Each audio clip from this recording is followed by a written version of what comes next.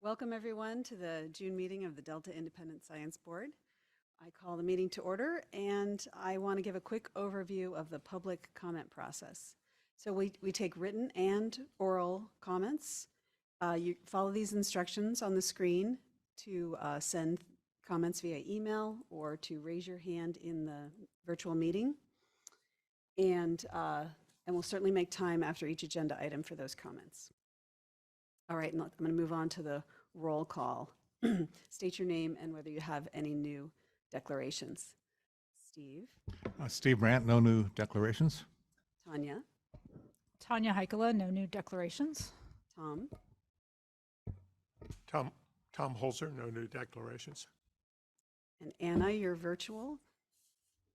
Anna McCulloch, I do have a new declaration. I recently started a new appointment as a visiting faculty researcher at Google. Okay. Diane. Diane McKnight, no new declarations. Bob. Bob Nyman, no new declarations. Obey. Jayant Abhishekar, no new declarations. Inga. Inga Werner, no new declarations. And Lisa Wanger, no new declarations. Did I miss anyone? No. All right, so let's take a look at our agenda. We're mostly talking about our reviews today. We're going to discuss the public comments that we received on the decision-making under deep uncertainty prospectus and also take oral comments. We're going to discuss the revised prospectuses for the subsidence and food webs review. And that's going to also include an open forum for the food webs workshop to hear input on that. And then we're going to continue the seminar series on DMDU.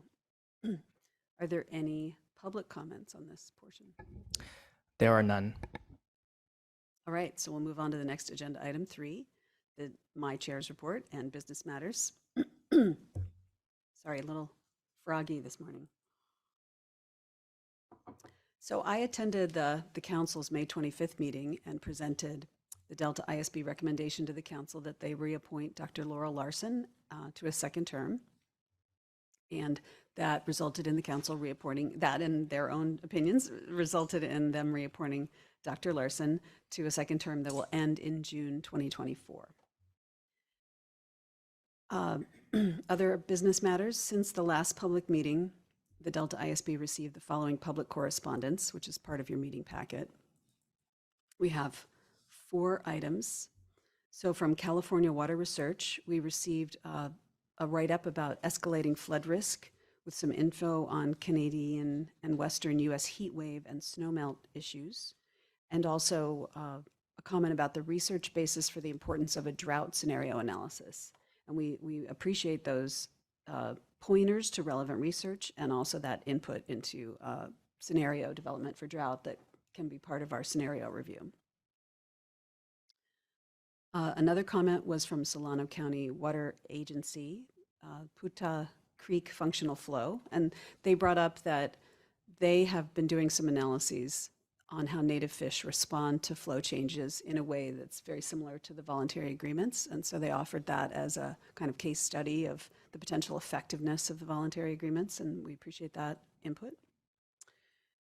And then finally, California Water Research also brought up a comment about the Delta Science Program's co-equal modeling collaboratory grant proposal and a potential conflict of interest issues with the Delta ISB. And we thank California Water Research for that comment. We certainly take conflict of interest issues seriously here at the Delta ISB, and we absolutely pride ourselves on our independence. And we note that we are not involved in any way in the co-equal proposal, the collaboratory proposal, but we'll leave it to the lawyers to respond. Okay, so are there any public comments? There are none. All right, with that, I would like to invite Virginia and Brandon up to the table to give the Delta Stewardship Council and Executive Officer report.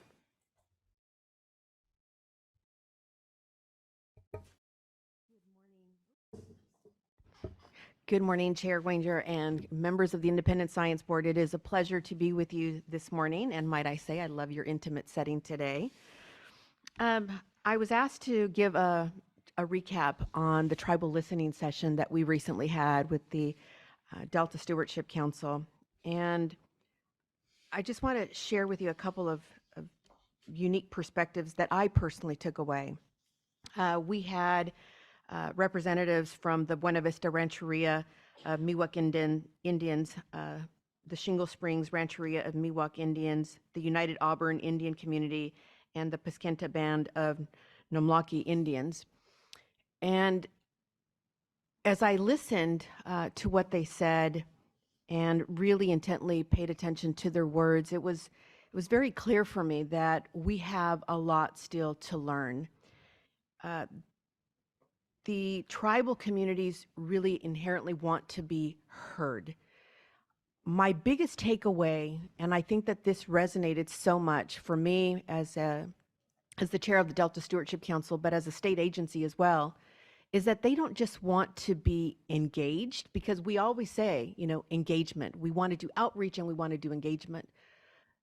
But they said it's not just about engagement, it's about getting us involved. Ensuring that we truly have a voice, not just a seat, but a voice at the table. And that was incredibly powerful for me. They want us to, again, include them more in collaboration and participation and in all processes and parts of the process. They truly have expertise that we should all be paying more attention to. And in your packet, I also believe that there is a copy of a blog that Brandon and I shared and co-wrote, I should say. And again, it really talks about what we need to be doing, again, as state agencies and as stewards of the Delta.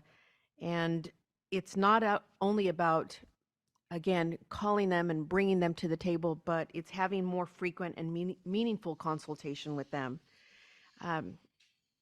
They shared a copy of, or I should say, a map of the Delta. And one of the representatives said, if you take a look at that map of the Delta, it really does look like a heart. And if you see where that heart is placed, it is really placed in the heart of California. And again, a big takeaway for me. And again, I just want to, again, point your attention to the blog. If you haven't seen it, please, if you could just take a look and see what we had to share additionally as a result of that. I'll now also offer just a couple of quick updates with regard to DPIC. We had an incredibly successful, I think, very successful meeting in April with our group. I think it was one of the largest shows that I personally have seen, and I just had a nice engagement with John Kane with River Partners, who said, Virginia, thank you. It was one of the most meaningful DPIC meetings that I've been able to participate in, and so I'd like to see that in the future. And so, yeah, we definitely are planning to do that. Currently, we're compiling the fiscal year 21-22 Delta Crosscut Budget Report, and we anticipate a fall release, and we'll share with the ISB when it's complete. And Edmund is hugely instrumental in drafting this report, so I want to publicly thank Edmund for all his work and collaboration on that.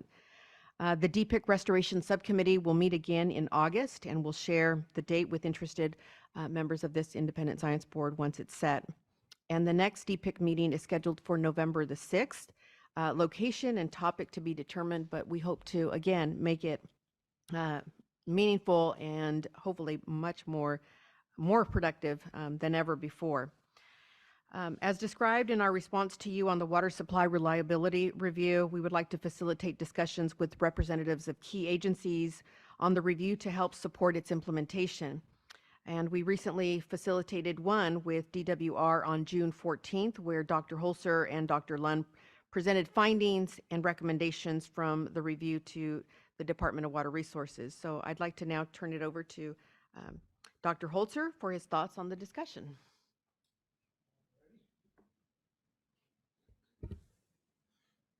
Yeah, on Monday, we had a a little over an hour with the DWR folks, and it was mostly middle managers, and there was a very good turnout.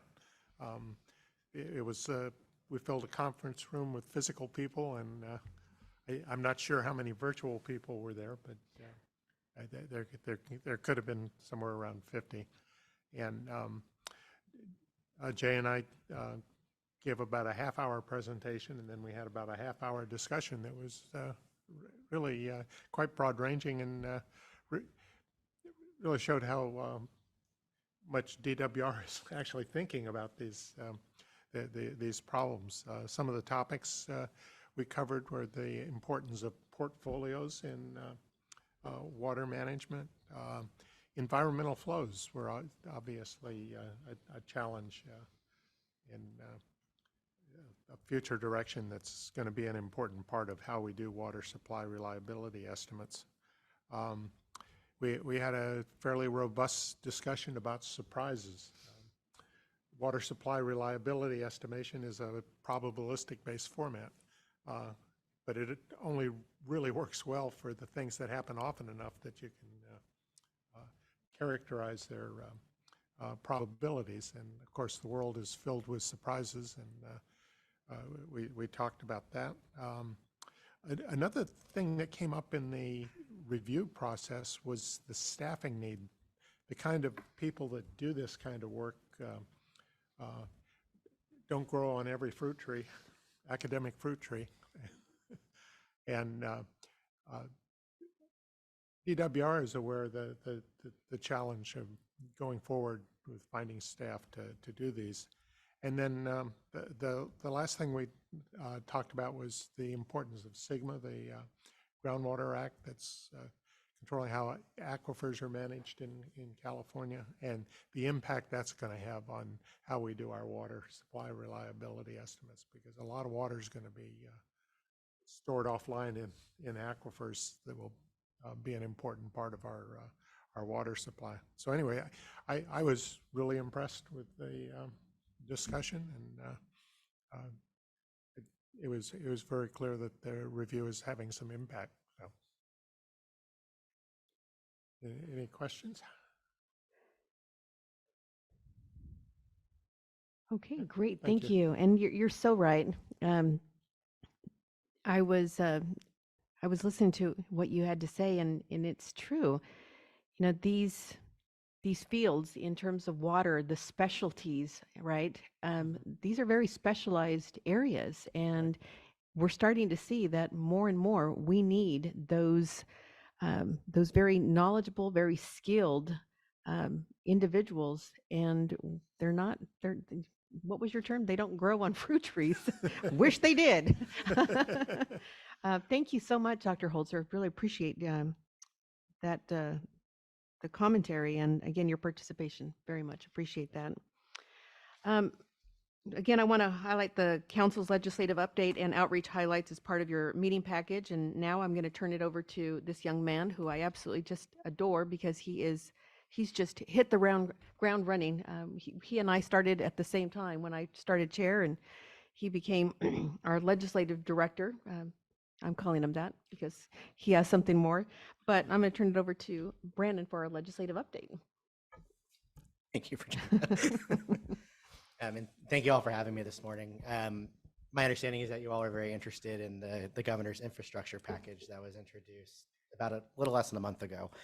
So I'll walk through that. It also includes some of the some changes to the Delta Reform Act. So we'll walk through those as well. So if you can go to the next slide, please. So I'll go into the Delta Reform Act refinement first. So these amendments are something that the council has been considering over the past few years to address some of the lessons learned. The council is relatively new, and the Delta Reform Act is relatively new, just over about 13 years now. So this is from implementation of the Delta Plan, court challenges, and just from our general experience from going through 4 certification of consistency hearings up to this point. The changes are more for clarification and refinement rather than streamlining, and to make the work that the council does a little bit easier. So specifically, there are 4 components of the trailer bill.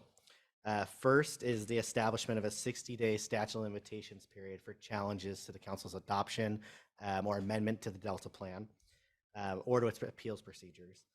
This provides certainty for projects that are found consistent and also adjusts the time frame of the track statute of limitation with other very similar agencies. This is a statute of limitations that the Delta Protection Commission has, Coastal Commission, Tahoe Regional Authority, so all very similar agencies in what they do, so just kind of coinciding with that. The second part is establishing that the remainder of the Delta plan remains in effect if a portion is found to be invalid by a court. This is a pretty common protection as well, and also just ensures that the legislature's intent of empowering the council to implement the Delta plan is able to go forward. The third one is establishing that once a quorum requirement is met for the council, a majority of the council present at a meeting can go ahead and make decisions for the council. So this avoids potential statutory interpretation issues. So right now, the Delta Reform Act states that it's a majority of the council that can make decisions. And this makes it consistent with common law practice that if a quorum is present, then that quorum can act with a majority of those that are present. And then the last portion is it's just extending the time frame for the council to make a decision on a determination from 60 to 90 days. As you all know, these are very extensive reviews of these certifications when they come in. We haven't gotten to this point yet, but it's very likely that you could always have 2 certifications at the same time that are appealed. So this just gives the council staff in particular flexibility to review projects and gives a little bit more time to do so. I'll leave it there and open it up to questions specifically on this really quick, and then I'll go into the larger package if there's any questions. All right. Just a quick just a quick question. Has anything changed in how those appeals are handled or anything like that? Anything in the details of the methods? You're talking about in the bill? So when there's a consistency review, Yeah, nothing changes with the process. This is all, the main thing would be the 30 extra days that the council would have to make a determination.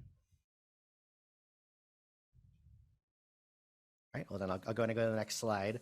I think Tom. Oh yeah, Tom. I'm just curious. You mentioned the invalidation of parts of the plan. Has any part of the plan ever been invalidated? Yeah, so there was a court decision back when the council originally adopted the Delta plan that did strike down 3 portions of it, and the court's original decision did invalidate the Delta plan. On appeal, it ended up being reversed, but that's something that has happened in the past that we want to make sure to avoid in the future. Thank you. Yeah, Dr. Midnight. Does any of this influence the progress of the Delta conveyance plan? Only insofar as the process. So this process, in terms of the 30 days extension, in terms of the statute of limitations on any reviews, but this is not geared particularly towards the conveyance project. This is just the council's regular process for all projects. All right, well, I'll go on to the next slide then. So as I mentioned, this is part of a larger package that the governor introduced just last month. It includes an executive order and then a slew of trailer bills. So that I'll mention the executive order first. Establishes an infrastructure strike team. This is primarily the secretaries of each of the agencies to get together and discuss additional ways to streamline and hasten the approval and development of infrastructure projects. And then you'll see a long list of the other trailer bills that have introduced. 2 deal with CEQA, and I know that's the one that in particular to this group is interested in, and I'll get to that in a second. But there's also environmental mitigation, direct contracting, progressive design build, reclassifying fully protected species to under the California Endangered Species Act.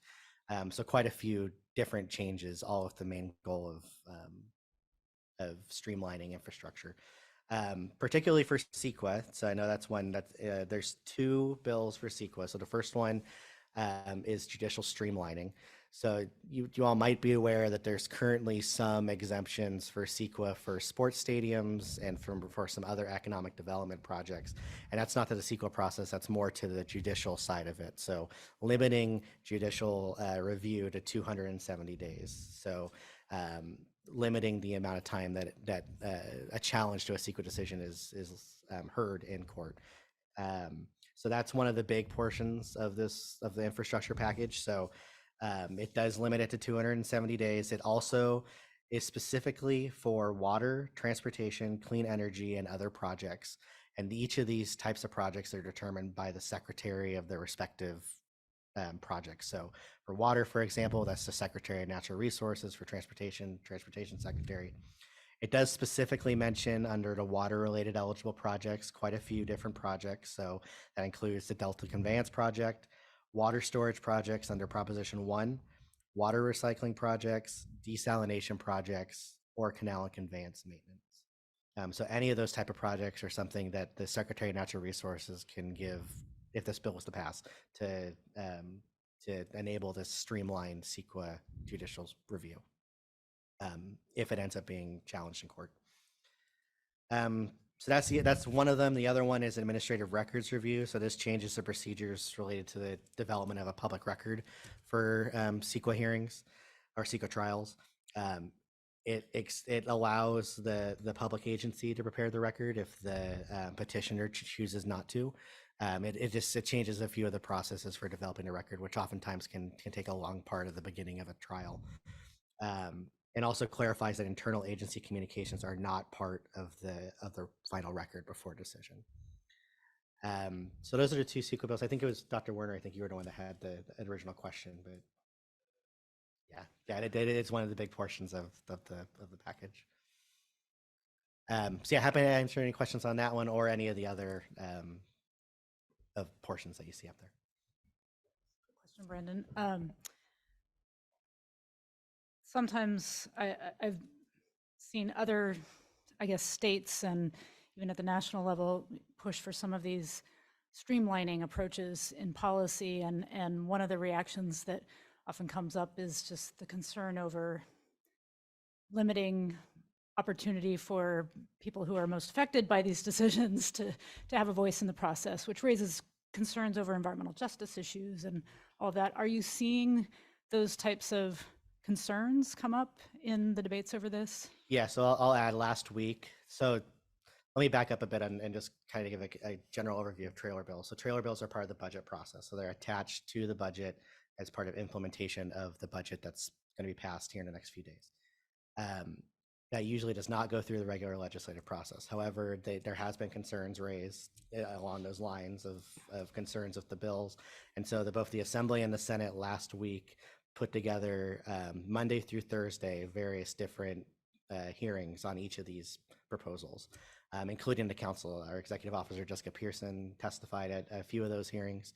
And those concerns were some of the concerns that were raised about the limiting of being able to judicial review and stuff like that. So yes, those are concerns that have been raised.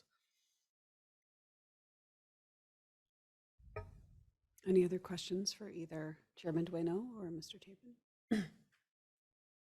All right. And I will add, so just next steps. So as I mentioned, the budget needs to be passed by tomorrow by the state legislature. However, it does not mean that the entire negotiations on the budget are finished. So this is likely something that will continue to be negotiated over the next week or so on whether these are included, what part of the budget this is part of, and as it goes forward. All right, well, we thank you for that update. Yeah. And I guess we thank you for this presentation. So. Thank you. We will see you later today and of course tomorrow. Thank you. Appreciate it. All right, Edmund, do we have any public comments on this? There are none. Excellent. Okay, we're going to move on to agenda item number 5, the Delta lead scientist recruitment.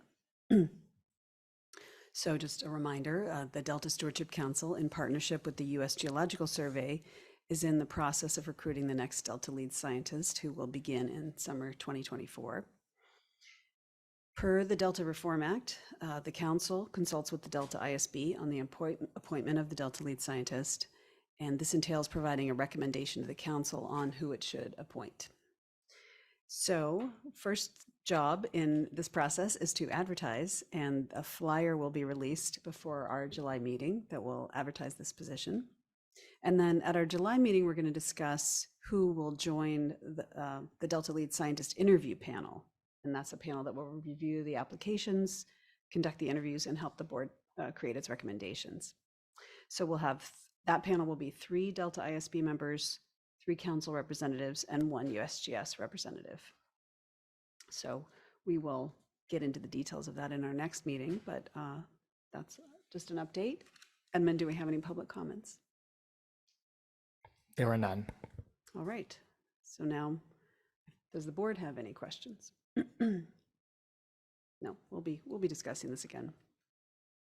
Okay, agenda item 6, discussion and potential action on the food webs prospectus. And for this, I'm going to turn it over to Steve Brandt. Okay, thanks, Lisa. And this item is to look at our prospectus and look at the public comments we received, how we adjusted the prospectus on that basis, and then to see if there's agreement with the board that we've adequately responded to those public comments, and then do a formal vote on accepting that prospectus as the official prospectus to move forward. I did want to preface that by saying the prospectus itself is the guidance of how we're going to do our review. It's not a legal document that says this is exactly how we're going to do it, because as time goes on and as we learn more information, our review evolves to take advantage of the things we learn along the way. So we received 4 public comments. The original prospectus, I think, was released on April 20th, and we gave folks till May 30th to sort of respond. We received 4 public comments. These are actually very excellent public comments. We have taken, they included a lot of new ideas, some new references, and some different ways of thinking, and we have made a couple of adjustments in response to those public comments. I'm going to go through each of those individually, starting with a comment by Brett Harvey, and let me pull that up. Brett suggested that some new literature we ought to look at.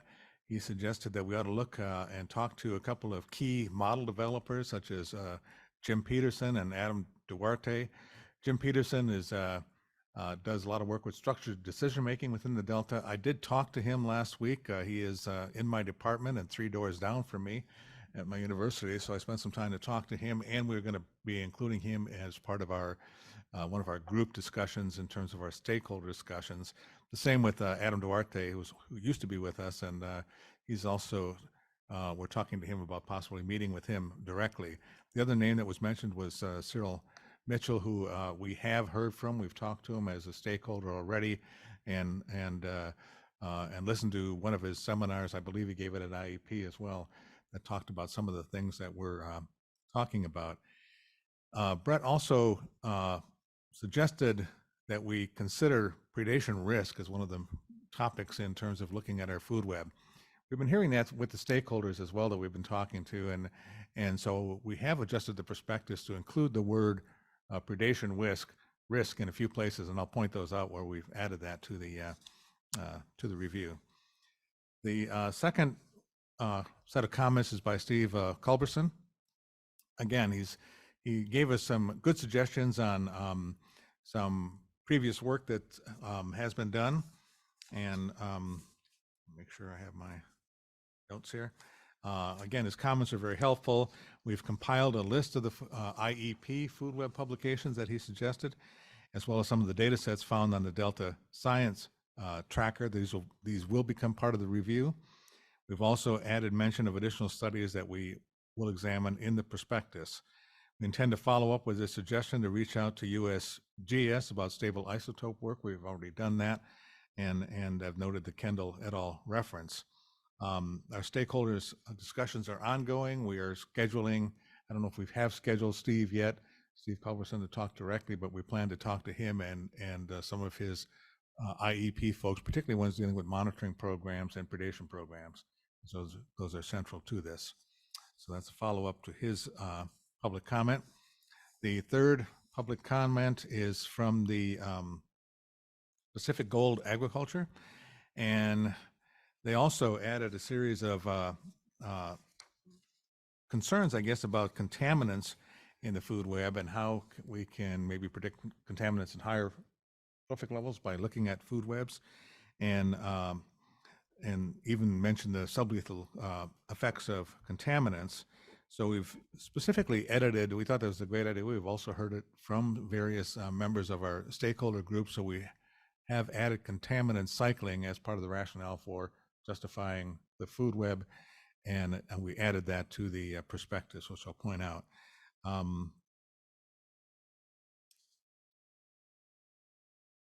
There's a more, as part of that, we also recognize that a more in-depth evaluation of contaminants might be coming down the road. We had the one water quality review, and we are in the very early stages of discussing various members of the board about possibly following that up with a second review of water quality or contaminant issues, which was suggested in our first review.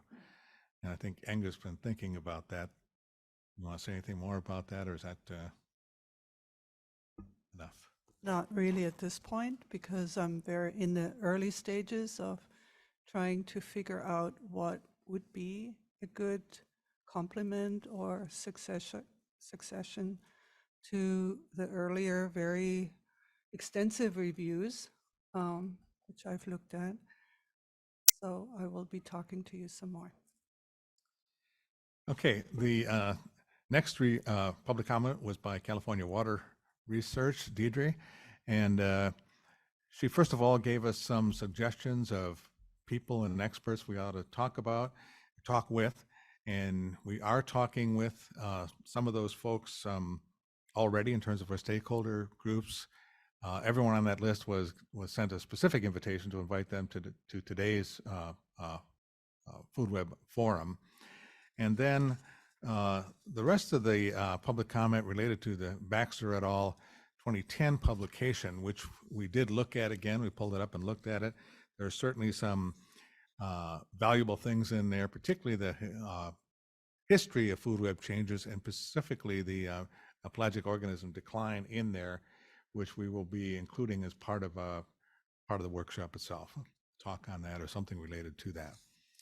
So in summary, those are all the public comments. I can walk through the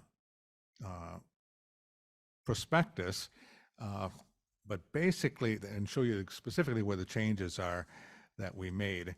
The general process and the general way of doing business, there weren't any comments related to that, so that's being consistent with what we've done.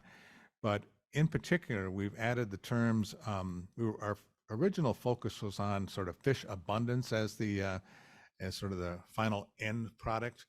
But we think that adding predation risk and contaminant cycling as other end products or rationales for doing food web kinds of research were added into that prospectus. You have the track change in front of you, Edmund? Is that what we're showing? Okay. Well, let me just walk through that then, and it's just a few changes, but they're kind of important changes. And I guess this is on the first page under motivation. You can see where we've added predation risk. Let me try and sure which one I ought to be looking at. But on the first page, we added predation risk and nutrient/contaminant cycling under motivation. And the next, just on this in a few places, you can see here we also added changes in nutrient and contaminant loading, and added predation risks and predation rates and contaminant cycling as part of the background. And the next page, I think,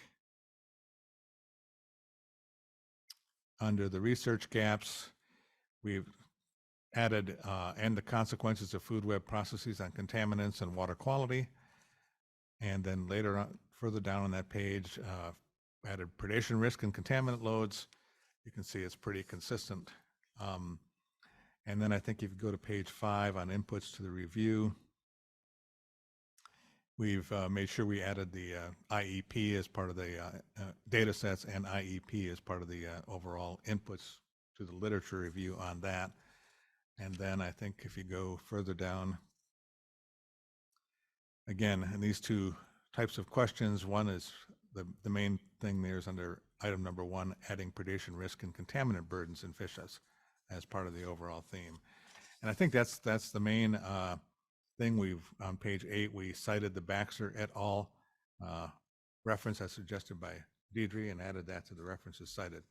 So I think I'm going to ask Bob or Diane, is there anything else I've missed on summarizing that? No, I think you did a great job, Steve, in summarizing the changes that were made. I would like to reiterate, though, that we're tackling some very broad issues within the food web activity, and that many of these are issues that are not going to be resolved with just one workshop. That's for sure. And there are the ones with contaminants.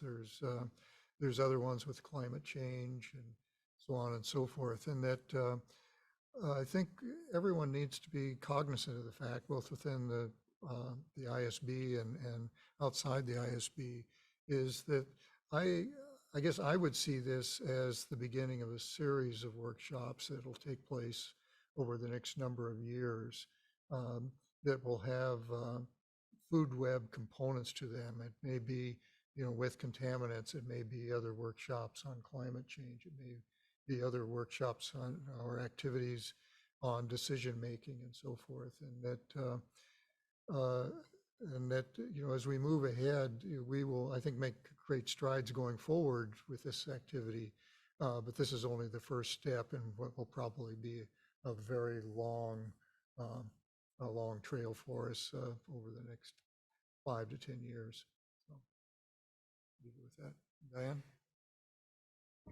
I concur with what you said, Bob, and just to give everyone else a flavor of the science needs that are emerging, we've seen a discussion about which are the predators we should be thinking about. There's new, are birds important? Are the marine mammals coming up further up the river? Are sort of which predators are relatively important at which times to which fish species?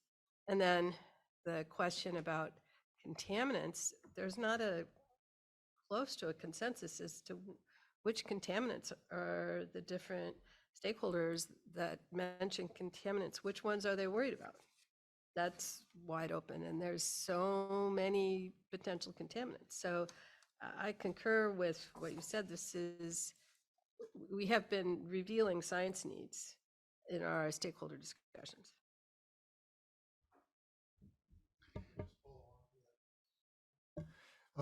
Yeah, just to follow on with what Diane had to say, is that personally, I've found these stakeholder discussions to be just illuminating.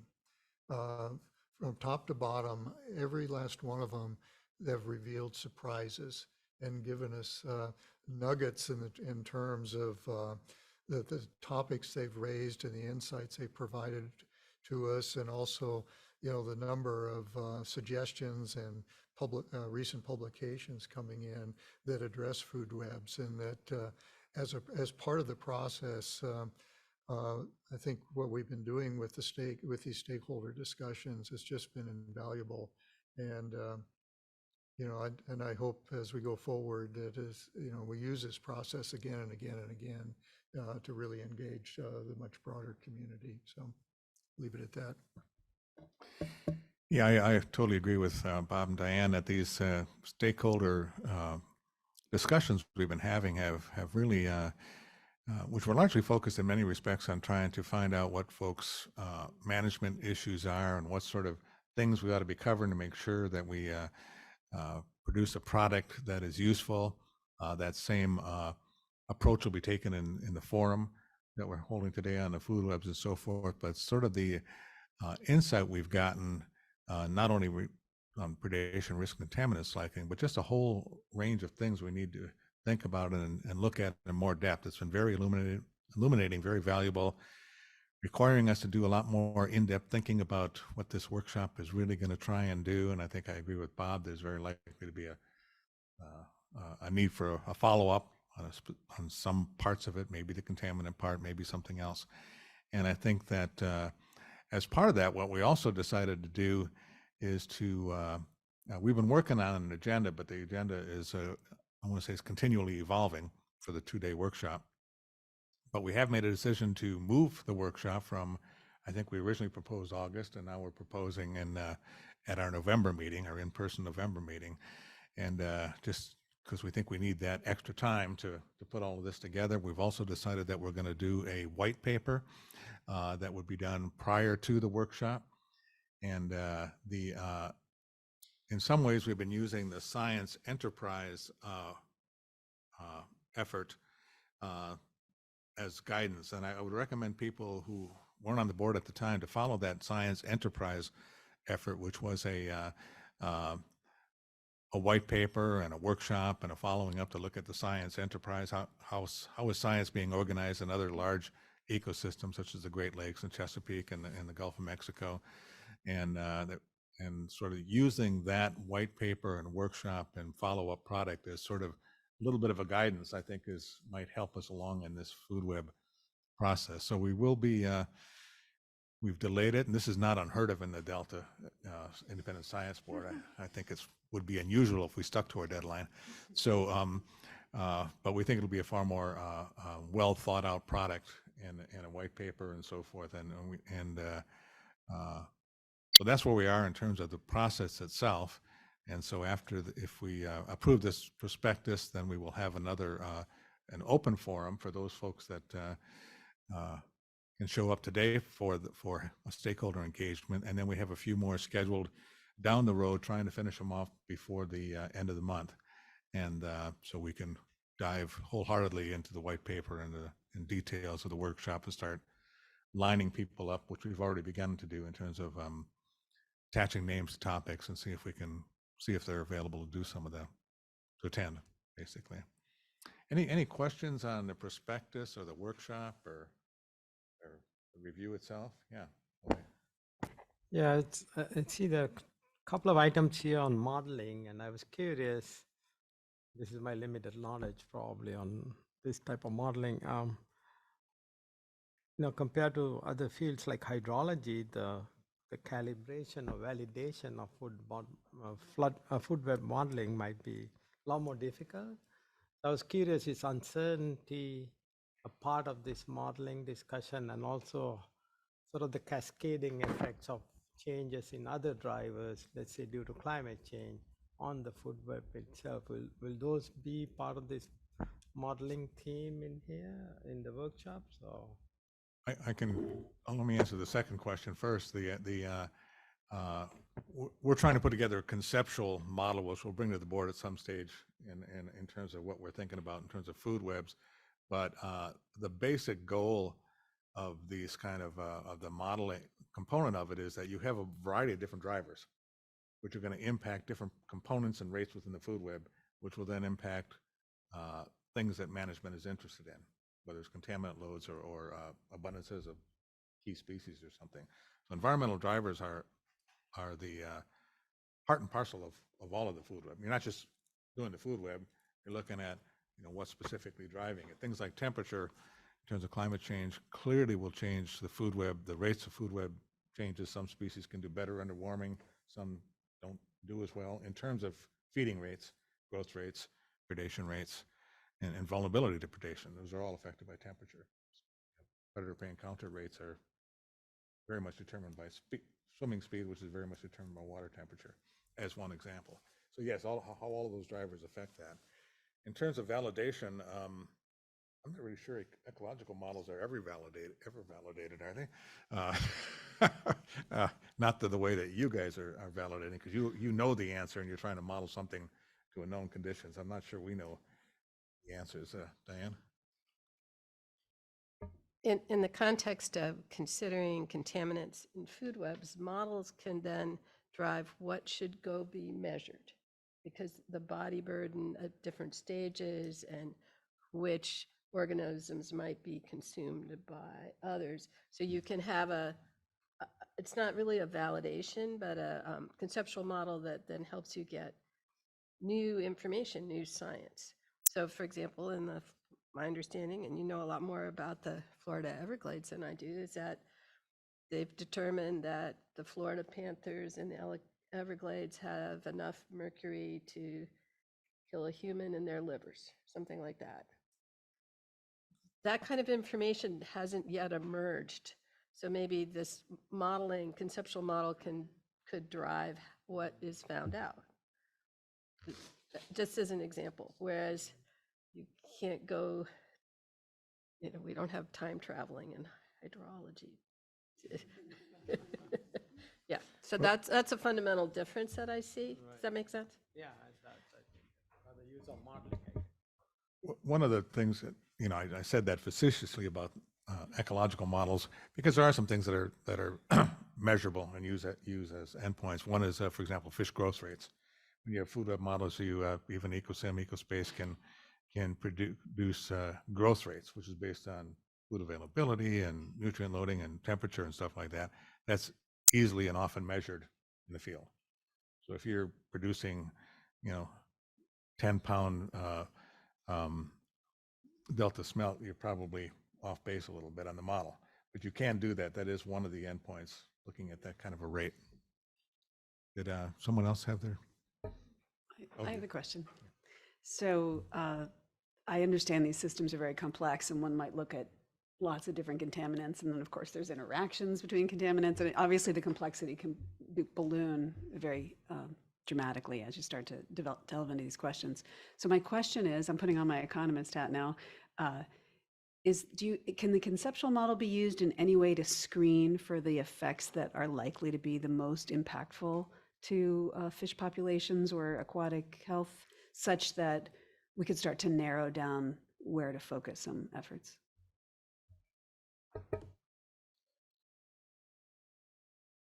Not really sure I understand your question, but if you're looking at something like nutrient loading or contaminant accumulation, certainly when you run sort of a food web model using that process, you can find where the majority of the energy flows. And for this particular species, you might say their key energy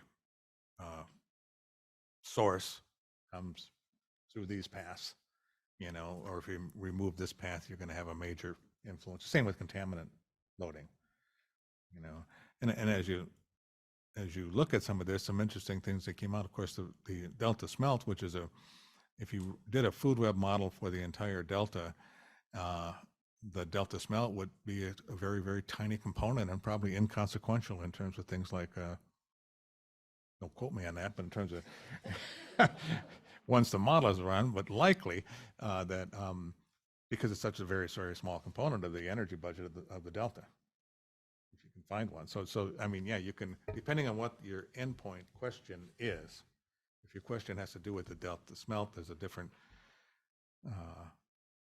completely different answer than it has to do with sources of contaminant loading. Which of course then just raises the question of what endpoints you're really using to judge outcomes. And right? that's exactly why we're having these stakeholder meetings, because we're asking them, what is your first question is, what is your fundamental management need? What are you trying to measure? What are your goals for your management? And then whether or not food web approaches are appropriate or essential for getting the answer to what you're trying to reach.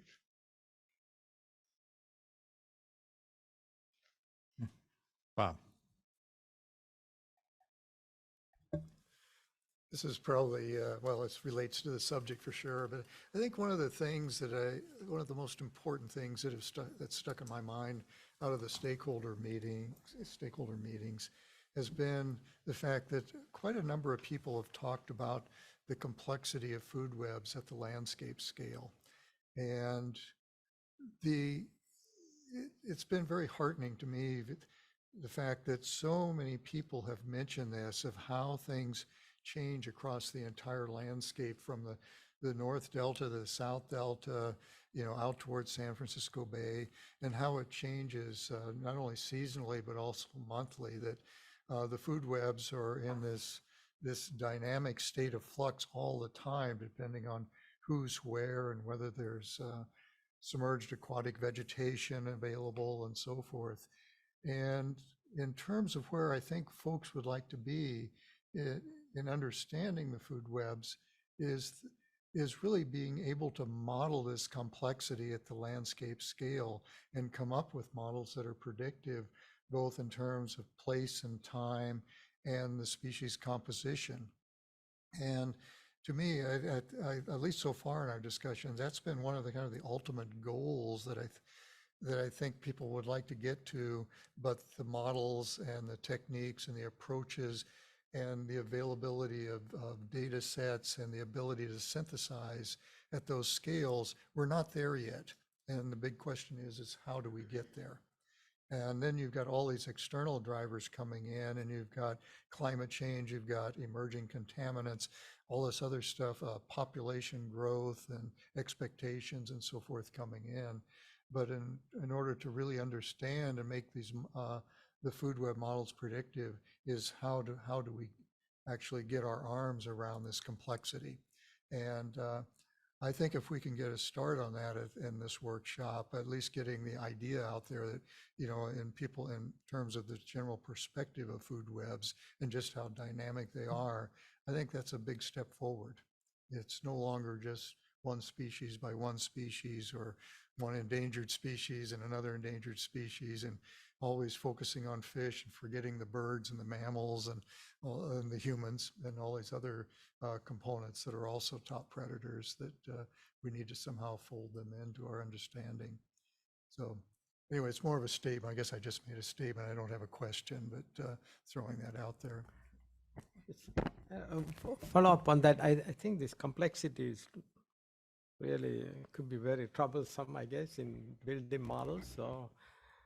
So I assume part of that understanding the complexity is also to monitor, because a lot of times these models are empirical or maybe rule-based. So you really, I was curious, is there a similar focus on field research to understand those interactions? So that information could be fed into the model. You know, good example is the Everglades landscape model, you know, because I think you really need that field research to build those models that are in the conceptualization.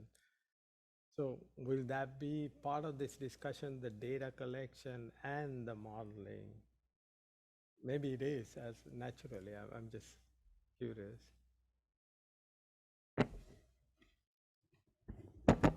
Well, certainly I hope so, the data collection. And I think one of the things that also has come out of the stakeholder meetings is we've asked over and over again about data availability, data sharing, and synthesis.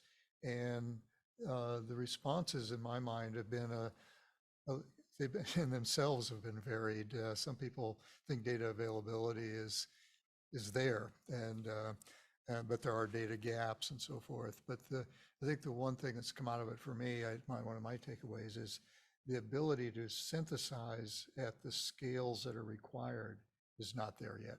It's not even close.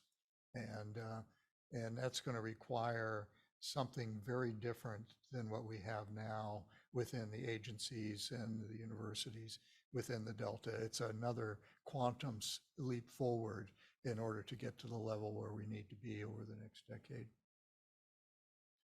Yeah, I think the answer, of course, of the time, space, and parameter scale of your model, as well as your data that goes into the model or data that comes out of the model, is really dependent again on the question. And there are certain questions, even as you know, in hydrodynamic modeling that some require very fine scale spatial resolution and time, and others don't. And it really depends on what that overall management question is, and you build the model accordingly. Diane?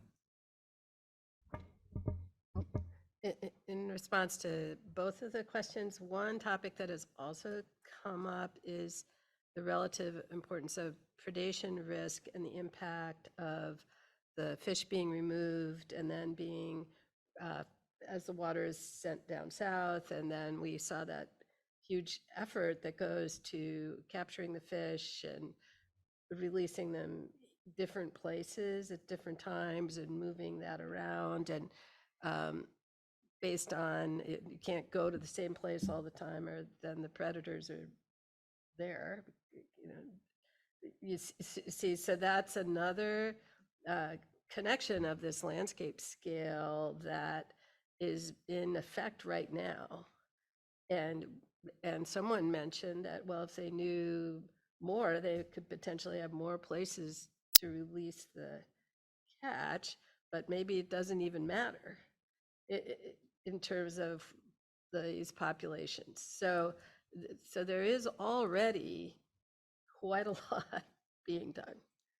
And if there's a way to use a model to make that more effective, or that could be useful. It's my impression. I don't know if you guys would agree with me, but yeah, that has come up in the discussion.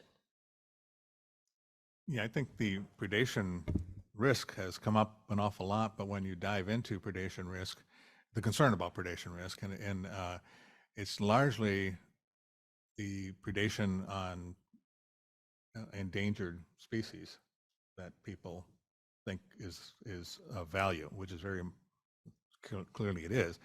And I think that, however, and the concern of the predators, which when you dive into the questions, it's the predators on, juvenile salmon and Delta smelt and things always seem to where it rises from. But basically every fish out there, in my view, is a predator because it eats usually live things, and therefore it's a predator. So they're all predators, and it's hard to determine the predation rate on a rare species if you don't know the availability of alternative prey and how important that is and how abundant it is and where that is and so forth. So I think that, to answer the questions that are of key concern to management, one may need to consider the whole food web as part of that, with certain exceptions. But it's really, that's the kind of thinking that has really made us dive into thinking more about this so that we can try and put together a food web workshop that does even try and address those particular questions that seem to be of higher management concern. So, you have something, Bob? To follow up on Diane's comment about, the entrainment and the transfer facilities and so forth, I for one was, if you think about those as central place foragers, the transfer facilities where the water is pumped, or central place predators, it was surprising to me out of the stakeholder meetings and the information that we've been given so far, is there doesn't seem to be any estimate available, any quantitative estimate available of how many pelagic eggs or pelagic fish larvae are actually passing through the transfer facilities. They seem to know very well what they're collecting on their screens, which are the larger fish, not terribly large, but larger fish. But the eggs and the larvae may be orders of magnitude greater, and there are no estimates of that. And if you think about the transfer facilities, the pumping stations and so forth, as being place-based predators, it seems as though they could have a significant impact, at least at important times, on species of interest. And so anyway, these are some of the things I guess that are coming out of our discussions, which have been very enlightening to me.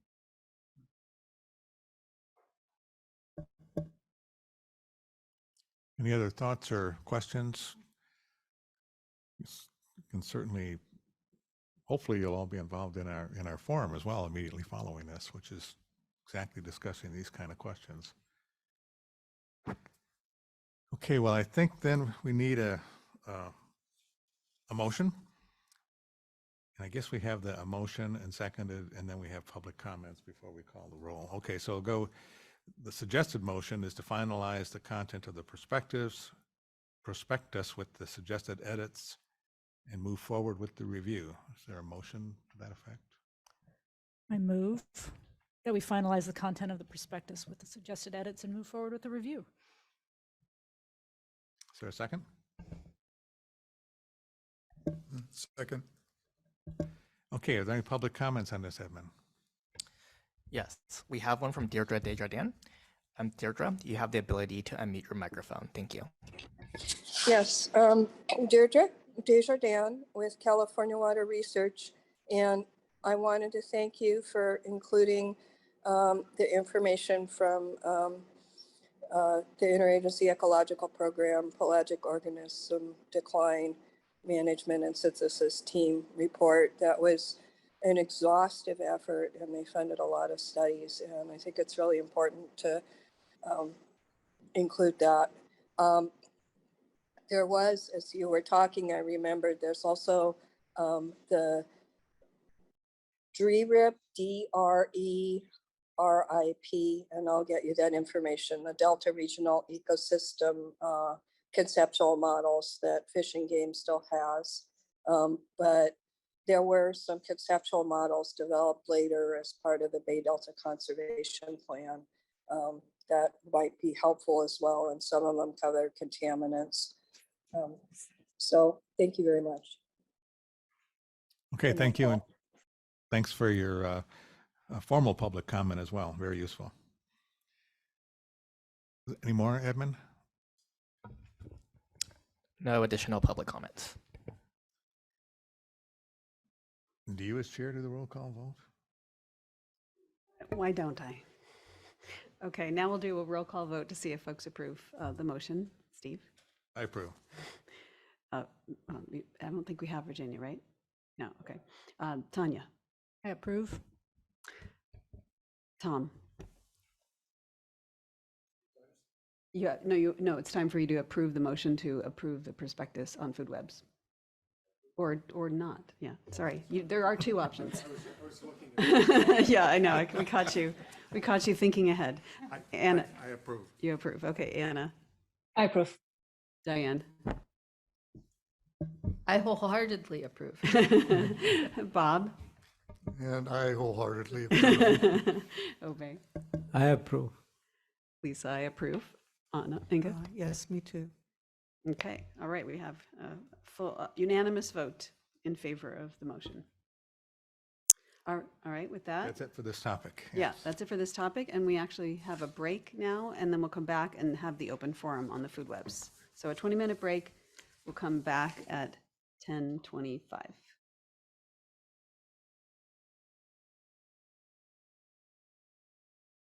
Okay, Travis, I'm ready. Welcome back to the Delta Independent Science Board. We're going to get started now with our open forum, agenda item 7, open forum on the food webs workshop. And we have some folks with us who are going to make some comments, and I'm going to turn this over to Steve to facilitate. First of all, I want to thank our speakers, and we'll firstly give a brief introduction of sort of why we're here and what we're going to do. And then we have, as far as I know, 4 members of the public who are going to participate in our forum, and I'll just go through what we're going to do, and then we'll let you all do self-introductions. And in spite of what Edmund told you, we want to have this as a discussion. So we'll have the 4 of you be involved in a discussion. And I think that you all know, but I'll just repeat it, is that we, as Independent Science Board, we do, our job is to review the science in the Delta, and we do that largely through doing reviews, and the reviews are designed to ask the basic question, what's the state of the science? What's the state of the science in the Delta on that topic, and then make recommendations on how we might be able to improve that through making those recommendations. And we've done reviews on the effects of fish on flows, on water quality, invasive species, restoration, monitoring, and so forth. And our current review is on food webs, and we're particularly focused on the upper food webs. And largely that means fish, although we're also going to now include sort of mammals, birds, and people in that upper thing. Not that lower trophic levels aren't important, but there's been a lot of work on that done, and we're trying to look and narrow the focus to those upper trophic levels. And we've been running these stakeholder type meetings to ask folks a series of questions, and I think there's you've all received those questions as part of the package for this general meeting. We're not necessarily going to follow those questions directly, but I give you a general flavor of trying to figure out what are some of the key management goals, key management endpoints, key needs where the use of, and then evaluate whether or not, get your viewpoint on whether or not some food web knowledge or understanding or modeling might be of value or might not. Ultimately, so we can get to the point where we can improve our workshop now scheduled for November in such a way that whatever we produce might be valuable to someone. And so we're trying to use input from these stakeholder group meetings. And so having said that, I'm just going to go around the room and let you introduce yourselves first, and then we'll ask a general question in terms of interest in knowledge in food web. So I'll start off with Linda.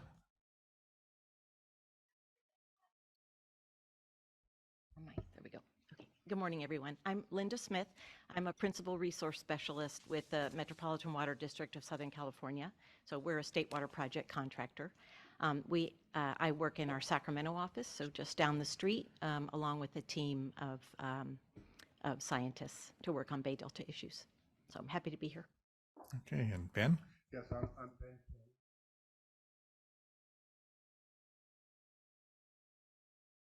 You see, I'm very technology adept, but I'm Ben King. My company's name is Pacific Gold Agriculture.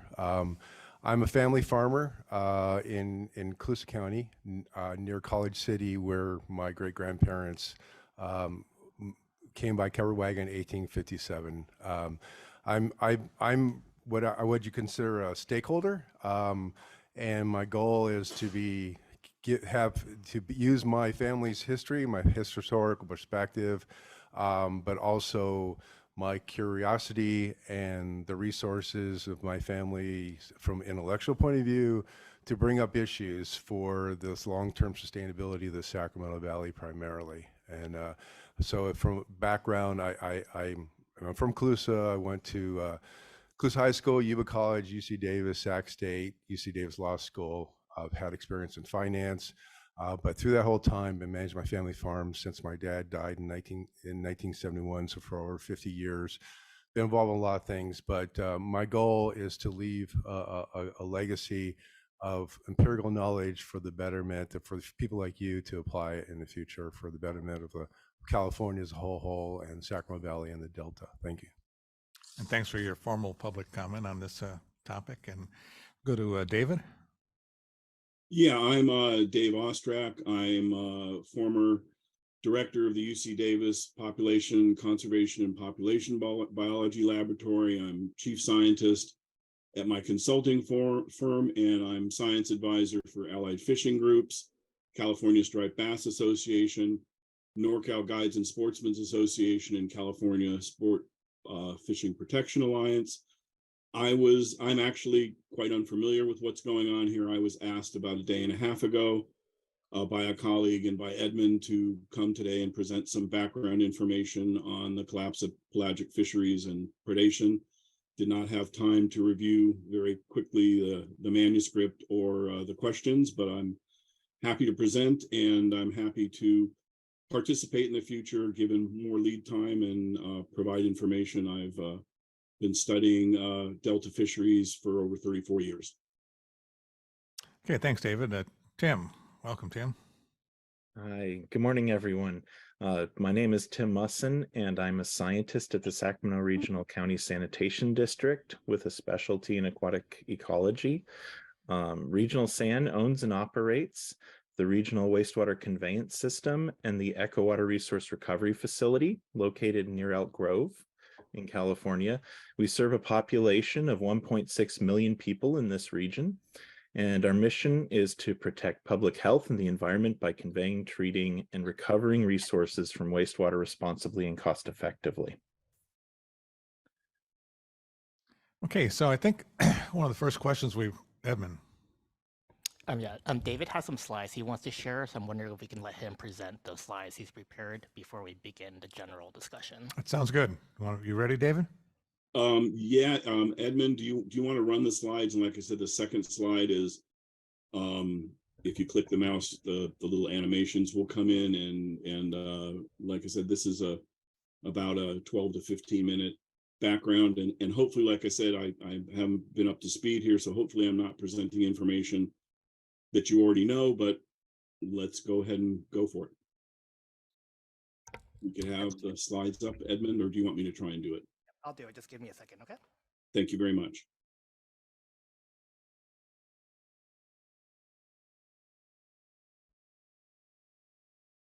Whoops, first slide, please, the title slide. Okay. I've studied striped bass as a sentinel for ecosystem health and the collapse of the fisheries in the San Francisco Bay Estuary system for over 34 years at UC Davis and with my consulting firm. I'm an expert in determining how multiple stressors affect aquatic ecosystems and fisheries collapses. I'm one of the state's experts on the striped bass fishery. I was also principal investigator and part of the original pelagic organism decline research team. My charge was determining the role of contaminants within the context of multiple stressors in the collapse of the striped bass population in the San Francisco estuary and its watershed. This work confirmed that the striped bass population, as well as other pelagic fisheries decline, are the result of multiple stressors, of which contaminants were found to be a very significant factor at every life stage. Since the 1970s, all these populations are in severe decline. We no longer have a dynamic estuary ecosystem with appropriate river flows, tidal influences, salt marshes, and the natural habitat required for salmon, delta smelt, and striped bass populations to survive, recover, and thrive. What we have now is a severely altered ecosystem operated as if it were a huge freshwater reservoir. It's clear that estuarine zooplankton and fish species can no longer survive and thrive in this essentially freshwater ecosystem. This, along with other stressors such as contaminants and introduced invasive clams, zooplankton, and fish, is why all of these fish populations, including striped bass, have concurrently declined to extremely low levels, with some bordering on extinction. Next slide. Mouse click, please. Mouse click again. So the major factors affecting the striped bass and pelagic fish declines are water project operations and diversions, causing decline of striped bass and all of the pelagic species in the Bay Delta ecosystem. The state and federal pumping facilities near Tracy, that you can see at the bottom right of this slide, are by many orders of magnitude the greatest predator in this ecosystem, killing millions of striped bass, salmon, steelhead, and other fish species over decades. Pumping and water project operations have turned the Bay Delta estuary into an environment very similar to a large Arkansas lake, a habitat that cannot support an estuarine food web or fisheries. Food web interactions by way of habitat change and introduced invasive species are adversely affecting striped bass and pelagic fish at all life stages. Introduced invasive zooplankton species have replaced the zooplankton that the larval fishes used to feed on. Introduced invasive clams have caused food sources normally available to striped bass and other fish larvae and juveniles to be severely reduced or gone altogether. Juvenile striped bass that used to mainly eat each other and other fish have been forced to become benthic bottom feeders at one of their life stages due to lack of fish prey. Mouse click. Mouse click. Mouse click. Contaminant effects are likely the second most important stressor affecting striped bass. Maternal transfer of contaminants to eggs was documented for over 20 years. This has been shown to cause abnormal embryonic development and larval survival. Few larvae survive to first feeding in the case of striped bass. Research has indicated that the few larval striped bass that survive to become juveniles are subjected to significant sublethal contaminant exposure, adversely affecting their health, survival, and likely causing their immune system to be compromised. Juvenile striped bass in all years studied suffer from extremely high levels of disease and parasitism. Adult striped bass bioaccumulate mercury, arsenic, metals, pesticides, flame retardants, and other contaminants affecting growth, survival, and reproduction. Next slide. Yeah, mouse click, sorry. A couple more clicks to the next slide.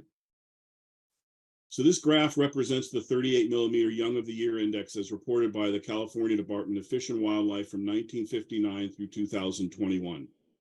This Young of the Year index is an extremely important indicator for the striped bass population.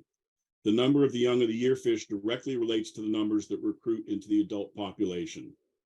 As I just mentioned, maternal transfer of contaminants to developing striped bass embryos and larvae, as well as juvenile exposure to contaminants, is extremely detrimental to the early life stages of striped bass and other pelagic fisheries.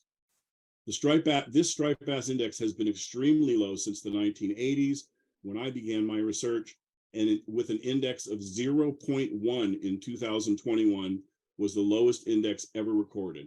With such a low index, it's easy to understand why the adult population is suffering from this lack of recruitment and the population declining. Next slide. The top line with the blue dots represents striped bass and the bottom line salmon. This graph indicates that salmon populations have been declining in parallel with striped bass populations, as well as other pelagic fish species, and declines began when the state and federal water projects came online, forever adversely altering this entire ecosystem. As I mentioned, these stresses are not just affecting striped bass, but are affecting all the fisheries in the ecosystem. Striped bass, however, is unique and for over 30 years has been vilified and used as a political tool for gaining access to public trust resource water, and striped bass predation blamed as the cause for salmon, delta smelt, and other fisheries decline.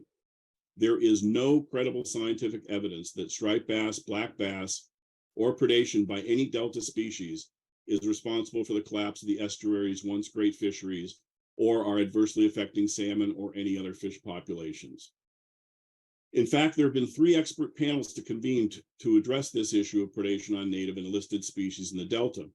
One by the State Water Resources Control Board, made up of local scientific experts on the Delta, a National Academy of Sciences expert panel, and a science workshop on fish predation on Central Valley salmonids in the Bay Delta watershed, made up of national expert scientists. All of these expert panels came to the same conclusion that predation is one of the lowest level stressors in the ecosystem, and that water project operations, management, contaminants, and introduced species such as clams and silversides are the major stressors driving the collapse of pelagic species and salmonids in the Delta. In addition, the pelagic organism management and synthesis team came to the same conclusion as the expert panels. There are predation hotspots in the Delta at water project operations that, although have not been shown to affect populations levels, they should be reviewed and re-engineered to avoid unnecessary predations. In some cases, this has already been done, as in the case of shutting down the Red Bluff Diversion Dam, where it was a spectacle when salmon were released. Fish, birds, otters, and other predators showed up in mass to devour the smolts as they were passing through this structure. Next slide. There is, however, as I mentioned, one predator in the system that is, in my opinion and many other experts, affecting population levels of listed and native species over decades: the state and federal pumping projects at Tracy. The State Water Project and Central Valley Project have killed millions of salmon, striped bass, steelhead, and other fish while they've ramped up the Delta water exports. These increases in water exports further exacerbated the impacts to the ecosystem by degrading its ability to produce the food web upon which life in the estuary is dependent. These monumental losses of fish are due to the direct and indirect impacts of the water projects. Based on a document from the Department of Fish and Wildlife of February 2015 entitled Delta Pumping Plant Fish Protection Agreement Fish Mitigation Report, February 2015, we were able to review estimated fish loss from the State Water Project for the period of 1986 to 2013 for salmon, striped bass, and steelhead. The direct losses for the period of 1986 through 2013 that follows are expressed as smolt equivalents for salmon and yearling equivalents for striped bass and steelhead. These loss estimates were provided by the California Department of Fish and Wildlife and Department of Water Resources. These estimates should not be confused with adult fish. So the losses at the State Water Project from 1986 to 2013, 11,700,000 salmon smolts, 10,700,000 striped bass, and 460,000 steelhead. As far as we know, there's little, if any, meaningful data on the direct fish losses caused by the projects prior to 1986. If we combine the losses after 1986 with those of the period when the project came online to 1986, it would at least double the number of fish lost. The combined losses estimated from the beginning of pumping operations, oops, I lost my place. From the beginning of pumping operations to 2013, our salmon 23,500,000, striped bass 21,400,000, steelhead 920,724. There are also significant losses caused by the federal Central Valley project that exports water from the Southern Delta. To the best of their knowledge, there is no estimate for the federal project losses, even though they were operating a decade before the state water project. For a ballpark estimate, we used the losses from the state water project that assumed that the Central Valley project losses would have been the same as the state project. This doubles the direct losses. It's the opinion of several biologists consulted that the Central Valley project actually caused much higher fish losses than the state project for most of its existence.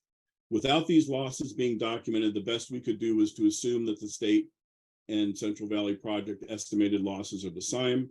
So the combined losses by both pumping systems from beginning of operations to 2013 are about 47 million salmon smolts, 42,700,000 striped bass, and 1,800,000 steelhead. These estimates of fish losses do not include the indirect losses of these fish.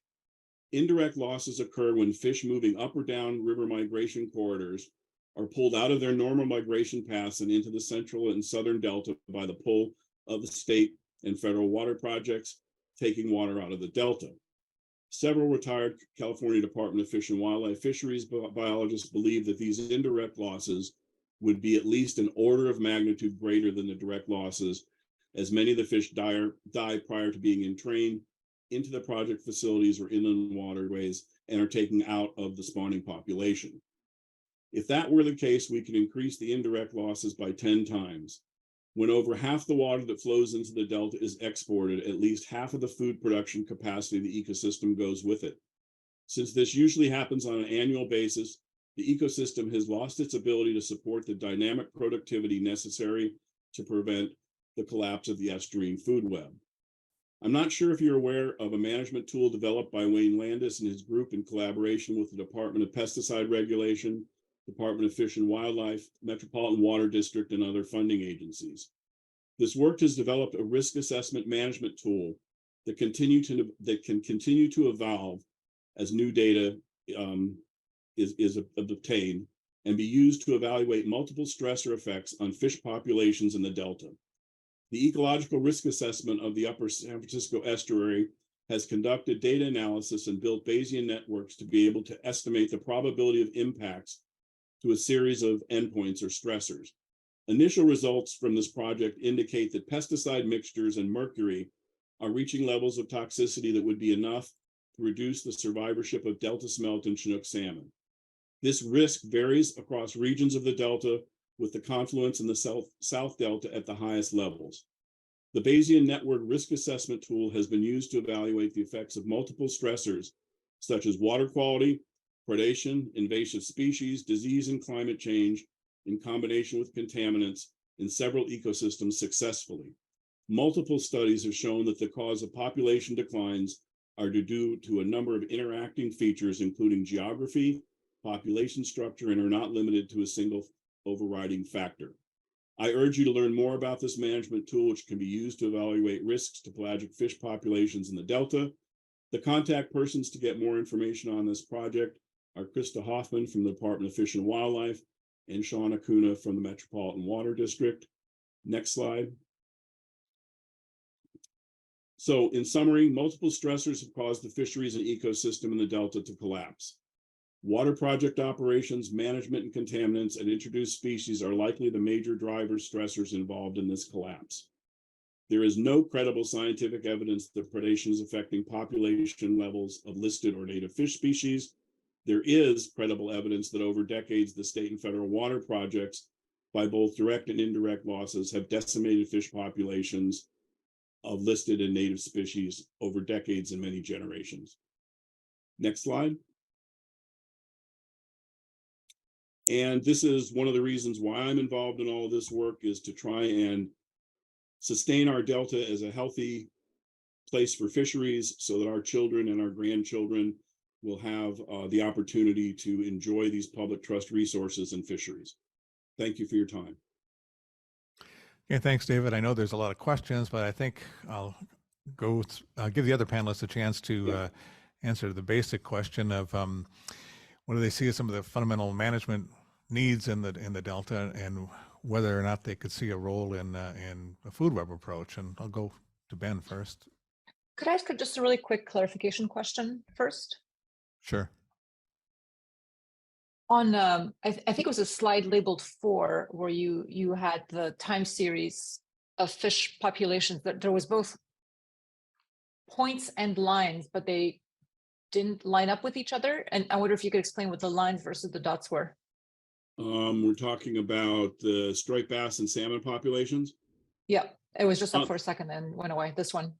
Yeah, I think that the slide, again, this was done last minute. I apologize, but if you see on the lower graph, the dots were very, very small. They were different sampling periods, I think, is what you're looking at here. And I use this as just an example using the fall run. If you look at the population declines of the other runs of salmon, you'll see that they are pretty much parallel with this. Okay, I'm just asking because if you squint, the lower line looks like it's going down, but if you just look at the dots, it looks like there's no clear trend. Well, I mean, again, if you look at it, you can see that it's going down until around 1990 something, where there seems to be a peak, and then it's from that point on, it's clearly crashing after that. And I think it's very well documented that these salmon populations have been in decline since the 1970s. Okay, so just for clarification, are you saying that the subsequent dots are incorrect? The dots that don't have any line associated with them? Like I said, I think it's an aberration. Like if you see at the bottom where the years don't go all the way to the right on the x-axis of the slide screwing up, I believe the dots are supposed to be on that line. Got it. I think it needs to be shifted over. Like this dot here, I don't know if you can see my cursor, should probably be there. And I hear you. That's helpful. Yeah, thank you. so I apologize. It's like I said, I literally had a couple hours to try and put this all together, and when I was invited by Edmund to do this. Okay, thanks. Great. Ben? So thank you. So just as a continued background, I'm actually also on the technical advisory committee for the Coosa Groundwater Authority. I've been looking at the comments for the GSP. So I comment on Coosa Subbasin, the Sutter Subbasin, Butte Subbasin. So I've been basically doing document research and historical studies for about 5 years. So I also want to say that I completely agree with the conclusions of David and Dr. Musin. I like to thank Dr. Musin for his paper, because that's the paper I quoted.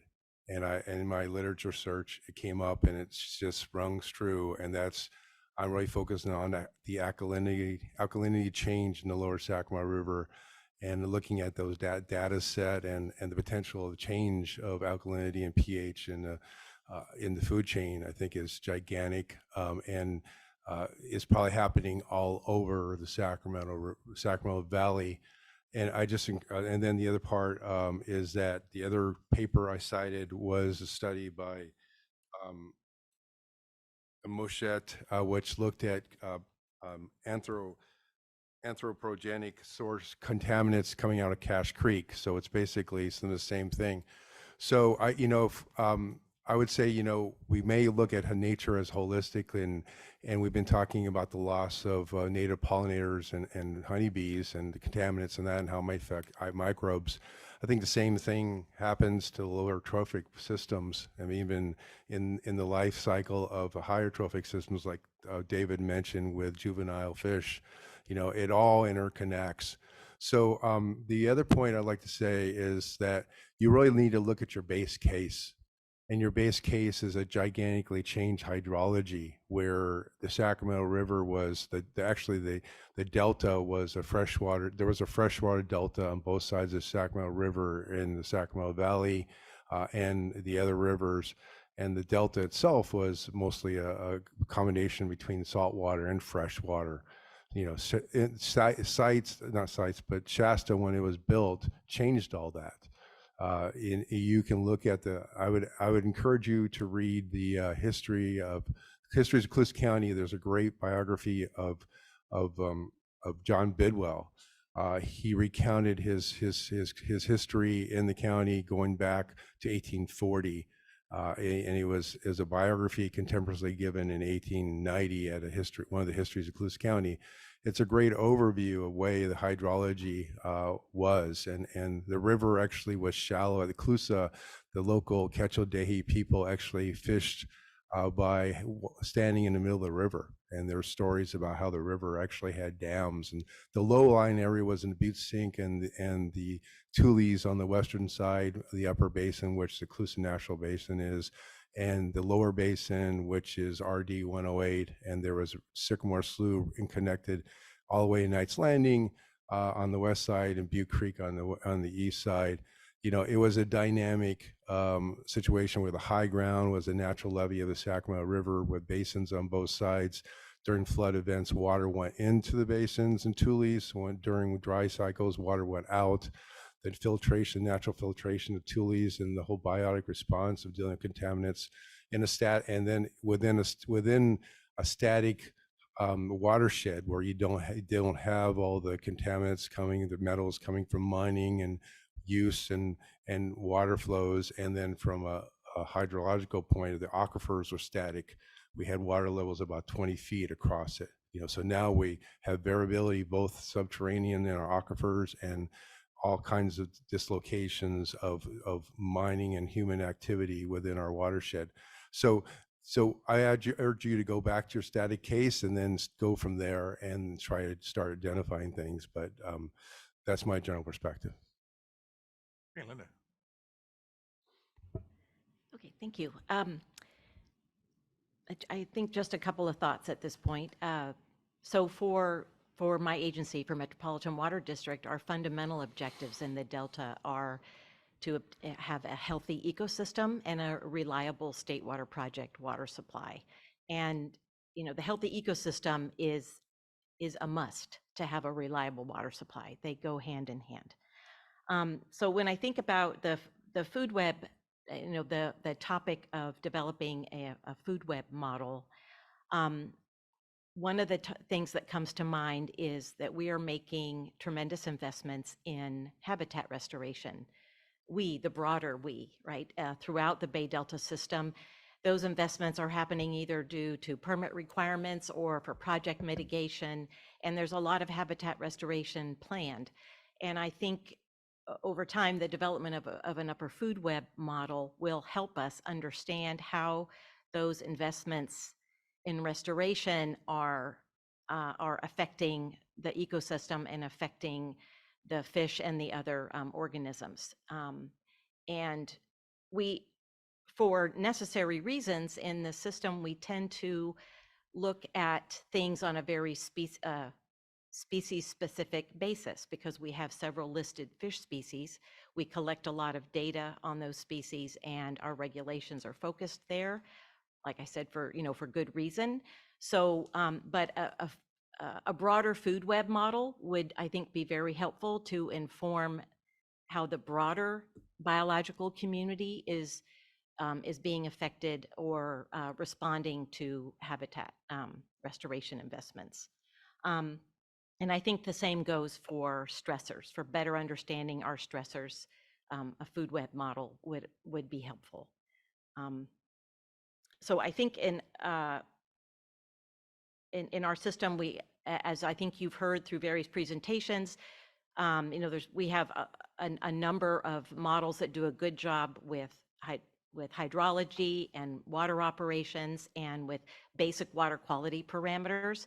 And we're perhaps a little bit behind on developing models that are addressing more of the biological community and the productivity. And there are a couple of groups that are working on developing models for nutrients and linking that to phytoplankton productivity. So those kinds of developments are underway, and these things take time. But I think starting to think about how we would develop a food web model for the system, and understanding from all your expertise where to start, what kind of data are needed, how do we start with what we have here would be very helpful.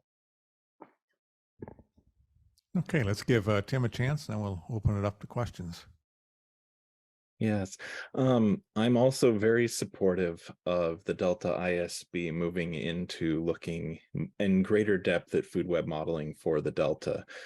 I think that we've had a lot of focus for management in the past toward increasing productivity to produce greater amounts of food and habitat for our targeted native species of interest. But in so doing, we haven't spent a lot of time looking at what the other species in the Delta are particularly feeding on. When we increase the amount of zooplankton within a sensitive region, how many of that energy travels up to the species of interest versus their competitors? And during a year when food is more available, do you end up getting increased numbers of competitors for fish? And then at later life stages, do they become predators on fish that we might most be interested in? I think that some of these linkages within the food web, understanding where the diets of different native and non-native species are and how they interact with each other and the environment. And then, of course, the layer of multiple other stressors and how it changes those dynamics would be really useful when we try to design future management programs, to benefit specific species. There's times when the number of predators are not necessarily causing a predation loss to the fish, but are reducing their desire to come out of shelter, move around, and forage. Some of the classic foraging efficiency studies will say that under a high threat of predation, fish will end up using less desirable food items and spend less time out of shelter foraging, slowing their growth rates. So I think that looking a little bit more in depth to the interactions between the species we have is really going to benefit our overall understanding of the Delta. And we're in a good position because there's a lot of long-term surveys that have been collecting the data on both the native and non-native species that can be utilized to support these types of efforts.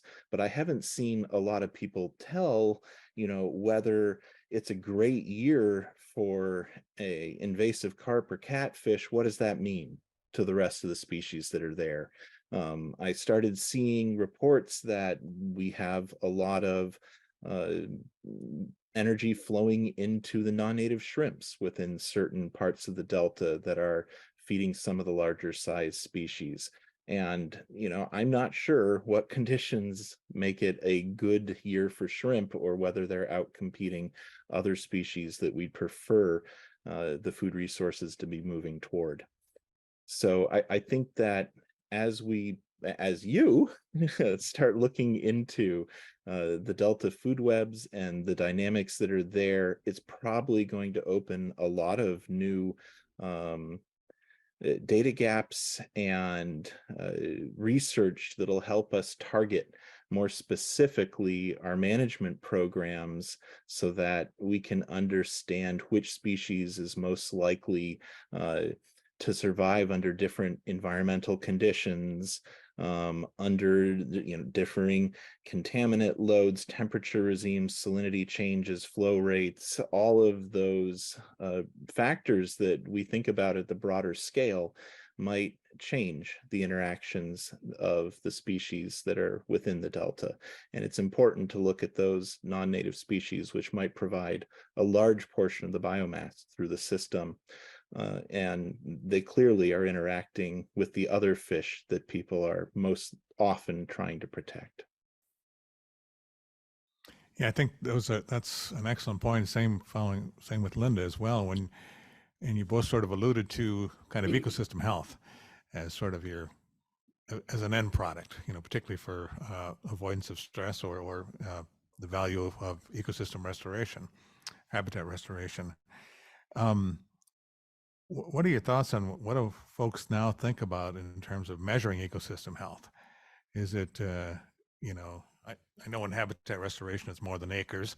It's some sort of measure of habitat health, but as Tim indicated, if it's lower trophic level productivity or phytoplankton productivity, you could just be feeding carp or clams. And so what would you recommend for ecosystem health? Can food webs get you there? What's currently being quantitatively measured? If I can chip in for just a moment. Yeah, anybody. Yeah, I totally agree with what Tim just said. Although, and I think that there are big data gaps. There's been food web modeling pretty much every year that I've been doing research the last 40 years or so, for one portion of the food web or another. I think that part of the issue is data gaps, and I think collecting that data, and I'm certainly not an expert on Wayne Landis's work, but plugging that kind of data and those data gaps into this management tool that has been developed can give managers those types of answers. And so whether we need to do more food web modeling or not, I'm not quite sure. I'm certainly not opposed to that. We certainly need to do more food web data collection and trying to understand, as Tim said, the interactions between these lower and upper trophic levels of animals and plants, especially during different years, because during a wet year it's different than a dry year. And so there's all these dynamic variables, and that's the beauty of this management tool that's been developed, like I said, by primarily looking at pesticides in this initial run and other stressors like pH and temperature and alkalinity. But the food web interactions can be put into that type of Bayesian network model, and provide managers with good answers, I think, in the future. And it's a tool that can be developed, and something that the science board should look into in conjunction with whatever modeling recommendations they make.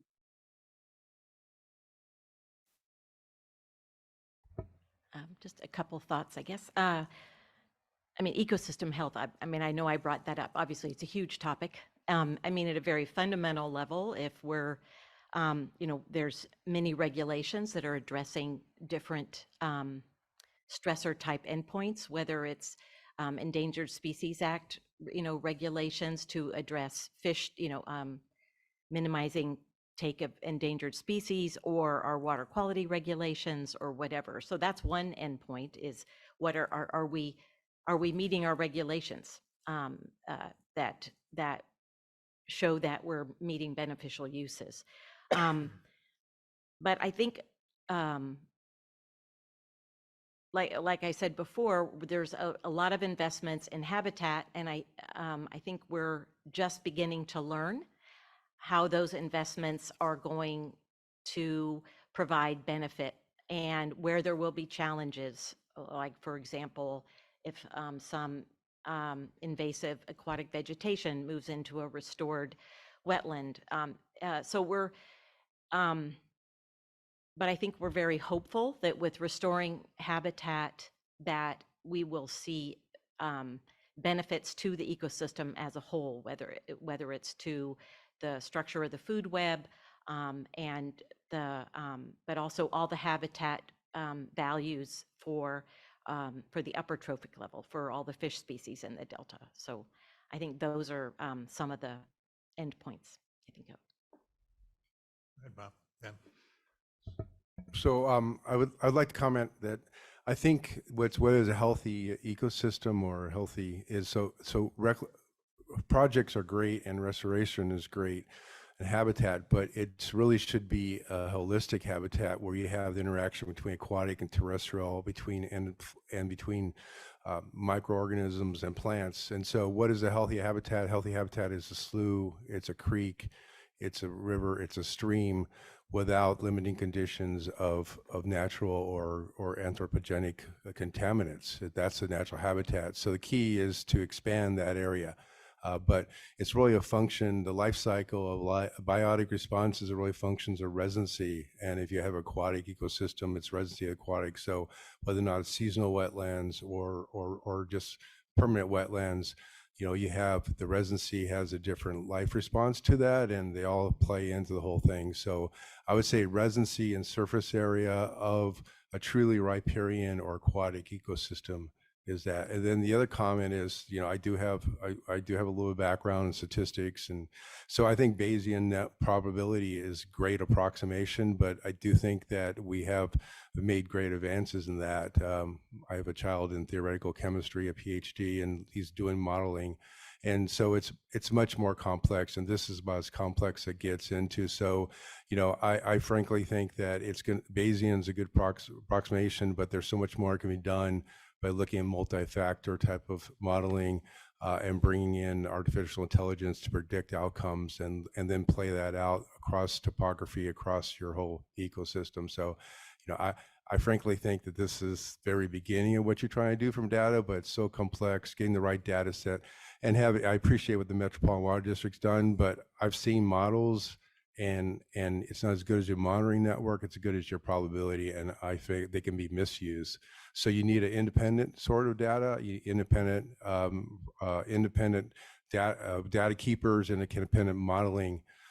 You know, and I'll put a plug in for this. I think you guys should reach out to national labs, have them attack this problem with new technology, with a new modeling, with the input of artificial intelligence. See what they come up with, because David's done great work, but Bayesian probability is probably not how nature is, especially given all the variance out there. Go ahead, Tim. Okay. I think that when you ask a question such as what is a healthy ecosystem for a societal level of this, it's really what are we valuing out of our ecosystem, and therefore meeting the regulatory criteria and the beneficial uses, as Linda was mentioning, is really one of the targets that people, I think, are shooting for when they're looking at how to balance different factors and stressors and make a productive system. Scientifically, at times people will look at the ratio of native to non-native species, and overall, sometimes that, you know, it mostly depends upon fish that most of us don't see, as some of the benthic species might show up in high numbers, or you'll have a whole lot of silver sides of non-native fish that are actually, you know, part of the food chain as well. So I think that one place that we can say with some certainty is that we would like to see the native animals local to this region persist over time. So the dynamics that are occurring within the Delta hopefully can be managed to the point where we can provide a healthy system for populations of native species to continue into the future. And that's one of the regulatory endpoints as well. So since it is an urban estuary with a lot of human connections that are moving through it, I think that we will continue to manage it into the future. And that's one of those questions that should be asked at a greater policy decision, is what do we want to see and ask from our ecosystem at the healthy level?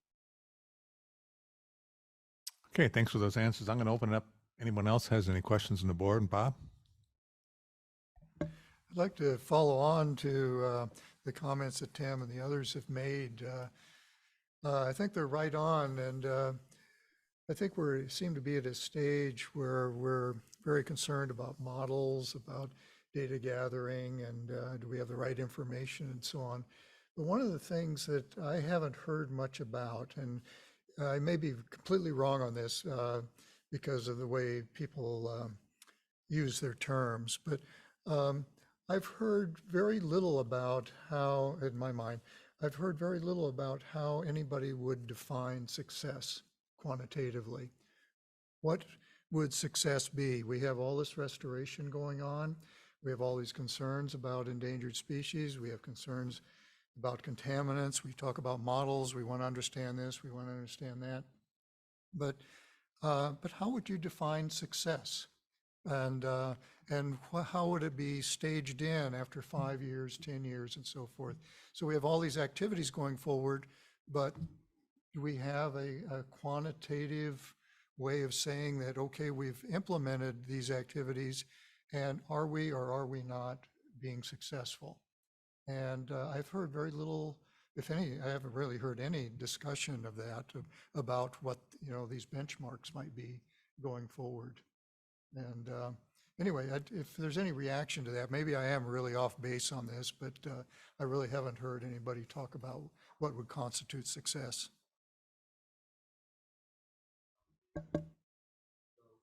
In the Sustainable Groundwater Management Act, there are 5 or 6 sustainable indicators. Each one of those have measurable objectives and minimum thresholds. Currently, that's being defined at the sub-basin level on a local basis. So you have empirical, both good and bad local influences and empirical sets. And so, and that is a staged in 25-year period. So I do think, you know, you can actually go and try to come up with your sustainability indicators, whether or not it's salmon or certain levels of in the lower trophic part, and then figure out what are the minimum and maximums, what's expected variability around that, and how do you achieve that goal, and keep on refining it. But those, I think that modeling of Sigma is good. I think that having all the local influences, and you may have it from different constituents in your case, would be good, and it's going to be biased in how, you know, their objectives are, but it starts narrowing the focus. And so, you know, minimum measurable objectives, minimum thresholds, and then there's points when you don't reach it, then you have to take management actions. And that's when you have to put the hammer down, right? But it gives a sense of due process, but also gives a sense of everybody working towards long-term and hopefully achievable goals. Yeah, I think it's a very difficult question to ask. I think it's crucial to understand what data needs to be collected and how it needs to be evaluated. And although I agree with what Tim said just a few moments ago, one of the things we need to understand, I'm all for protecting native species and salmon and all of that, but the reality of it is, from the lower trophic level all the way up to fish species, the overwhelming species in this delta are not native. And so looking at, in my opinion, looking simply only at the natives as a metric of ecosystem health is really wrong, because most of the ecosystem now is not native. And so it further confounds the subject, because of course we want to protect listed species, we want to bring back listed species. But again, you know, as Peter Moyle has said several times, you know, a healthy striped bass population would indicate the delta is healthy and would help salmon and all of that. So we need to look at the non-natives as well. And the ecosystem as it is now, it's not anything like it was 100, even 50 years ago. And we have to deal with what we have now and try and understand what is the best course. And again, with the you know, air quotes between healthy ecosystem, you know, it's not going to be the way it was. It's never going to be that way. But what can we do to manage it in a way that will allow all the trophic levels to have a relatively healthy ecosystem? And again, when we've managed an estuary that usually has dynamic, you know, salt flows and salt marshes into an area where the habitat is much more uniform in fresh water, the expectation of restoring it to an estuary, I think this is, again, a crucial question of how do we do that, and how do we also maintain an adequate water supply. So I think that it's a very difficult question to answer, but I think moving in the right direction, both, I think data collection and certain modeling efforts will help. Go ahead, Tim. Yeah, I agree with Dave. I think one of the benefits of having this food web model brought forward is that it's really going to highlight the importance and interactions with the non-native species, which have not been as great of a focus over time because they're not what people are regulated to try to control at the moment.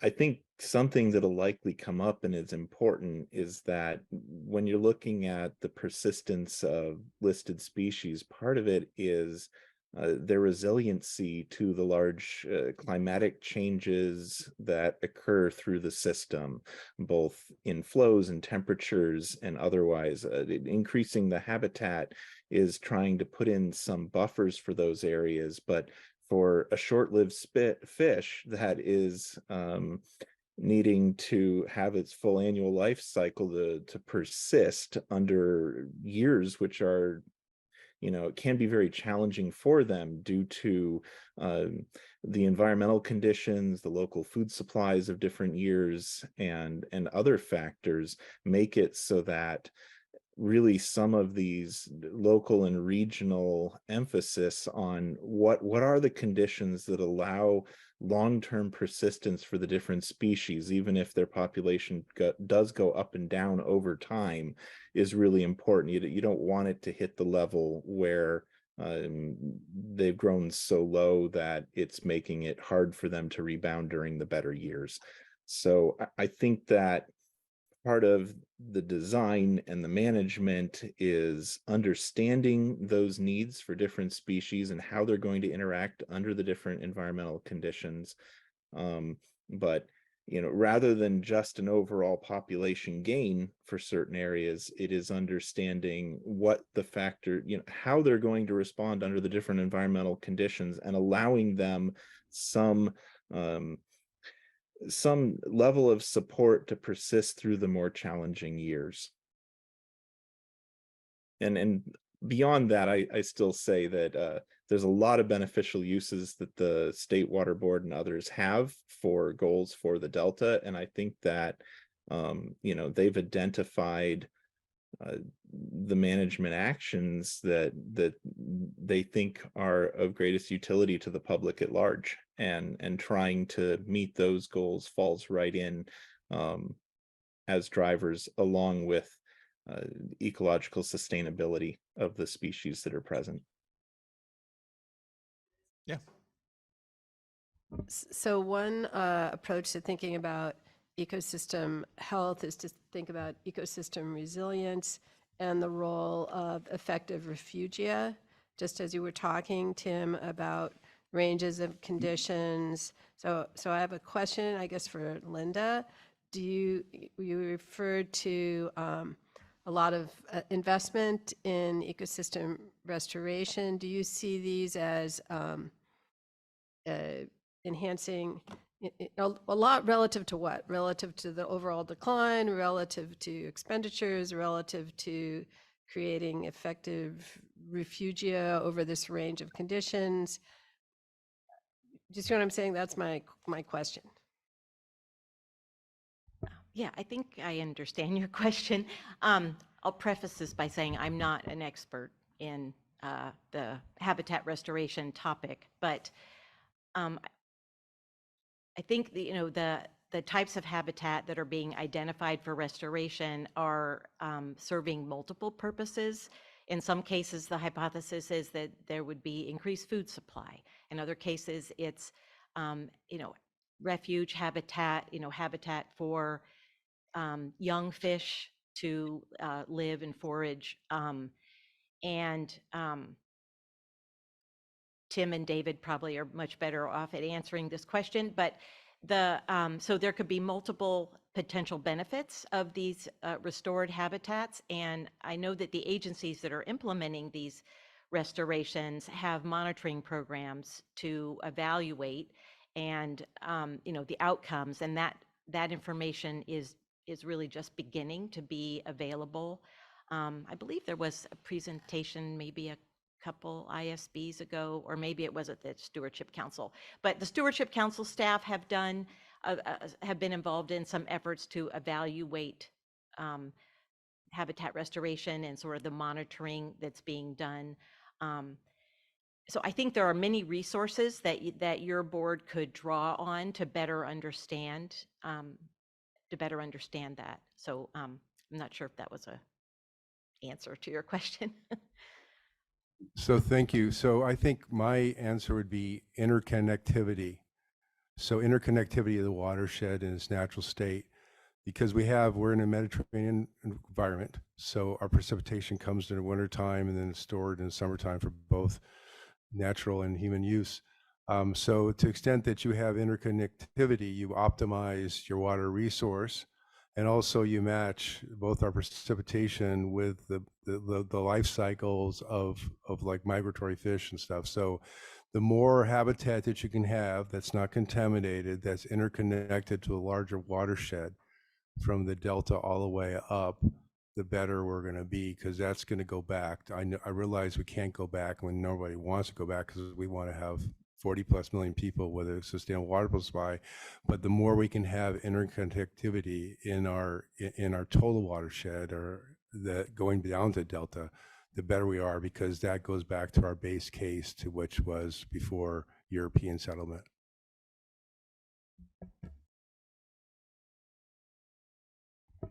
I just wanted to, I had a brief comment for Bob's earlier question. I mean, I agree with what Dave and Tim had to say, definitely about the value of a food web model incorporating all of the fish that we have in our system, not just our listed species that we pay a lot of attention to. But in terms of defining success, that is a tough question. But one part of it is, to me, is with our monitoring tools and our modeling tools and our science, to have confidence in the outcomes of our management actions. So, and I think a food web tool, a food web model is one thing that could help with that, to be able to make estimates or hypotheses about how a management action would affect the upper trophic level, and then as those management actions are carried out and we're learning about them, feed that information back into the model. But I think, ultimately one measure of success is having confidence that our management actions are having the intended outcomes, and we have good confidence in that they're going to be successful. You have another question, Bob, or anyone else on the board have questions? Tom? Yeah, I don't know much about food webs, so this question is in large part out of ignorance. But if I understand David's comment about the importance of the pumps as a predator, does that mean any food web model is going to be dominated by that aspect?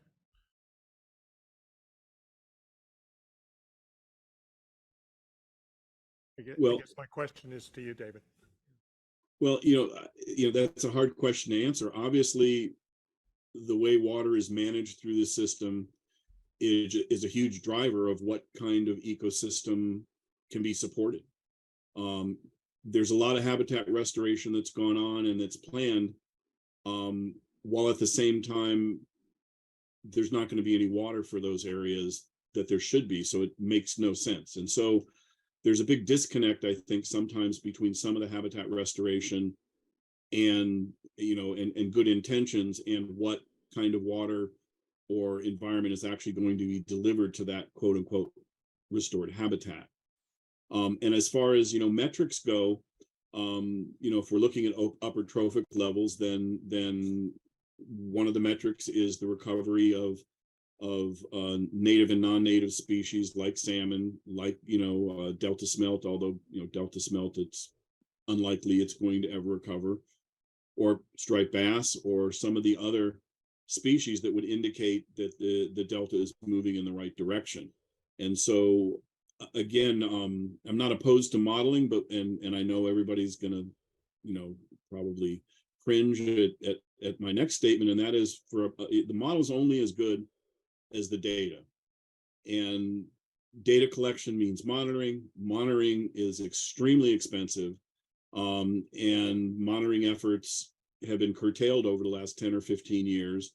And so I really think one of the keys to any kind of success in restoring this delta is understanding what things we need to monitor, because there's a lot of monitoring that's going on that probably is not particularly useful, and collecting the appropriate data for these models to try and understand how we can use our management tools to successfully start restoring the fisheries and restoring the habitat to what we would like it to look like at this point in time. Thank you.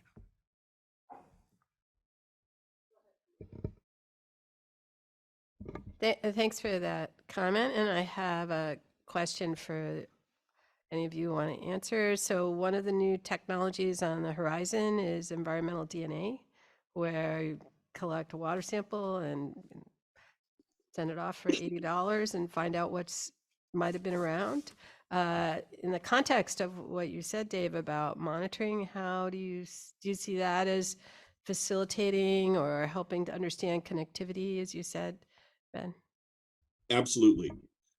Absolutely. That's sometimes new technologies aren't the greatest, and I think as a standalone, no, but it's certainly already been shown to be extremely valuable and useful in understanding interactions and what's living where when.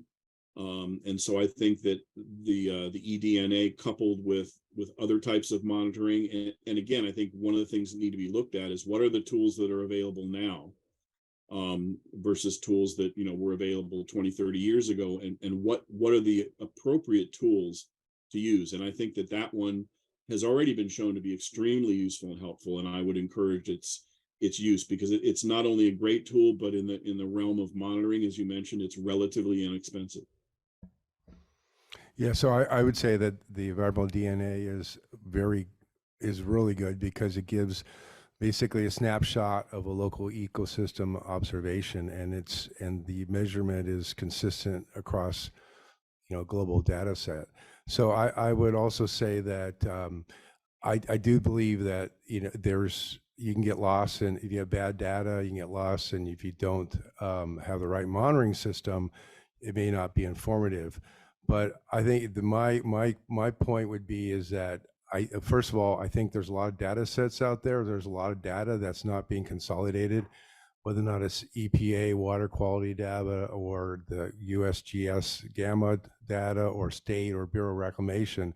I mean, in my little county, we have 5 data sets, and I'm trying to figure out, put this one. If somebody just could consolidate that and then put that into a database, that'd be a first thought. The other part is that you have to realize that when you have, especially when you groundwater quality and CV salts, that's turning over to some case local people to do. And I would say there's bias in how they set up their monitoring networks. And so you have to be careful for that. Sometimes they put the monitoring where they want to put it. And third, when it comes to management actions, I think there's a lot of good money being spent out there, but you have to realize that there's money in management actions, there's money in the consulting for that, there's money in legal and that. So you have a bias in how those are taken and who's actually monitoring, and the same people who may not want you to find out certain stuff will be actually taking the money because it's distributed to a certain power base. So all the stuff needs integrity, and my sense is that actually having a independent board, actually have an independent data set, and then using that to go forward, will be good. Because if you don't have good data, you don't have anything. But if it's corrupted from the monitoring network level, or corrupted in how it's actually interpreted, it's not going to be any good, and it'll lead you to wrong outcomes, in some cases disastrous outcomes. Okay, we've got Tim, then David. Yeah, I think eDNA is actually a really promising tool for the future. Most of the time, when you hear how it's advancing, they haven't gotten to a full quantitative assessment for the organisms within the environment, but it really does a great job letting you understand what might be there, but are living in areas that you can't sample readily. So if it's an organism that lives in the shallows or deep in the bottom of a macrophyte bed, You know, the eDNA can give you a better idea of what's around. I think that if you're using it not just with water, but say a gut content analysis with highly degraded food, it might give some insight there as well. People are scoping how far of a distance you can get before degradation of the DNA to try to give an idea of whether an animal is in the region. If it's a prey fish, that might have been from a predator that consumed it elsewhere and moved in. So there's a lot of things to consider when you start looking that way. But I think that a very rare organism that you might not be highly likely to encounter within a region is something that can be pulled out of eDNA, as well as organisms such as microbes that we generally are not monitoring at all have the possibility to start understanding more of the nutrient and biogeochemical fluxes occurring within regions as these tools become more prominent. So I think linking them with studies that already are using other techniques to evaluate what's there helps refine the methods moving into the future. And it's definitely a tool that should be considered and evaluated as we move forward. Sure. I just want to comment back to what Tom said earlier about expertise that's required.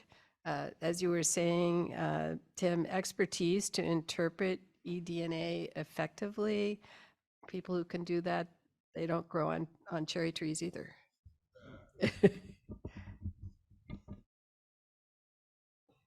Okay, go ahead, David. Yeah, my comment is to the earlier comment regarding data sets and combining data sets.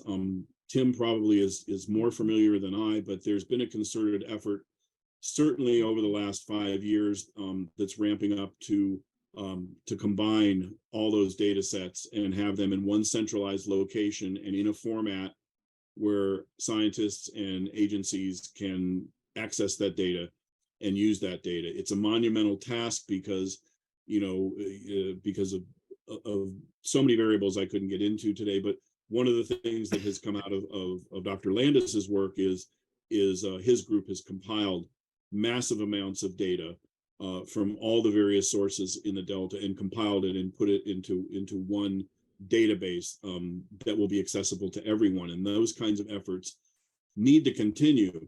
But as it's mentioned, the data needs to be evaluated by experts, and the people who are using it need to understand that. And so these are very, as I'm sure you all understand, very complicated, complex problems. And I think that we're moving in the right direction. And although people, including me, are saying we need more data, the Bay Delta system has more monitoring data at various levels, from water quality up to fish, than almost anywhere else in the world as far as long-term data sets. There certainly are gaps. There certainly are things that we need to improve upon and do that. But I think that this is a direction that those of us that are working in the Delta are truly moving towards. And I think it's become an attitude over the last 5 or 6 years, rather than to keep your data to yourself, but to open source it and to share your data and open it up both for use as well as criticism. So I think that we're moving very well in that direction, and I think that needs to continue. And the transparency between agencies and the academic community needs to move forward. Linda. Just a couple of thoughts on the last couple of questions. Yeah, our agency is very interested in environmental DNA, and we've funded some studies, furthering development of eDNA for Delta smelt. And I know one challenge is how to interpret environmental DNA data in a tidal system. So that's one thing that I know we're interested in better understanding, but definitely a useful tool. And then going to Tom's question about operation of the water projects and how you factor that in, any model of the Delta, whether you're modeling water quality or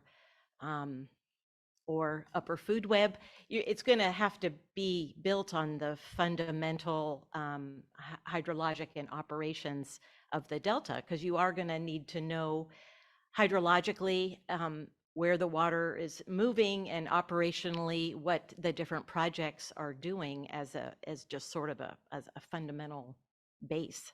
So and what goes along with that are all of the regulatory requirements that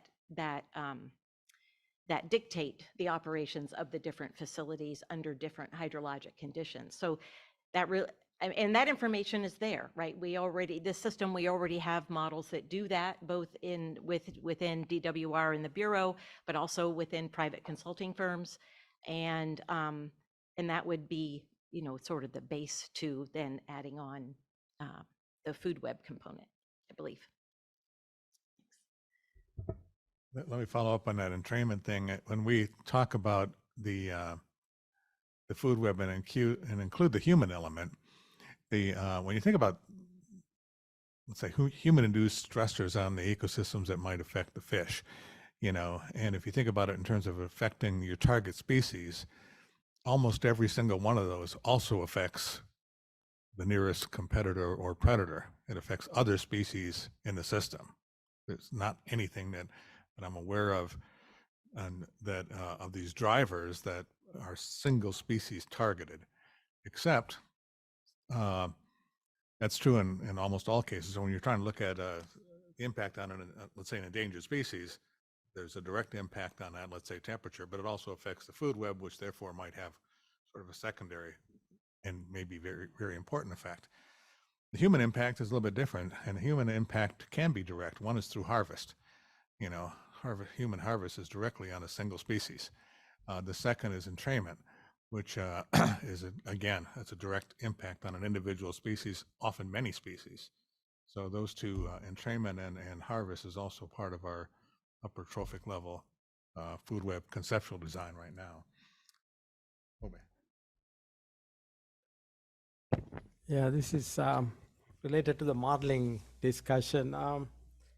Might be off base here a little bit, but I heard earlier the water management has a lot of impact on the species, and also I heard Ben say that he had to think about connectivity and almost kind of going back to how the system function under quote unquote natural condition. And this comes from the Everglades and large systems like that. And such complexity, gave the idea that we should look at a model that simulates a natural system. And I was curious if there's any role in trying to build such a model or understand how the natural system function when the numbers that I saw in earlier graphs were higher, or maybe there have been some efforts like that. I was curious if there's any value in doing that.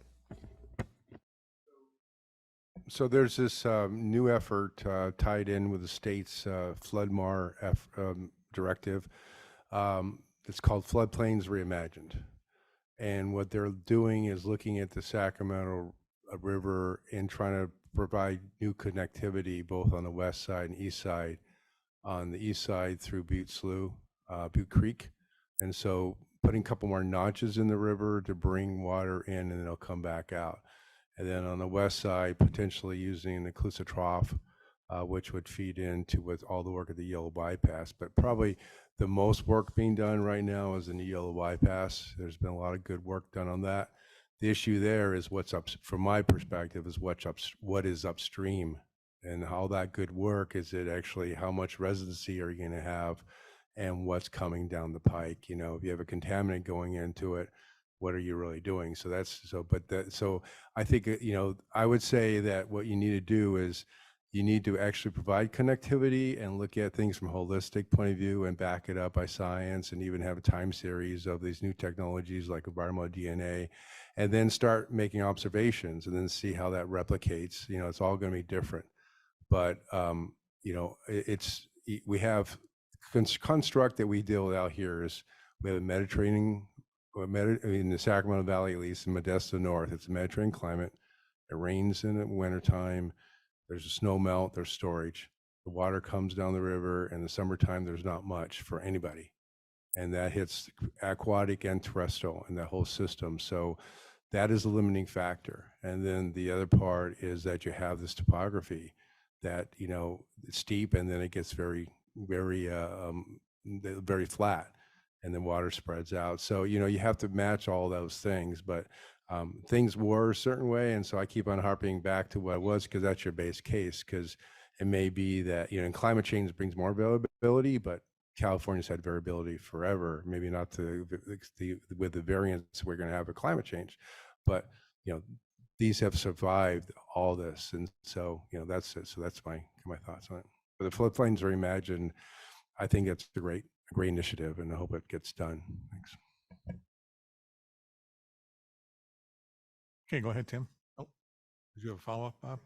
Yeah. I'd just like to second what Ben just said. As a river ecologist who's worked, you know, largely on more natural systems around the world, the two attributes of a river system that gives it its vitality and its ability to have a heightened carrying capacity, the thing we've always taught is that it's the variability in time and space, and it's the connectivity. And if you can maintain those two things in river systems, everything else seems to take care of itself. And that seems to be forgotten, especially in highly engineered systems, is that I can remember, you know, teaching this for many years at the University of Washington. Towards the end of my career there, I ended up getting a lot of students coming from the engineering schools coming over and taking my classes. And that was the that was the concept that was hardest for them to grasp, because they felt that they could control those things, when in natural systems, what maintained the ecological integrity of the system was natural connectivity and variability. And if you can somehow deal with that, then everything else seems to fall into place. So I second what you have to say there. Thank you. Okay, Tim. Yeah, I actually want to go back, Steve, to what you were saying, in that the stressors apply upon all of the organisms living within the aquatic region where they're occurring. And while that is definitely true, one of the benefits that can come from a food web model is looking at how the different species can tolerate those stressors to different degrees. So, you know, the thermal scope of some fish is likely different than others.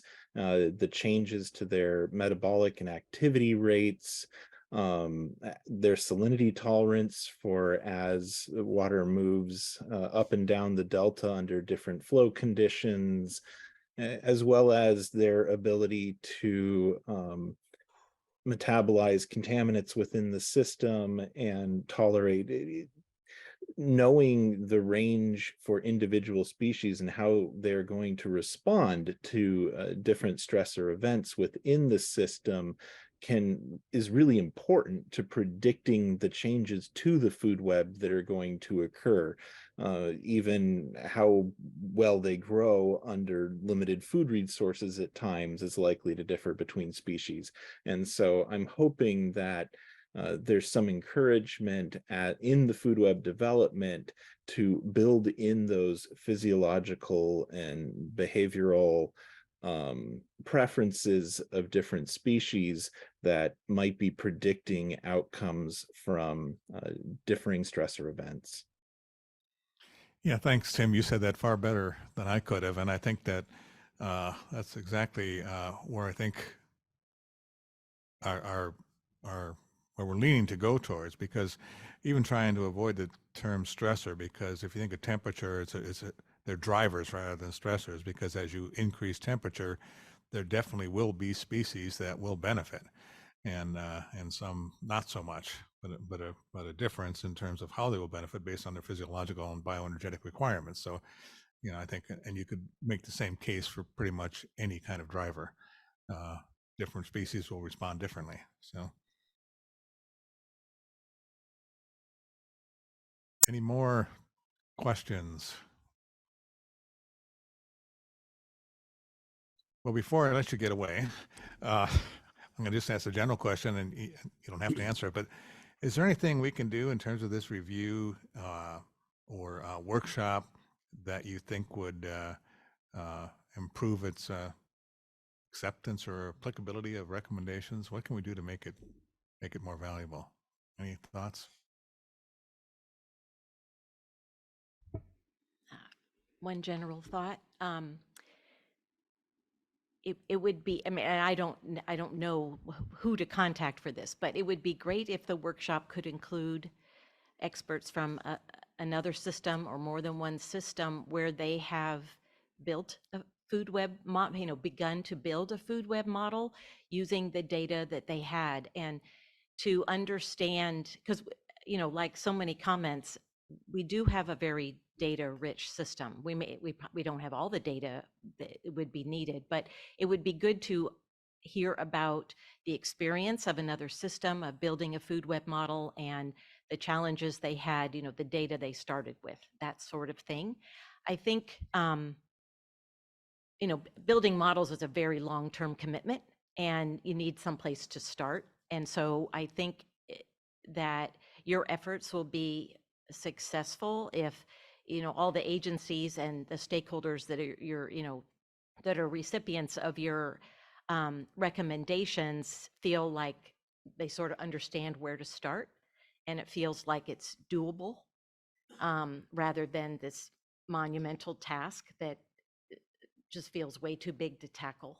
So but I don't know what there's your prospectus lists several systems that I think would be great places to invite people to come interact with you at the workshop, but I don't know who those individuals would be, unfortunately. Yeah, to respond to that, we're definitely moving along in that direction. I don't want to commit anyone in public to giving the talk, but we're looking at the folks that are using the EcoSim EcoSpace model in the Northern Gulf of Mexico to look at how changes in nutrient loading to the Northern Gulf affects oxygen, of course, nutrients, productivity, and abundances of key species. So, and that's a spatially explicit one over the entire Northern Gulf of Mexico. Looking at the Great Lakes, we're looking at the impacts of potential invaders, in this case, the Asian carp, on how it might impact in the Great Lakes when it gets there through a food web approach. Also in the Great Lakes, stocking rates based on sort of a bioenergetics food web modeling approach. So those are stuff, and then also in the Chesapeake Bay, and there may be other areas where we're thinking as well. So that's sort of a key aspect of that, to demonstrate that even in large complex systems, some of these approaches are not so onerous that they're impossible to do, and that there are some direct management benefits to doing it. So yes, first Ben, then Tim. So I would recommend, it's difficult, but I would try to build capacity for tribal ecological knowledge, because that completes a data set. That's a data set of California and the Delta through all the historical climate and geological conditions we had. So I just give you perspective from what I think from 1860, but there's millennial, immemorial time before that. And what my experience is researching that is that some of the mythologies, like a great flood and creation story and magnetic center of the world, all these things actually have, as you go forward, you find scientific basis for that. And so if you can actually engage the tribal communities and almost have somebody, it's hard because it's so localized, and how some of these mythologies are very, very local. But if you could find some way to find commonality around their creation stories, mythologies, but even how they approach native plants and what they did, I think there's it'll be additive to your process, but also respective of why we're standing here in the first place, because it is their land. But I do think for both those purposes, but I think it's going to be difficult. But if you invest in people from the tribal community who can have access to tribal ecological knowledge among the different native communities, tribes in your area of research, it'll be the right thing to do, but it'll be informative because it's the best way to actually get empirical data. Okay, thanks, Ben. Okay, Tim? Yeah, I think that one real benefit from the food web model review could be pulling out what the data gaps are that we have in the understanding of the food web at the moment. We do have a lot of data in this system, as Linda explained, and really some of the process is knowing how to link it together. Some of it is knowing what we're still missing within the current research and monitoring studies. But as you identify information gaps that are needed to really have a robust understanding of the Delta food web interactions, what would be useful is if you could then explain the types of management questions that could be answered when that data is available. And I think that that will help people start putting more resources and attention toward these considerations. It's not to give answers to management questions in your review, but to just explain when the model is working appropriately, these types of questions can be addressed so that we can have more precise and more likely to yield the outcomes that the project was being designed around. I think what Linda was explaining is definitely true for many stakeholders. The greater confidence you can have in the outcome of different actions for the system really builds up support for them.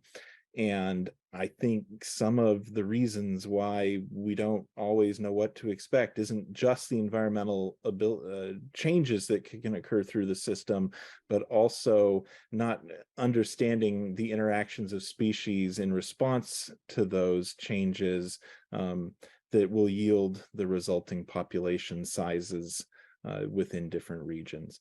So again, it's really just let people know the types of questions that can be addressed, and then maybe more work will be done toward that end. Okay, thanks.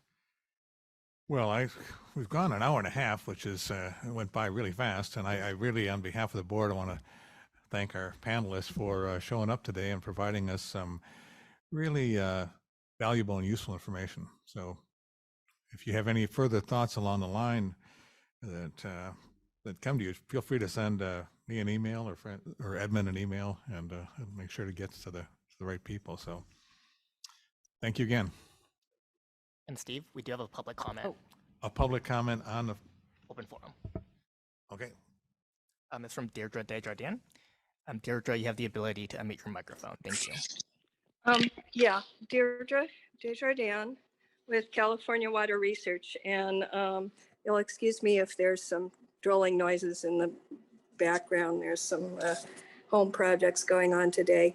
But I did want to say there was a profound shift since about 2000 in, whoops, sorry, that's not any better, in precipitation. And so there's about a 1 month delay in the onset of the rainy season. So the fall is drier. And I think that's likely having effects. And in addition, there's a striking decrease in January precipitation. There's been since 1950 a 40% decrease in precipitation in January, and a linear trend. And it's more striking since 2000, and a 30% decrease in precipitation from landfalling atmospheric rivers. So I'm pulling that together. I will get you the information, but it really came to me when they're talking about historical tribal. We're not in a stationary climate anymore. And there's some indications, which I've been getting you, that the shifts since 2000 are due to anthropogenic warming. And if so, they're likely to continue. So thank you. Okay, thanks again, Deirdre. I think we're done with this topic. Chair? All right, well, that was a great discussion. Thanks again for everyone who participated. And now we are ready to take our lunch break. We will get back to, I think, we already had the approval of the prospectus, so this information will just go into the planning of the workshop. So yeah, we'll just break for lunch. We'll be back at 1, and look forward to seeing everyone then. Thanks. Thank you. Welcome back to the Delta Independent Science Board meeting. We have an interesting afternoon where we're going to be hearing from some seminar speakers. And so let me just give some general background first on what's going on here. So the Delta ISB, with support from the Delta Science Program, is hosting a seminar series to explore concepts from decision-making under deep uncertainty, and we're going to be defining that momentarily. And so this is another in that series, and let's just jump in. So first, I'm just going to show a few slides to just very quickly introduce some concepts. Waiting for the slides. Yeah, and you're going to get more about this in the coming talks, but I think it'll be helpful just to review some things that we presented in the very first seminar, just to make people familiar with the terms. So this decision-making under deep uncertainty, what is it exactly? Next slide, please. And we're just defining it very simply as unpredictability, and that's suggesting that the likelihood of future events and outcomes cannot be well characterized with existing data and models.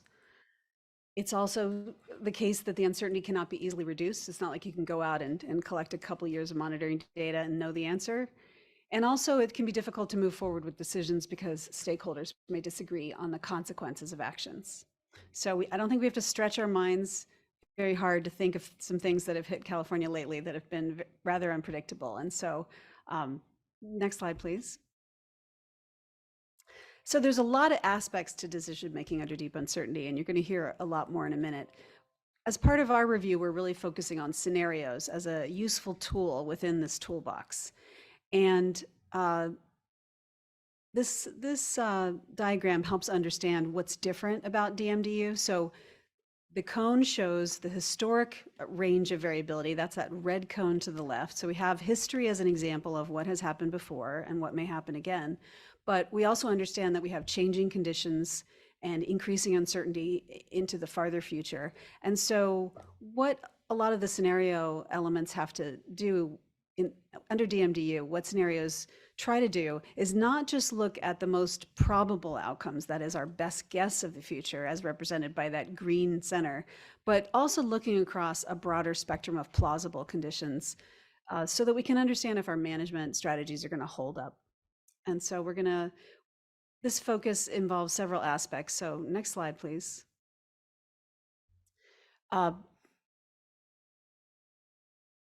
The Delta is hoping to accomplish with this review is to provide support to help prepare for extreme and unpredicted events. And we're hoping that this work will be valuable to agencies and others in the science enterprise. And the seminar series is a great example that we're trying to build understanding of the scientific tools and concepts that provide a structure for anticipating and managing uncertainty. And the activities are not only this seminar series, but a survey of how scenarios are currently being used in the Delta, as well as discussions with stakeholders so we can understand how they're being implemented and applied to policy. And we're going to use insights from that review of the surveys, from the seminar series, and create a report with useful insights and maybe some other seminars and things, assuming we find something interesting to say. So without further ado, let me move along to our speakers. This is the second seminar, and we have two speakers. So Robert Lempert, we're very pleased to have. He's a principal researcher at the RAND Corporation and director of the Pardee Center for Longer Range Global Policy and the Future Human Condition. But what you really need to know about Rob is his name is in many ways synonymous with DMDU, as he's been a leader in developing these techniques that have been used to manage risk and uncertainty. We also have with us Andrew Schwartz. He's the State Water Project Climate Action Coordinator at the California Department of Water Resources. And in this position, he integrates climate change adaptation and mitigation activities into the management of the state water project using DMDU approaches. And Andrew is also a co-investigator on a UC Berkeley proposal, Co-Equal Equitable Stewardship of California's Water in a Changing Climate. So they're going to take us through an overview of DMDU and some examples. We'll first hear from Robert and then Andrew, and then we're going to take public questions. So we'll move on in. Thanks. Great. Thank you. Thanks for having me here. Let me see if I can get the slides to work. So yes, I'm going to talk about give an overview of decision making under deep uncertainty and some key ideas as I think they're relevant for the science board. Let's see. Right. Okay. Oh, all right. I'm being way too sad. Okay, great. Okay, I think all right. So let me start out reflecting some of the points that Lisa made, but with a paradox or a tension, and the question of how do we use evidence-based analysis? How do we use science to inform important policy decisions when the world is hard to predict? And so, one thing we know about the future is we're likely to be surprised. We also know that if we're not using good science and good evidence, that we're not going to manage it very well. So how do we reconcile those things? So, one way to do it, and an obvious thing, is to use quantitative analysis to inform policy by making predictions about the future. This is going to happen, that's going to happen, or there's a such and such likelihood of one or another thing happening. And while predictions are a core principle of the scientific method and useful in a lot of cases, in many instances, they can complicate the use of quantitative information, particularly when uncertainty has this characteristic of being deep, and I'll talk about that a little bit more, and when these deep uncertainties interact with contestation, people disagreeing. And so fortunately, there's a better way, DMDU, and so that's what I'm going to talk about this afternoon. Okay, great. So we have a whole powerful set of risk management policy analytic tools which work well when the uncertainty is limited or well characterized.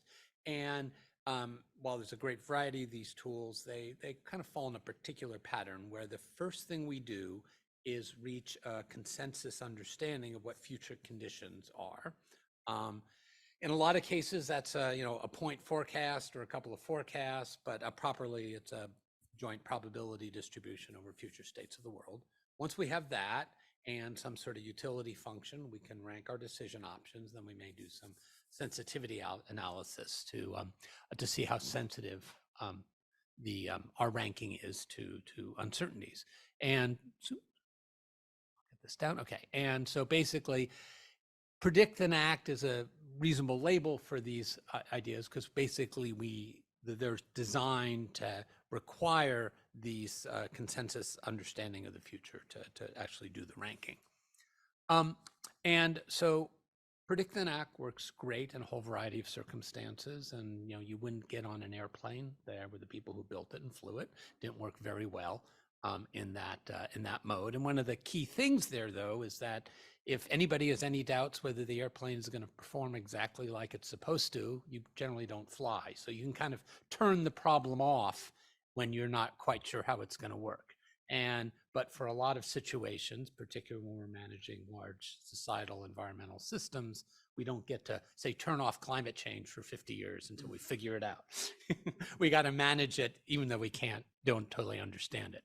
So in situations where you have these characteristics of deep uncertainty, predictions can go wrong. There can be great pressure to underestimate uncertainty, so you can actually make a strong policy statement. Competing analysis can lead to gridlock, so that a policy is predicated on a forecast, and if you don't like a policy, you attack the forecast because the forecast maybe have more holes in it than the policy, and that the whole exercise of spending our entire analytic effort on getting better forecasts may distract from the activity of using what we know to form solutions which may be successful over a range of uncertainty or robust. And so to give you the definition, at least, often used in this community. Deep uncertainty occurs when the parties to a decision do not know or do not agree on the likelihood of alternative futures or how actions are related to consequences.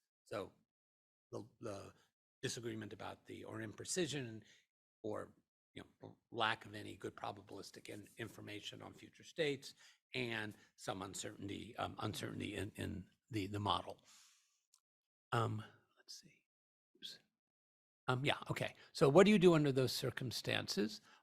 It's often useful in those situations to essentially turn the analytics around, do the analytics, conduct the analysis backwards. So you start with goals and plans.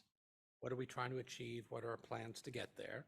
And when you're engaging with agencies, oftentimes that's actually the way they think. I mean, they got a set of goals they're trying to achieve, and then they're proposing some plans. You can then use the analytics to stress test the plans and ask questions such as, under what sorts of futures is this plan consistent with the goals, and what sets of futures is the plan inconsistent with the goals?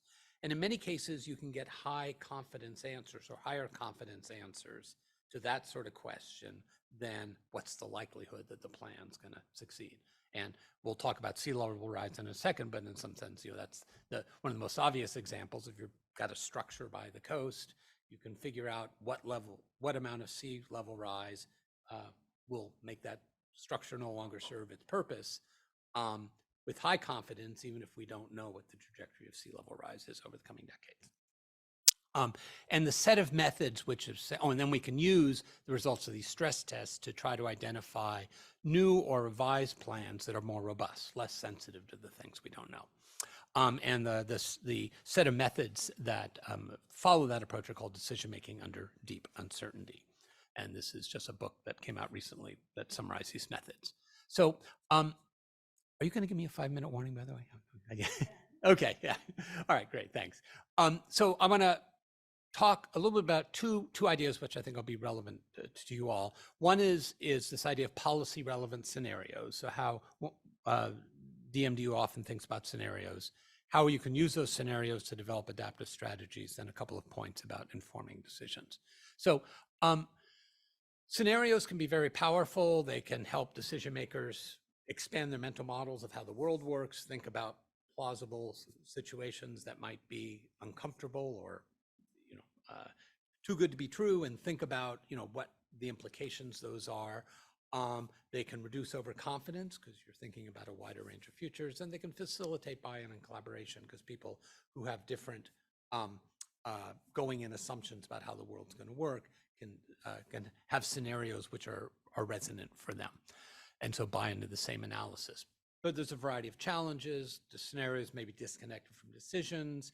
This idea of illusion of communication, which is a wonderful phrase, but there's some great ethnographic studies of scenarios working their way through organizations or governments, and they're all the same scenarios, but everybody, when you interview them, has a different interpretation of what they mean, right? So they think they're talking about the same thing, but they're not.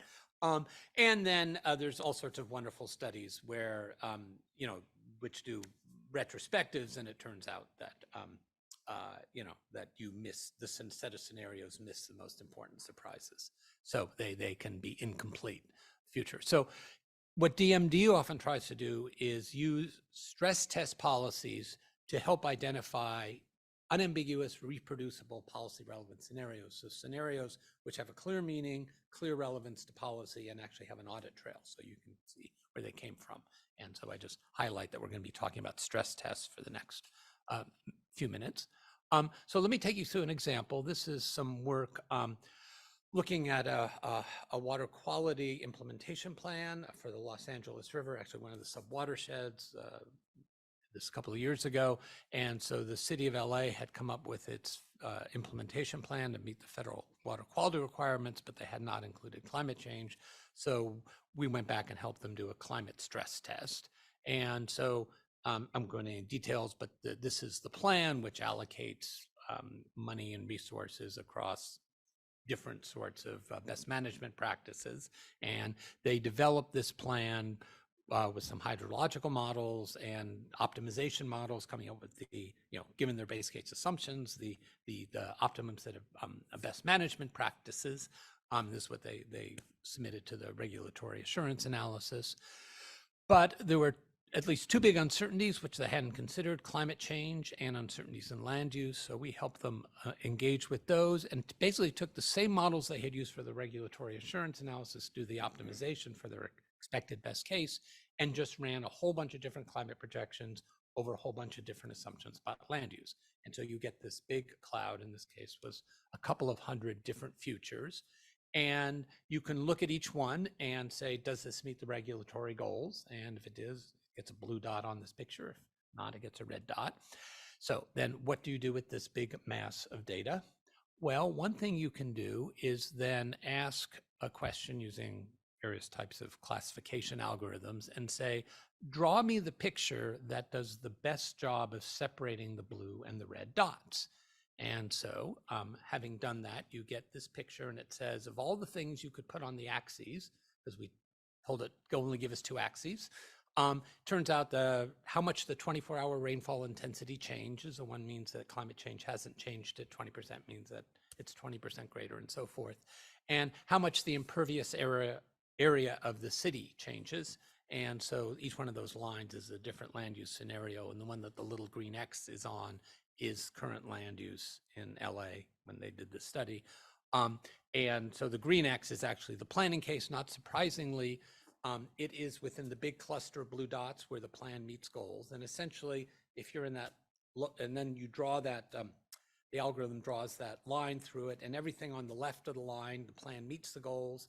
Everything on the right plan misses goals. And if you look carefully, you see that pretty well divides the blue and red dots, though it's not perfect. But this is the best line you can draw through any two-dimensional space that separates those dots. So this gives us two policy relevant scenarios, clear axes, clear definitions, and an audit trail of why we're using those in the analysis, and then become powerful tools to use in the policy discussions. And Andrew will show you something like that they've been doing for the State Water Project. And then this gives a common understanding and can use to inform the design of robust strategies. So let me now turn to this adaptive strategies idea. And I'm going to jump to a sea level rise case, because that's where these ideas have been developed a little bit more. But often a way to make strategies robust, that is strategies that are insensitive to the deep uncertainties, or many of the deep uncertainties, is to make them adaptive, in that they're designed to evolve over time. And so the components of an adaptive strategy are often near-term actions, things that we're going to monitor, and then if we see particular ways the system is evolving, we'll take contingent action. So this is a slightly different version of the cone of uncertainty that Lisa showed, where I'm highlighting we start in the present, there's a number of futures that we're headed out to, and then there's this range where we can observe these scenarios diverging, and we're going to have particular criteria. And in the previous case, that scenario map we showed you, the policy relevant scenario, suggests that you monitor impervious area and frequency of severe storms. And in that study, it turns out that it's a lot easier to measure and project the impervious area of the city of LA than it is to get the climate scientists to tell with any certainty what this storm frequency is going to do. So anyway, so you could see exactly how that map would let you build then an adaptive strategy. Let me take you through this adaptive pathways subway map, because this has been worked out quite well for thinking about adaptive strategies. So, and this has been done most aggressively in the area of sea level rise, in part because sea level rise is one-dimensional, so it makes the uncertainties you're trying to deal with a little bit easier. But so let's say you've got some system by the sea, and actually this is an abstraction of some work that was done for Obey in South Florida. But the current situation is the current infrastructure policy, et cetera. And as the sea level rise gets greater, the current situation meets all the goals for the system up to some point, and then there's this threshold where the policy fails, marked by this, basically, if you imagine that as a road, that would be where you crash into the barrier at the end of the road. Okay, So the policy works to some range. So how long is it good for? Well, that we don't know. And so one scenario is that sea level rises slowly, and so it might take 25 years to get to that point. Or it might rise fast, so we might get there in a decade. Okay, so looking at that, we might want to expand on the current situation. So we might then have an action A, and then the little circle is basically looks like a tube map in London. This is where you can transfer. Okay, great. To this new policy. But this one might be costly to do in the near term. Okay, so you might do, say, an action B, which takes you out, is good for 50 years if sea level rise is slow, or 25 if it's fast.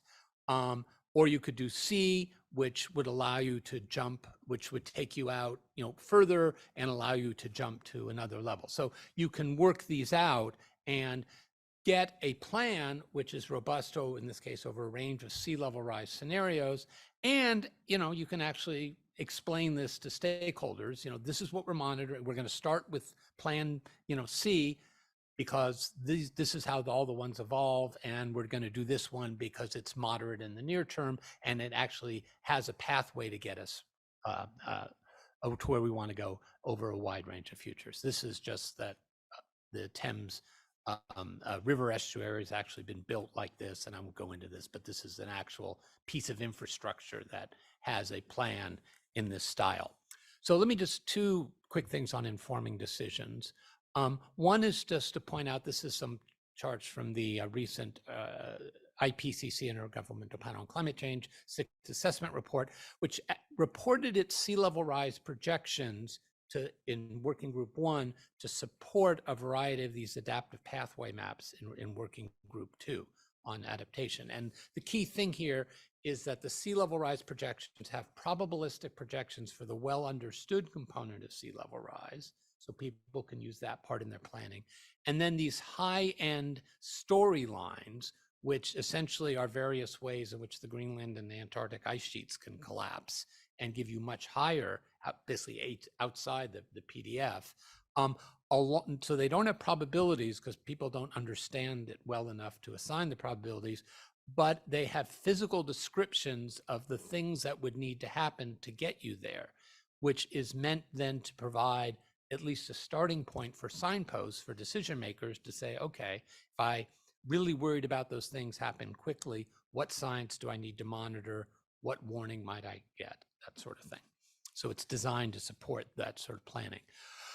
And one other piece is, equity is obviously very important, and often in these contentious topics, there's, like, how do we bring science into a contentious topic with many different views? This is some really interesting work by a guy who's now at the World Bank. This was his dissertation at TU Delft, where he was looking at adaptation in the Mekong Delta, and basically looked at how you would rank adaptation strategies, and these are mixes of subsidies and building various dikes across 23 districts with various different definitions of what's fair. So, justice includes distributional justice, who gets what, procedural, who decides, and reputational respect for different points of view. And so looking at different ethical frameworks, utilitarian, ones that weight, less well off much more than people who are more well off, a whole variety of different ethical frameworks.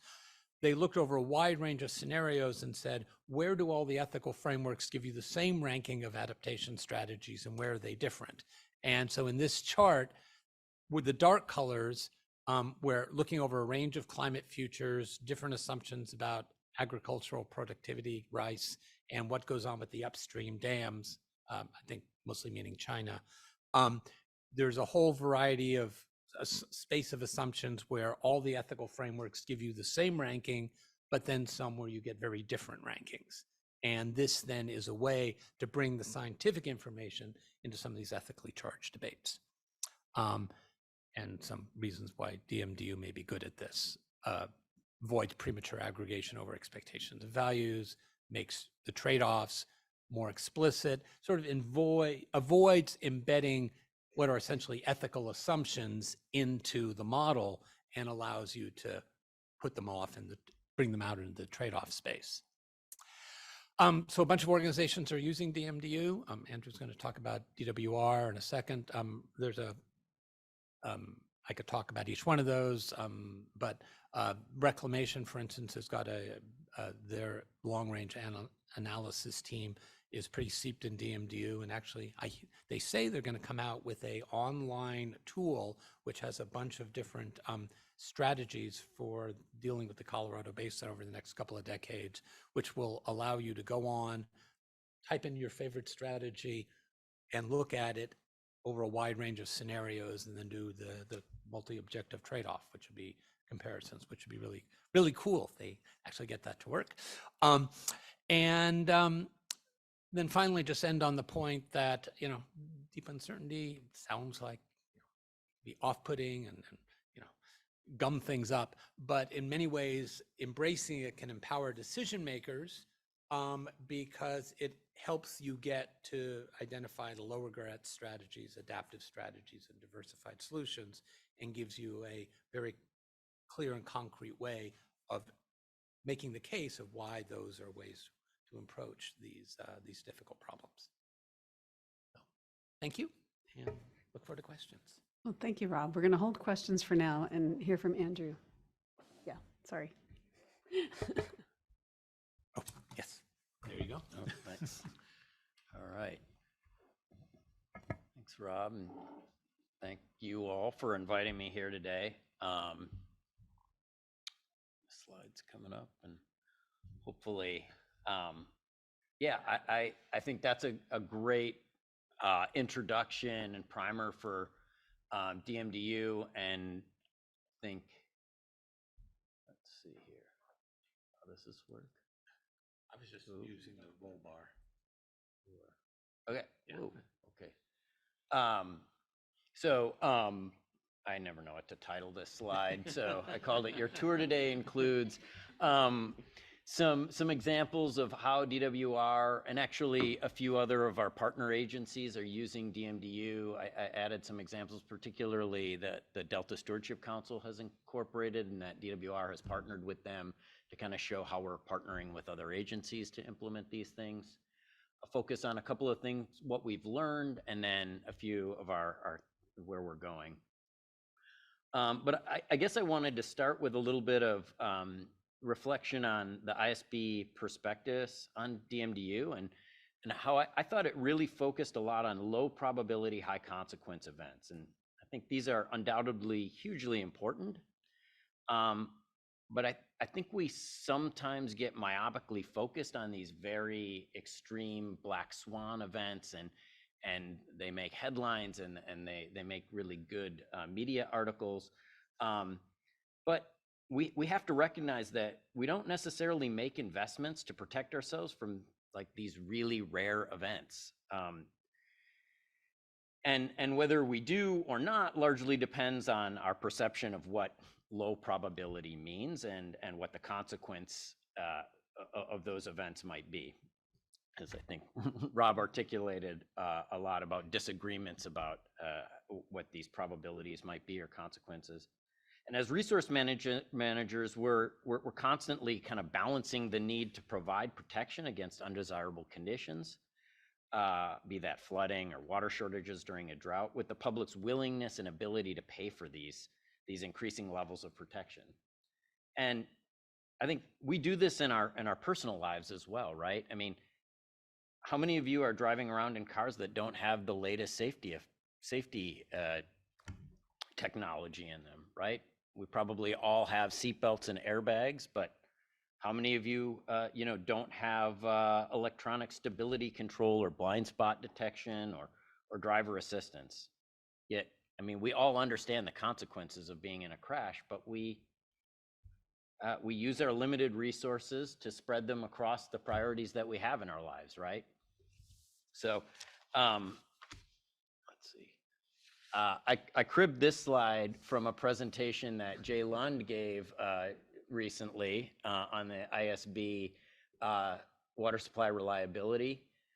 report that you all recently issued, and he shows this slide and he talks about, this is a graphic from Mike Dettinger that we've probably all seen, that shows how California's annual variability in precipitation is higher than anywhere else in the United States. And that high variability and uncertainty forces us to gamble. We have to gamble, essentially leaving risk unaddressed in our system because the uncertainties are so huge and the variability is so large. We can prepare for extremes, but we ultimately have to play the odds. And I just think that this is a great explanation of what I'm going to be talking about, and really bridges how I'll show a number of examples how DWR is using DMDU techniques, but in most examples, we're using these approaches to understand the full range of possible outcomes, or a wider range of possible outcomes. And this allows us to more accurately assess the level of concern we should have and the solutions we should be investing in.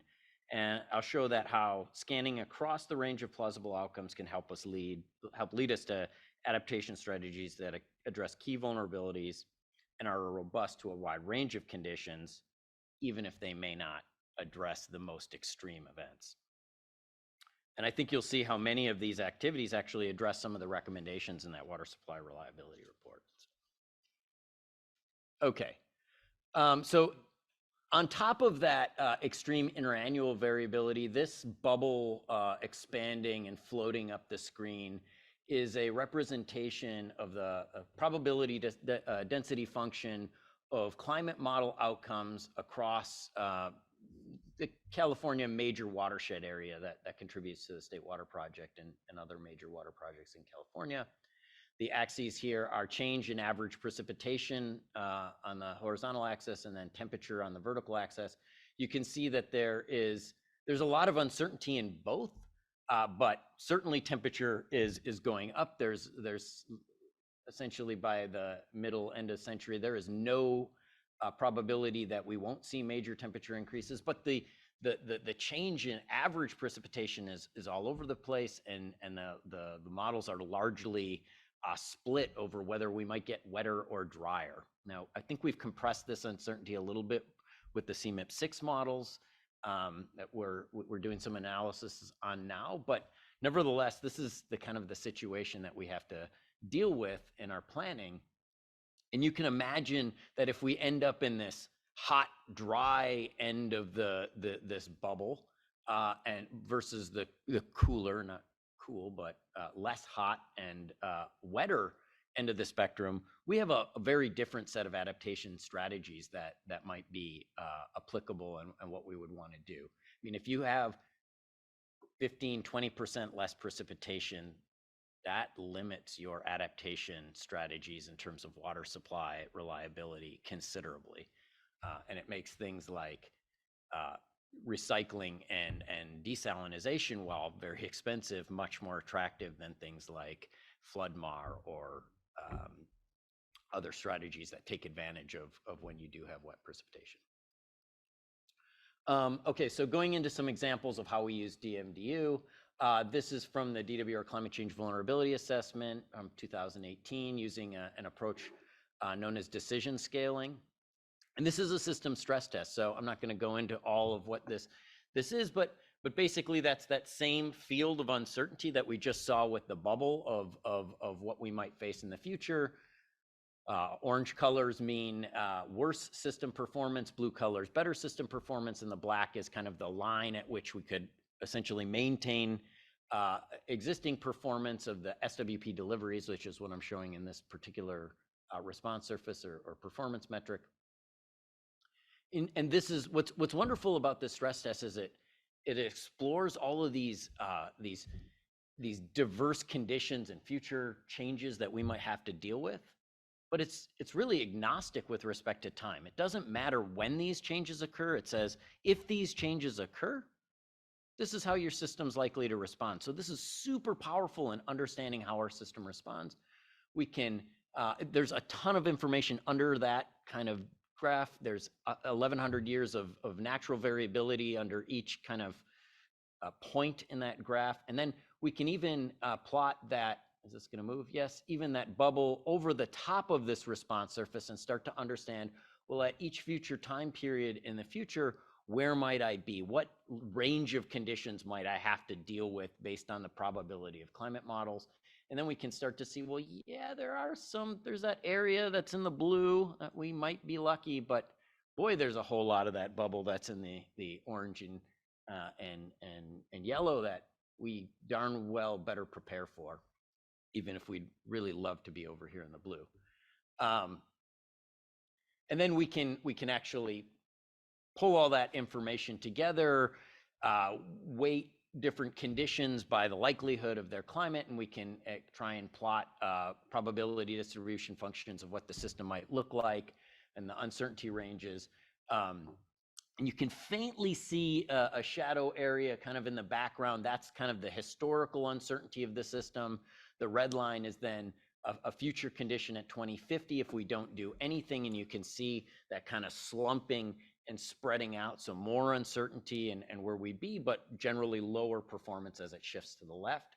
And then this purple line is kind of a generic adaptation strategy that we were playing with that, if you implement that, that really moves you back to the right, but you don't recover that uncertainty, that you're still dealing with a much wider range of conditions. And so this would be an attractive, adaptation strategy. It certainly works over a wide range of conditions and helps you deal with that. So that's one of the ways that we can kind of test these adaptation strategies with that stress test approach. Another approach that was used in 2018 with the California Water Plan was robust decision making, which Dr. Lempert here is pretty familiar with. one of the godfathers of this approach. And this was a really interesting, these are two different regions of the state. You've got agricultural water supply reliability on the vertical axis in each of these, and urban water supply reliability on the horizontal axis. And these comets are just a way of kind of showing how different diversification techniques or adaptation strategies move the needle and in different directions. And so you can squint and kind of see which direction these comets are moving, and really understand how a diversification or an adaptation strategy is moving. And each different comet is kind of a different future, a different climate and population combination that the water plan was looking at. And so this was a kind of another way to communicate this idea of, is this diversification really working for urban water supply if it's moving to the right, or agricultural water supply if that comet is moving up, or if it's moving kind of up and to the right diagonally? That's a really good one because you're getting both out of that one. This is from the Delta Stewardship Council's Delta Adapts project from 2022, and this is flood risk in the Delta. DWR was a partner on this work, and full disclosure, I was actually at the Stewardship Council when this was done. But the Delta is, as you all are well aware, is a really difficult place to model hydrologically. Flows can come from 5 different inflow tributaries. You've got the ocean boundary condition. You've got channel capacities and different things that are very difficult to deal with. So this used kind of a Monte Carlo approach where each of the boundary conditions had a distribution function, and then they were combined into I think 1 million scenarios ultimately to make these maps probabilistically to understand what flood risk would be at different periods in the future from overtopping of levees. And this was I think a really powerful activity for planning that is still being carried forward. And one of the things that we've learned comes from this map that I'll talk about in just a minute. Another one of our flood projects, the Central Valley Flood Protection Plan from 2022, used a number of different climate change scenarios, and then this statewide investment approach. And there's a lot of modeling that goes under this, and I think that's one of the key elements of decision-making with deep uncertainty is there's a ton of modeling that goes into it, and then trying to compress these things into graphical representations to communicate ideas. And I just like this one a lot because it's so simple, right? It shows you how much, where our risk is right now, where our risk range might be in the future, depending on what future we get. And then if you take this investment strategy, how much that risk is reduced.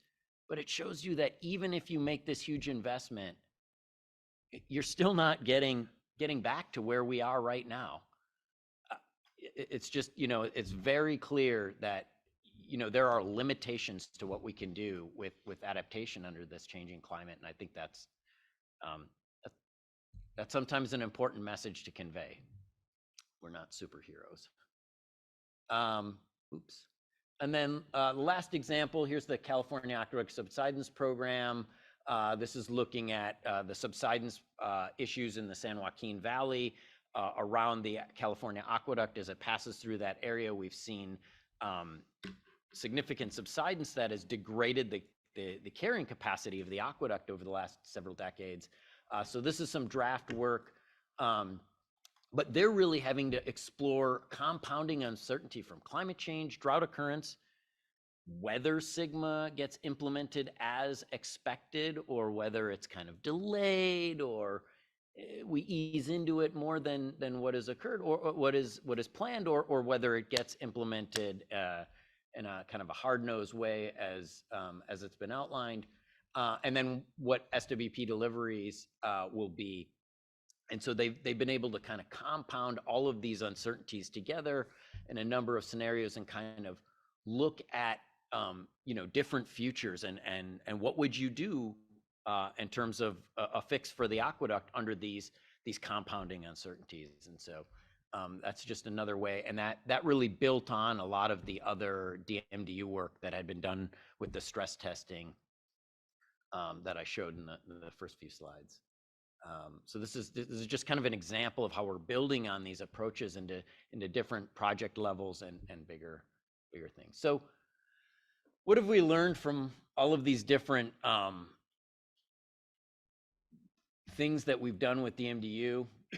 I mean, some specific, I'll start with some specifics and then I'll get a little bit more general, but for the State Water Project, we've gotten such a much more clear picture that the system is not nearly, it's not equally sensitive to changes in temperature, precipitation, and sea level, and each have a different effect on the system.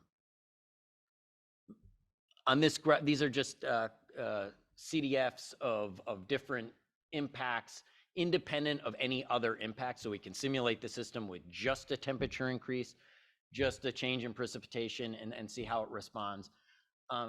The one that was most, I think, elucidating to us is D down there in the lower right. That's precipitation variability. So that we kept the average precipitation the same and then just played with the standard deviation of annual precipitation. So getting more wet years and more dry years.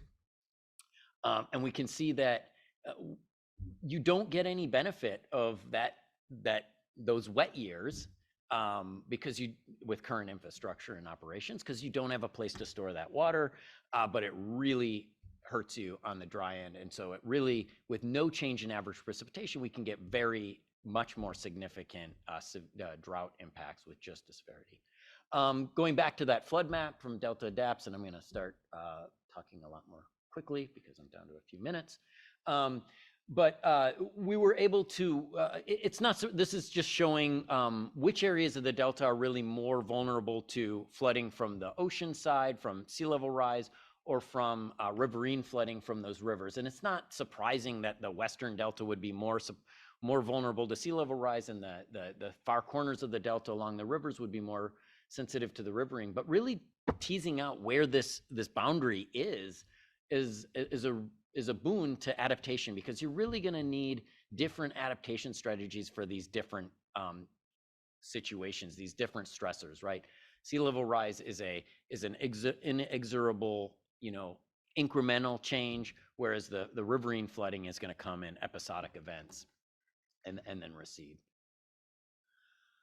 Okay, some bigger picture, we've learned that stress testing is often too computational demanding for small projects and even for large projects with lots of integrated modeling. So when you have fish modeling and temperature modeling and all kinds of downstream modeling, you just can't do all of this stress testing. It's too much. And so, we've also used this bookending, a few scenarios with bookends. And then when we provide those without quantified risks, particular to those extreme scenarios, people ignore them. They plan to the middle. And so probabilities, at least relative uncertainty quantification on these scenarios is really important. So where are we going? So to deal with some of that problem, one of our large strategies for the State Water Project Delivery Capability Report in 2023 is trying to hybridize a kind of a traditional scenario analysis approach with what we've learned from DMDU. And so really this will feature a limited array of scenarios, but each of those scenarios will come with a probabilistic level of concern. And those levels of concerns really give you a sense of how extreme is this scenario relative to the other scenarios. How much risk am I hedging by using this scenario to plan to? We think that'll be really helpful for local water agencies in their planning to really understand those risks and that uncertainty. And the last thing that I want to talk about where we're going is multi-sector solutions for watershed resilience. We're doing these huge watershed studies, tons of work going into this, and some really exciting results coming out. These are some graphics, some draft graphics, showing 3 different levels of flood MAR implementation and what kind of risk you could buy down in each of these watersheds with these approaches. And it really spans, they do the stress testing and a whole wide range of multi-benefit solutions. And so this is a really exciting set of studies that's going to be coming out next summer, about a year from now. Just some closing thoughts. DMDU approaches that use wide field uncertainty evaluations have been critical to helping us gain understanding. All models are wrong, we know that, but we can get a lot of information and understanding about our system by using these wide field approaches. May not be appropriate for every application. And when we talk about low probability events, just going back down to that, we need to understand how low and for what purposes. That's just not always appropriate for how we're planning and what we can do. I'll leave it there. Thank you. Thank you, Andrea. Great presentation, very insightful. So now, how we're going to organize the rest of our time, we're going to take public questions first, and Obe is going to be facilitating this question and answer period. Thank you, Obe. And then if people have comments, that they think are relevant to our DMDU report or just want to talk about what was said, the comments are going to come after. But for now, we would like to just ask questions to the speakers. And then also board members, if you don't get a chance to ask all your questions, we are going to tack on another session after the break. Rob has agreed to stay. I don't know if Andrew can, but if you could stay a little bit, just in case there are remaining questions, because we do want to give the public a chance to ask their questions. So, Yes. okay. Sorry. Edmund, do we have any public questions from the public? So just a reminder, if you guys do have a question for our speakers, please use the raise hand function in Zoom. And for those who are in the audience in person, you can line up at the podium here and we'll take your question. Currently, we do have one public question from Deirdre Desjardins. And Deirdre, you have the ability to unmute your microphone. Thank you. Yeah, thank you. Deirdre Desjardins with California Water Research. And I did want to thank Andrew for all of the work he's done. So what his approach assumes is it's called model democracy, and you assume that each model is equal, kind of a, equally certain projection. But I've been getting Andrew some of the information. So Andrew, as you know, the CMIP-5 models project generally increasing trend in precipitation, but that's not what we've seen in California in the 21st century, since around 99 or 2000. And there is some uncertainty that some very basic processes in the models, there's something that we're not fully capturing about the dynamics of the sea surface temperatures in the Pacific Ocean.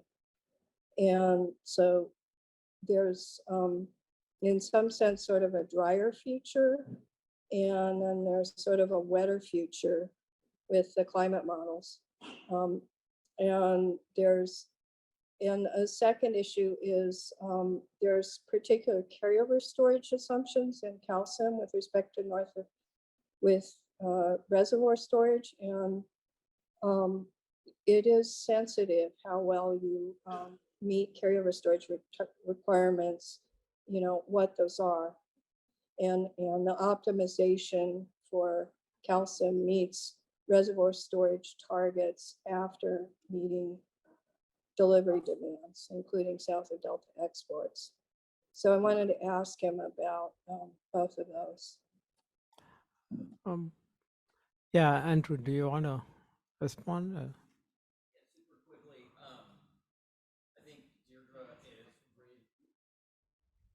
I think Deirdre is raising like a basic tenet of DMDU, right? People disagree on the probabilities of these futures.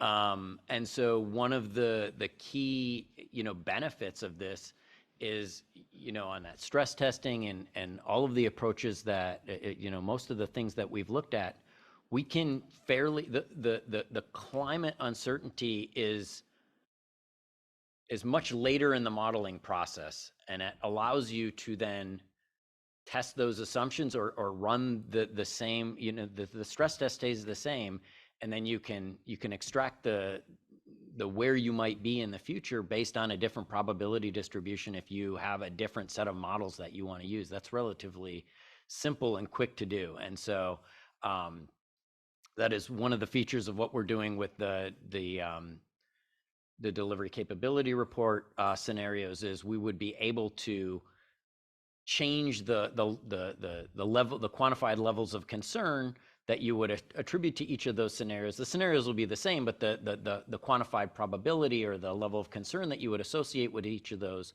would change based on whether you're using democratic models or some selection of models, as Deirdre is suggesting. And we could do that. We've already planned that could be something that we can evaluate if desired by stakeholders. The second thing is, on the carryover question, is those are targets, not requirements. So I'm not sure I totally understand or want to get into that right now, but yeah, that is one of the variables in the system that we track very closely with these scenarios. Is how is carryover storage responding to these changes? Yeah, Rob, do you want to comment on that? Yeah, just to add to and support a little bit what Andrew said to Deirdre's very good question. In the paper that I showed looking at water quality, I didn't mention this in my comments here, but we looked at a wide range of, we came up with a robust strategy based on the stress test and looked at a wide, essentially bounding cases, and its total model democracy in the CMIP5 ensemble, which was the current set of climate projections when we did that study. And at the other end of the bounding case was a very detailed simulation by Alex Hall's group at UCLA, which was decidedly not model democracy, which had very strong opinions on which models were more likely or not. And the strategy that comes out of the stress test is reasonably robust to both of those. So in other words, it will achieve water quality goals at reasonable cost across that full set of assumptions. So that's just an instance of what you're saying, is that it's meant to be, the solution at the end is meant to be robust to these uncertainties and model the extent to which model democracy is appropriate. Right. Thank you both. Edmund, do you have any other questions from the public? Yes, I think we do have another one. So let me just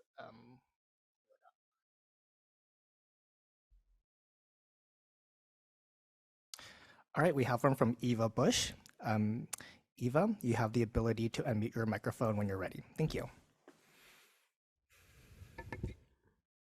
Am I unmuted? Yes. Okay, great. So this is Eva Bush, and I'm from the Delta Stewardship Council. A question for either Rob or Andrew. So how do you see the DMDU resulting in different decisions for different organizations, for example? I mean, one of the reasons that we're going in this direction for the delivery capability report, and the delivery capability report, for those who don't know, is a report that's issued by the State Water Project every 2 years, and it kind of reports on the current delivery capability of the system, what the reliability is, and then it gives a projection 20 years out into the future. And this is something that our water contractors use extensively for their local planning, and urban water management plans, ag water management plans, and integrated regional water management plans, and now finding its way into SIGMA plans as well. So it's a super important piece of information for local planning for other agencies to use. And historically, it has provided generally a single scenario of what the future might look like. But what we've realized is, different folks have different risk tolerances and different dependencies on the State Water Project. So some of the contractors have multiple water supplies they can shift around. They have a lot of flexibility, and some are more dependent, have more limited supplies, and really require a certain amount every year, to get by. And so these different kind of range of scenario severities would work to fit in with the level of concern or level of risk tolerance that each of these folks has. So it has a built-in way to play into their planning. It's very difficult at a statewide level for us to do the adaptation strategy first approach that kind of Rob articulated, because a lot of those adaptation strategies happen at the local level. And so we're adapting a little bit of our approach of DMDU use to make it work for this local planning option. So that's one example. Robbie, you have some comment? All right. Is there any other question? We don't have any questions, but for the public, if you do have any, just use your raise hand function in Zoom. But for now, we can turn it back to the board for questions. Do you want to do the public comments, or do you want me to continue? No, let's go do I'm sorry, we have one public question. It's from Hosang Jin.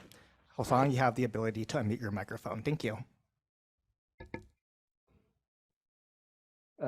Thank you, Andrew. Thank you, Edmund. Am I unmuted? Yes, we can hear you. Okay, thank you. This question too sort of applies to in general in terms of looking at the future conditions in sort of under climate change. And we talked about the temperature will go up, and then also Andrew showed the graphic presentation of it will be slightly generally wetter precipitation conditions over the state. However, it will be for water management perspective, especially for the DWR. It's actually the hydrology that's available or the stream flow that's available that might be more important than the general precipitation conditions. And it's given by the historical data in the Colorado River. It's recently published by the Millie and Dunn, talking about the 1 degree Celsius of temperature increase would result in about 10% or higher reductions in the Colorado River stream flows.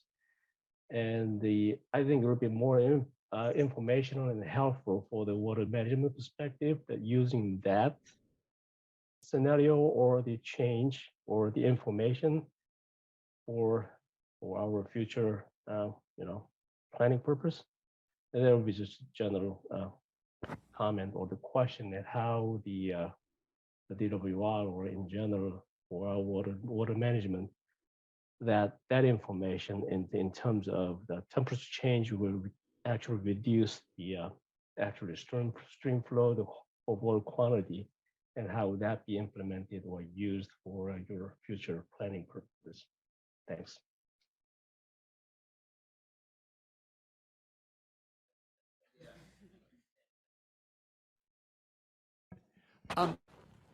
Yeah, no, very good question.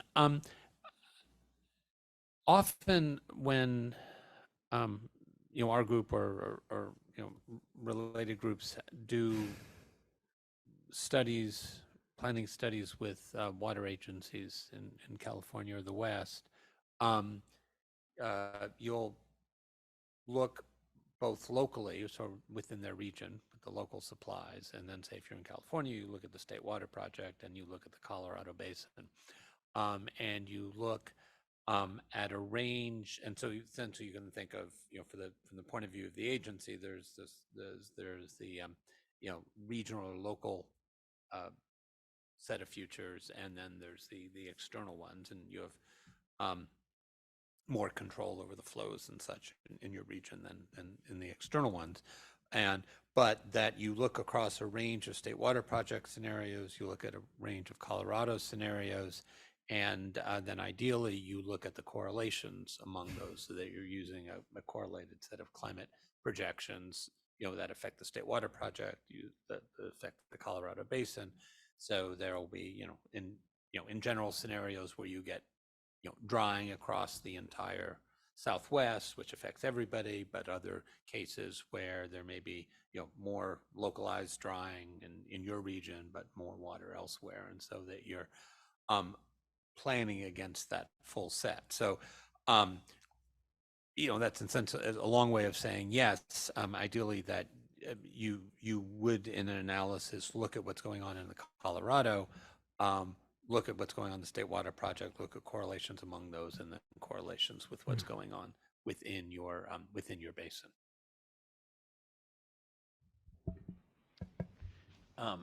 Yeah, I mean, I think it's a good comment, and stream flow is ultimately the thing that goes into most of our models. So it is ultimately it's extremely important. And recognizing that when you go from meteorology to stream flow, you add another layer of uncertainty that's coming from your rainfall runoff model, and the routing and what you're doing on ET, and so these are all compounding uncertainties that we want to build into this uncertainty space to make sure that what adaptation strategies or policy responses that we put in place would be robust to these different levels of uncertainty. So I think it's a good comment. It is kind of built into the process chain already, but it is something that we're thinking about, and it's a potentially another dimension of that stress test. All right, thank you. Edmund, do you have any other comments? Yeah, I think Deirdre has a follow-up question, if we want to take that. Yeah, we can go ahead. Yeah, I wanted to thank you for bringing up stream flow. And if you look at, it was very interesting. I looked at runoff efficiency in the Sierra Nevada, and it's down to levels last seen at the end of the 29 to 34 drought. And it's the same. There's a study by USGS researchers with this basin characterization model that shows the same dynamics that are causing reduced runoff efficiency, because you've got increased evapotranspiration and increased atmospheric thirst from these hot droughts that we've seen since 2010 is happening in the Sierra. And, and Andrew, and I wanted to ask you if you thought about, I think the variable infiltration capacity is currently calibrated on historic data. Like currently they take the models and then they, the downscaled things, and then to get the stream flow into the actual reservoirs, you're using historic runoff. But the runoff efficiency curve seems to be shifting. And so I don't know if you have some thoughts about that, but that's more of a known unknown. That's not exactly model democracy. It's that, we've definitely seen the shift, and it's worldwide. There was a Northern Hemisphere drought, I think, in 2022 that was the World Meteorological Organization said was due to root zone deficit. So if you had any thoughts about how to incorporate that, I'd be interested. Thank you, Did. Andrew, do you have any response? Yeah, I mean, it's something we're definitely looking at closely, and we've done a bunch of evaluations on. I would say it's not as clear in some watersheds. There are, other complicating factors. When you get a very extreme event, often you get a much higher runoff when the soils get saturated. And so in a gross way, some of those events are actually getting, higher runoff efficiency. So it's not across the board. It's really event specific. The other thing is that we've had significant fire activity in a lot of these watersheds, and that has a huge impact on rainfall runoff efficiency. So it's not a simple question of just heat and ET. It's a super complicated confluence of compounding uncertainties, like a number of the things that we've talked about. And so it's a great question. It's a topic that we're paying very close attention to, and figuring out how best to make those adjustments in our models. Rob, do you have any? I think we can open up for questions from the board. Yeah. Thanks. Thanks so much for these interesting presentations. I'm from Boulder, Colorado. We've had some wildfires, and you used the analogy about we might not be all driving the snazziest, most safe cars. Well, in Boulder, almost everybody, I bet, is replacing their batteries on their fire detectors, right? And if you consider the cost, we know that the batteries are going to wear out, and the value of our homes, and maybe that's if we think about the value of water and the risk. And so in these deep uncertainty, there's a lot of civil infrastructure in terms of delivering water that is old, that was built 50 years ago, and that may be varying across these different utilities. Concrete doesn't fix itself, that's not uncertain. And so how does that, it's represented as if there's no uncertainty in the current state, but a lot of the civil infrastructure is vulnerable. The bridges, many, what's the average rating of bridges in the United States? Like a C-. So how does that figure in here? Well, I think, for the State Water Project, at least, asset management is one of our, key focus areas right now, trying to understand exactly how to optimize the repair, refurbishment, and replacement of these facilities to balance cost effectiveness with, readiness and flexibility and operational, being able to have our facilities online, ready to move water when it's available, and not have these unplanned outages that are caused by extreme events. And so it is certainly something that we're really focused on, and trying to implement and incorporate new climate metrics to this. I mean, this is an ongoing science that has been developing over years and years, but hasn't necessarily thought too much about how climate change figures into that. And so we're adding that to our asset management plans, thinking about,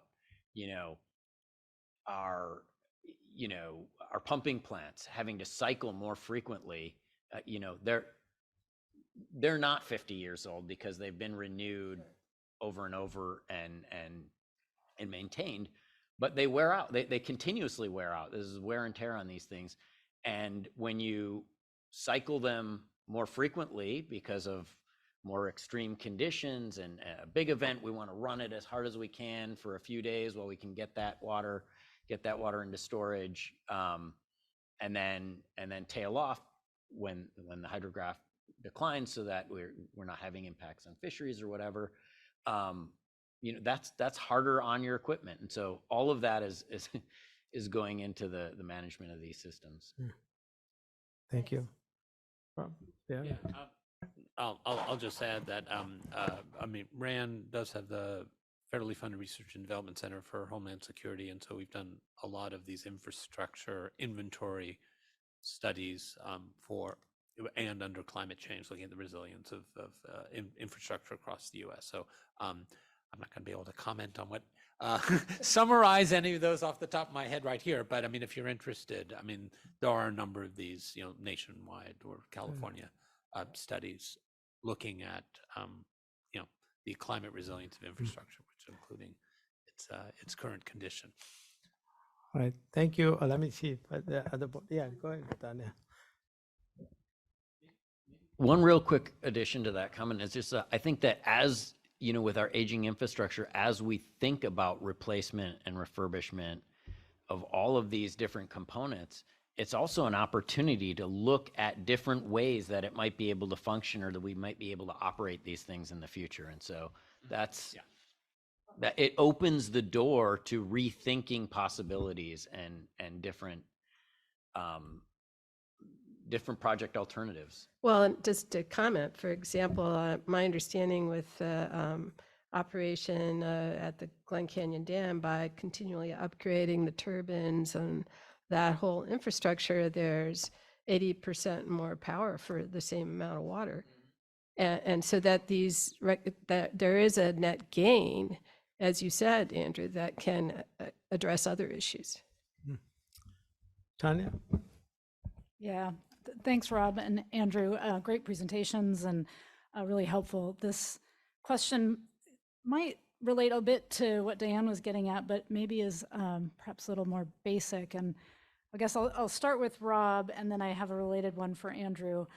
So, Rob, you said at the very beginning that, you know, when do we use DMDU? Well, when uncertainties are deep, or when people disagree. So given the cognitive biases that we're all walking around with and those long little boxes that you visualized for us, when do we know we need to take off those blinders? How do we know when uncertainty is deep and which ones we should be focusing on for the purposes of then deciding to use DMDU? What's that kind of initial process like to trigger that? And then for Andrew, I guess related, your last slide included, it may not be appropriate for every application. So if you could expand on that a little bit as well, I'd kind of like to hear the bookends there. Thank you. Yeah, no, really good question. We have a little cube that I didn't show, but which is when do you use DMDU, and it has, and particularly when do you use quantitative DMDU, and it has 3 axes. And so one is the how well characterized versus deep is the uncertainty, and that, you know, these are not, you know, precise price categories. I mean, it's a range. And then another axis is essentially the richness of the decision space. I mean, if it's, you know, if you have a binary decision, you know, you jump or you don't jump, you know, you basically, you know, get your best estimate probability and go.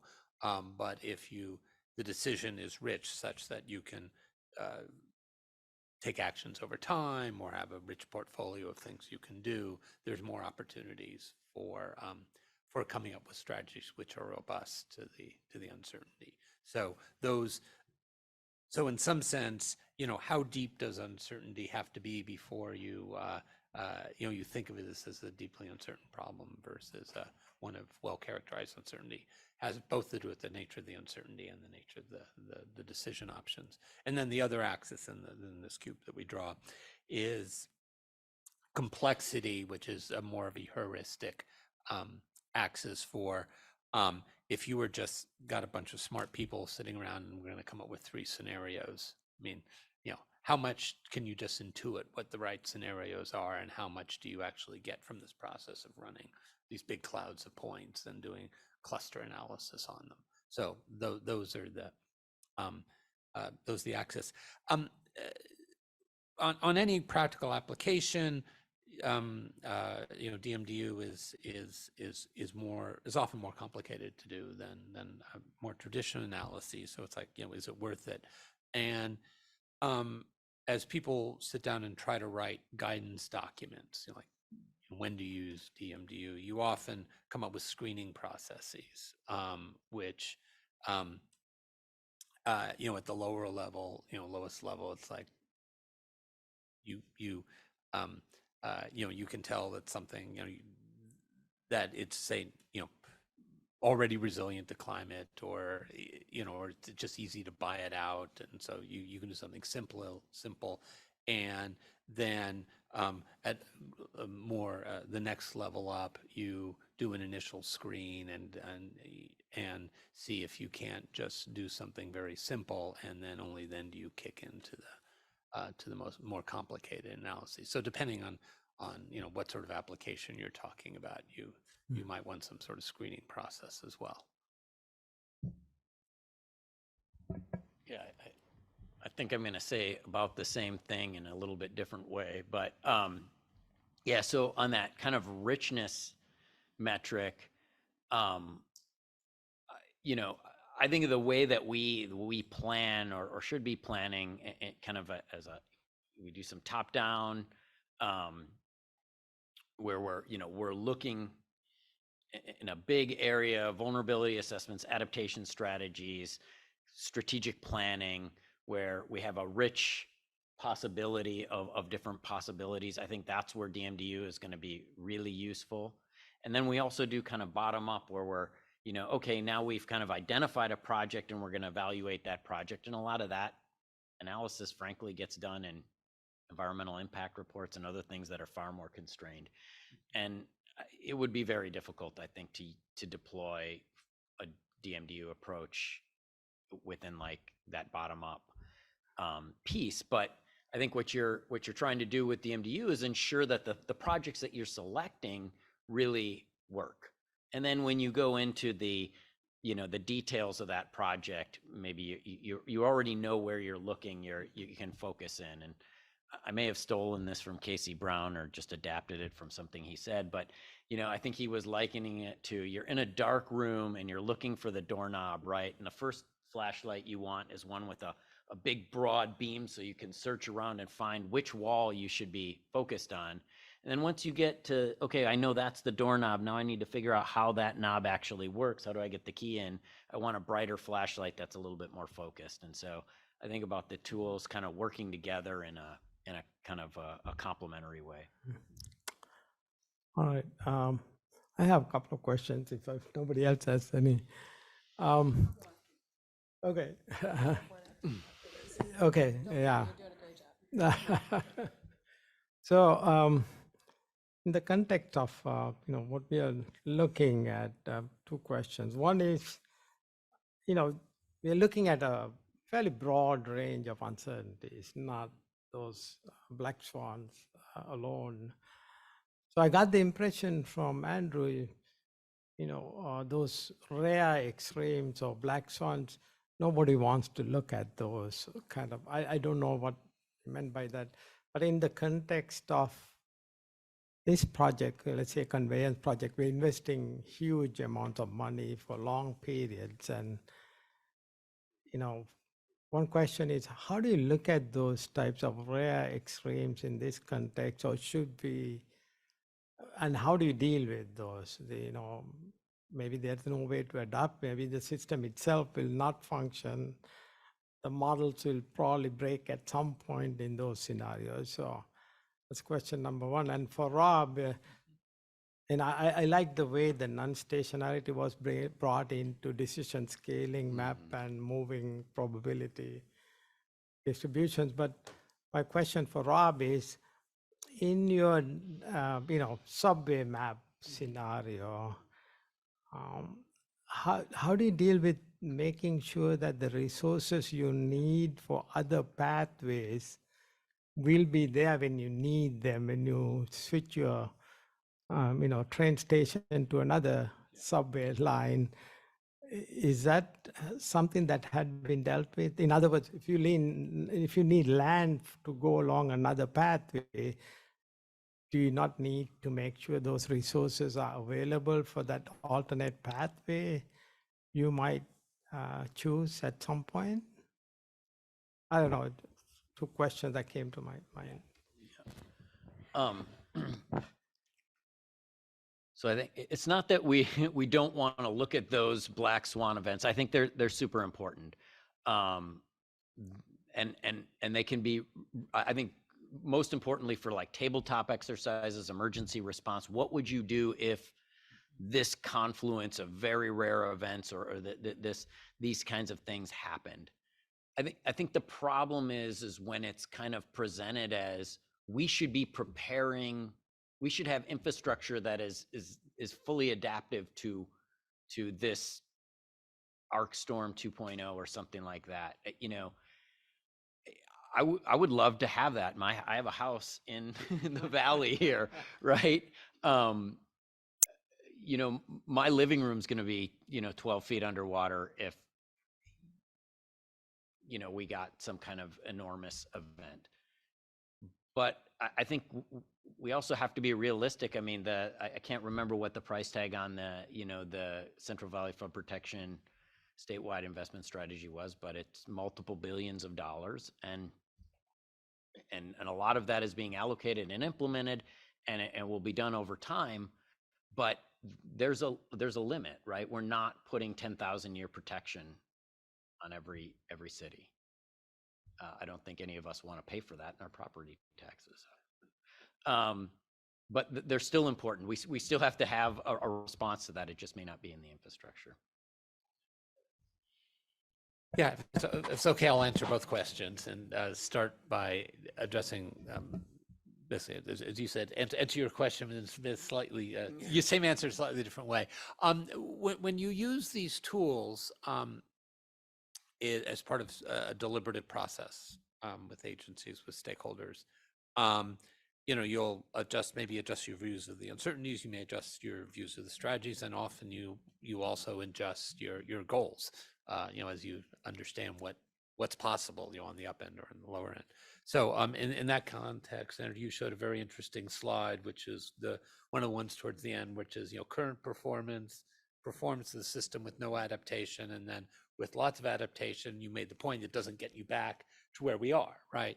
So I mean, if your goal is to maintain current performance, there may be no adaptations you could do, but you showed a case where, in fact, the adaptations were very valuable because they bought out most, but not all of the climate impacts. And so that, if that were in an agency planning context where they went in with certain reliability goals, you might reasonably come out with, well, we can't maintain our goals under all cases, but we can do better. So even in these black swan cases, it's useful to look at, what could we reasonably do? So defense in depth. So you're not going to, and obviously then there's, the political challenges that may be hard. It may be hard now to say, what the new reliabilities target would be in these, very bad situations. But from an analytic point of view, I mean, it's useful to know, are the things that we're doing for the 95th percentile scenario, are they also helpful for the 99th? Or do they pull in different directions?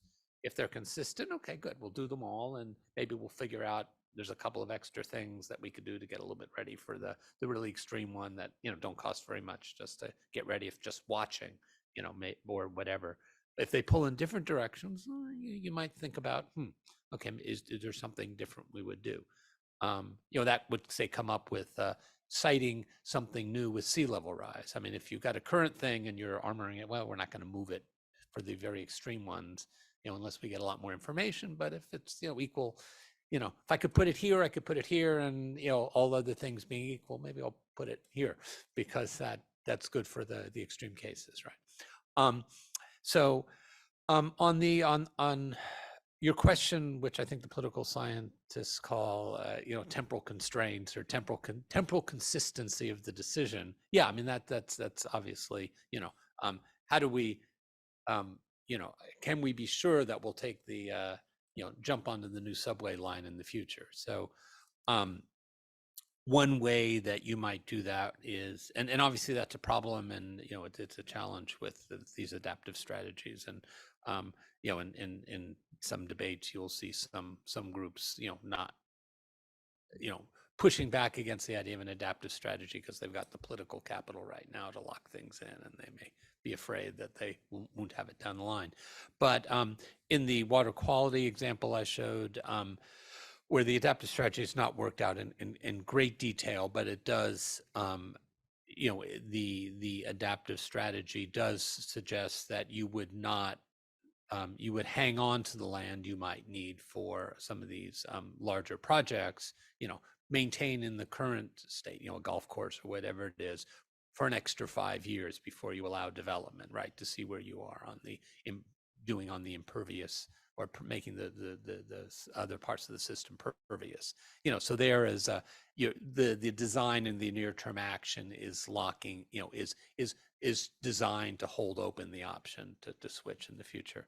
As you may know better than I do, I think in some cases the Dutch, for some of their adaptive Delta stuff, have actually tried to put together an escrow fund where they set aside the money for the infrastructure project that they're not going to build yet, and put it someplace else, so it's sitting there. So if they do need to jump, it's not a new allocation. So one can try to do stuff, but you do need the organization or the institutions to be able to do those sorts of things.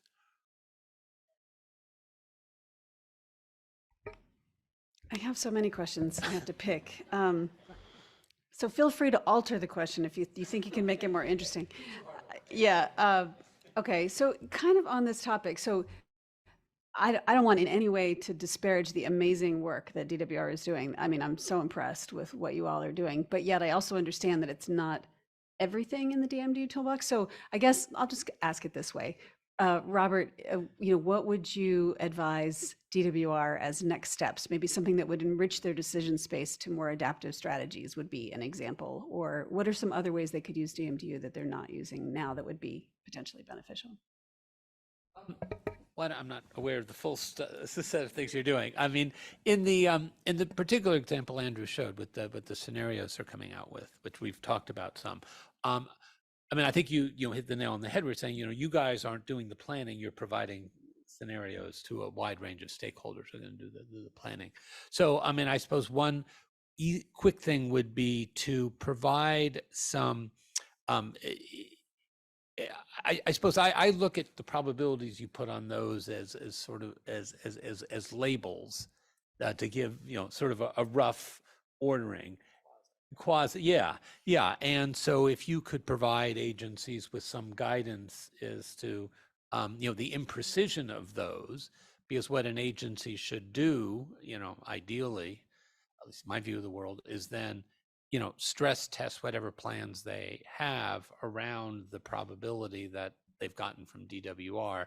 And again, you're let's say you have an 80%, right? Something like that. So let's say you're using the 80% in your planning, would you do something really different if it were 85 or 90, or if it were 75? Just play around with the number.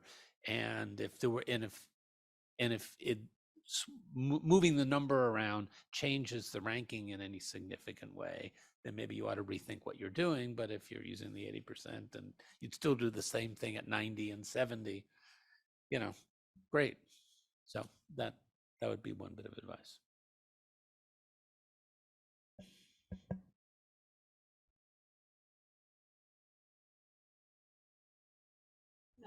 Okay. So let me think about how to say this. So how do you work with these local communities to help them, or the planners to help them really visualize what some of these extreme events would look like? I'll give you an example. So I've been doing research in Antarctica for a long time, and we go to field safety training. This is since 1987, and they always show us pictures of frostbitten feet, just to make sure we start the season with that image. But do you see what I'm saying? But to what extent as you try to go to this deep uncertainty and help managers use these concepts, if they can't really visualize some of these outcomes at the extremes, is that a constraint? Anyway, I don't know if this is a good question, but. Really good question, and how you get people to visualize, feel these scenarios is a very rich question. In some sense, I mean, one of the ideas of scenarios that are attached to narrative events are to get inside people's heads that way. One device that we have used a lot is we have a deep uncertainty game that we often play at the beginning of workshops. So if we were all doing a 2-day workshop, we might, towards the beginning, have spent about an hour on the deep uncertainty game. I think we've played it in the South Florida Water Management District, and it's explicitly framed as risk being both an intellectual construct, but also an emotional one. And there's nothing like a big bag of chocolate prizes on the front desk, and an hour and a half of games where you're competing with all your fellow participants, and not to give too much away, but let's just say the rules are not exactly stable through the course of the process, and so your access to the chocolate sort of depends on your guesses about things that you probably would not have anticipated that you should be paying attention to. And actually, and then it's a bunch of constructs of, the information. It's sort of like magic. The thing that you're being directed to pay attention to is not the thing that actually helps you win in the end. So there's a bunch of misdirection and that sort of thing. But it's nothing like an hour and a half of, playing a game which confronts you with deep uncertainty and then has a couple of iconic objects that you can bring up in the midst of the math later on. Remember this, right? That kind of does combine the intellectual with, because it also requires a lot of fast thinking, the intellectual with the emotional response. So. Yeah, this is a little bit outside my wheelhouse, but I think we've gone about it a little bit differently in that I think we really started our process with going out to a lot of these stakeholders and local planners and just listening to them and listening and trying to understand how they use information that we give them. How does it go through their process? What information do they need? What additional information would actually move the needle for them and would be easily ingestible, so that they don't have to change in a big way what they're doing to incorporate this new information. And so I keep referring to the delivery capability response report kind of approach, but that really was an outgrowth of listening to the stakeholders and understanding where their limitations were, and that the full field of DMDU scenarios was just not going to be ingestible to most of them. It was just too much. And so how could we compress it? How could we present it in a way that would fit right into what they're already using, but provide a little bit more exposure to these extreme scenarios and black swans and more extreme drought sequences that they can evaluate in their process. So, yeah. I'll take it back. Thanks. Thank you, Obe, for that wonderful facilitation. Edmund, do we have any public comments on this agenda item? We don't have any public comments. Oh, but Tom has a question. I'm sorry. Thought we were done. Tom, sorry. You almost answered it, Andrew, in the last reply. My question has to do with, well, let me back up. Let me say that graph that shows there's just not going to be as much water as there used to be in all likelihood is a pretty scary graph. And if I were a water contractor, I think I would start taking actions. My question, though, is, have you seen any response from these outreach efforts and specific actions that either the department is taking or the contractors? And as sort of a corollary to that, did the idea for covering the aqueduct with solar panels to reduce ET losses, did that spin out of this in any way, do you think?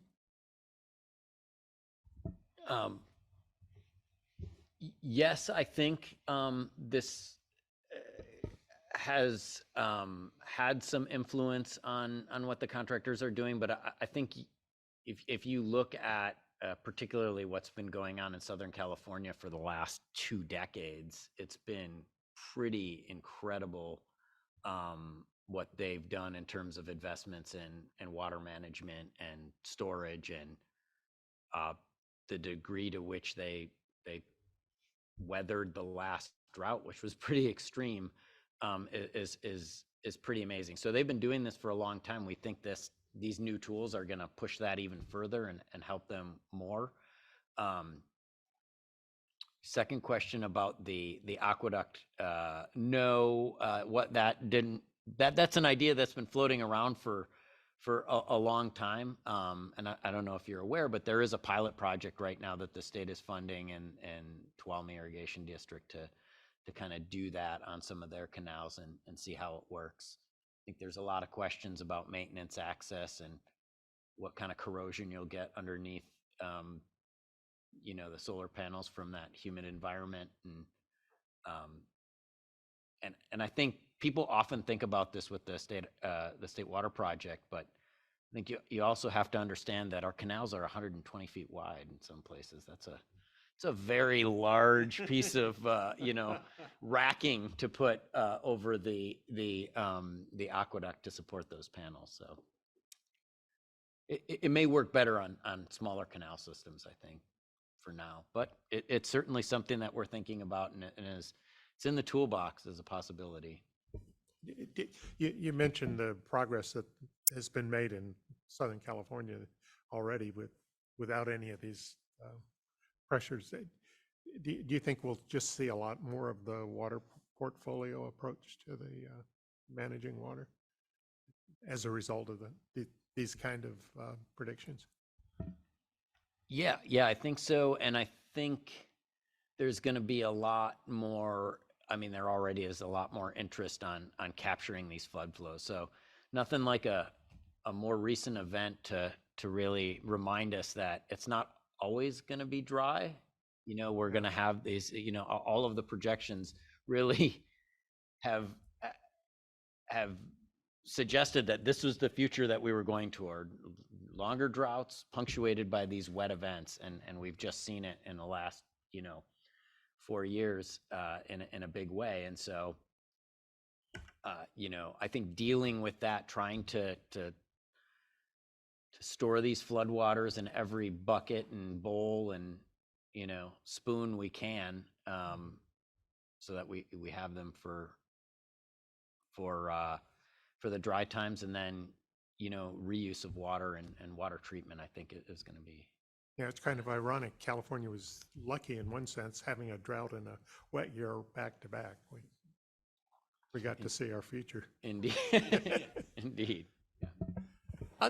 I'll just add, I mean, we've been doing work in Southern California for a long time using these approaches. And I mean, I think it's hard to point to a decision that, would not have gotten made, had they not been doing these sorts of things. But I mean, it certainly, at very least, has provided them with, oftentimes with a framework to think about understanding and explaining what they're doing more crisply and clearly. So to be able to say, hey, this set of actions works. I mean, a lot of the water capture and recycling, this works no matter what happens with the climate. This is a good thing to do. Things like exploratory with desal. Well, this is, we're just trying to figure out how this works in case we need it in the future. In some sense, all obvious things, but to have an analytic construct to talk about it. And so, there's a quote that I, repeat because I, like it. But one of the Met planners,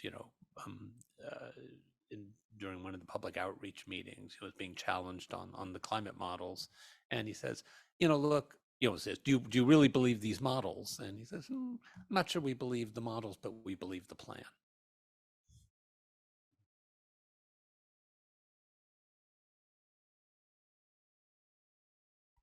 Okay, any other questions? All right. Well, thank you all. Thank you for the really interesting conversation. So we'll take a break now. It's supposed to be a 20-minute break, but we are a little, well, let's just go ahead and take a 20-minute break. Well, let's make it 15. Let's come back at 5 of the hour because we're trying to stay on schedule. I know 5 minutes makes all the difference. And if, I hope you guys can just hang around for the break in case there's any lagging questions. So thank you. Welcome back to the Delta ISB meeting. We are on to our next discussion topic. Agenda item 9, decision-making under deep uncertainty review. And what we're going to be doing on this agenda item is talking about the public comments that we've received and how we'd like to address them in the prospectus. So I'm going to start by summarizing the 2 comments that we got, and then I'm going to invite others to make comments about how they see this changing the DMDU prospectus.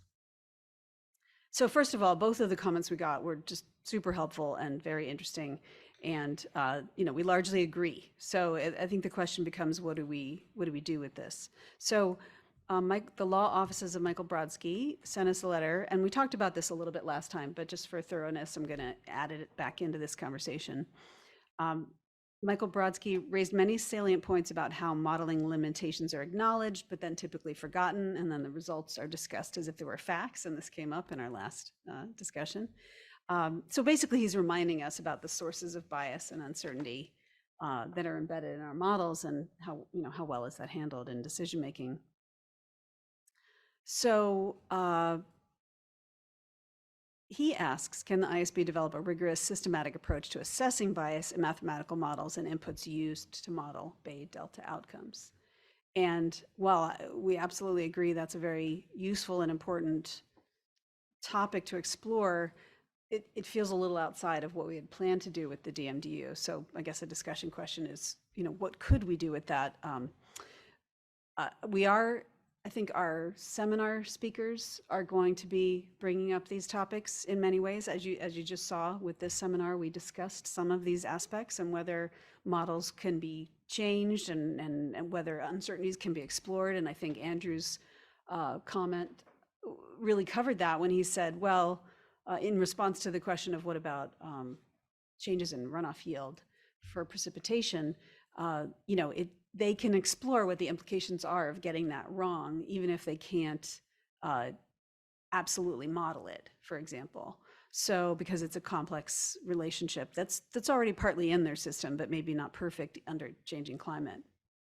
So anyway, that's the kind of thing that's going to come out in our seminar series, that yes, there are uncertainties, biases, flawed assumptions, but by looking at the outcomes and how important those are, it can tell you whether you need to spend more time monitoring certain things so you can build that into the model better, or just really understand how salient it is to the decision and how you might change the decision if you're wrong. So I think that's maybe the best we can do there, but others will probably take that up in a more thorough way. I wonder if I should we should take comments one by one instead of me powering through. So at this point, did anyone else have any responses to Michael Brodsky or any concepts of how we might incorporate that?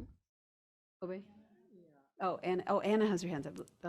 Go ahead, Anna. I'll formulate. Yeah, no, thanks. I don't remember the exact word you used, Lisa, but if the suggestion is whether the ISB could develop an approach for doing so, I think it's important to note that developing such approaches is somewhat outside of the scope of what we do as the ISB, right? So it would be within scope for us to assess or survey how scientists, whether working in the Bay Delta or elsewhere, have dealt with this question.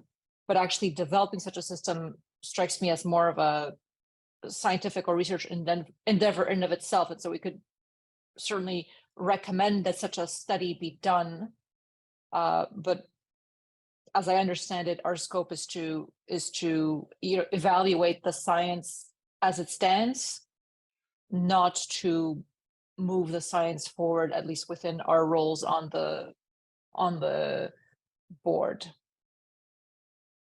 Right. Yeah. I mean, I skipped over that. We don't really do research projects on the ISB, but I hope we at least maybe move the science forward in terms of synthesizing sometimes or pointing out relevant topics. Yes. Sorry. It's just what I meant is I that didn't want to be as umbrella. The way, sorry, I don't want you to finish but the way the comment was worded struck me as a call for what would potentially be a very interesting and a very important research project, and I think it's important to distinguish that, which is incredibly valid, from what is sort of within the scope of our work as the ISB. Yeah, really good point. Thank you for bringing that up. Yeah, Ube.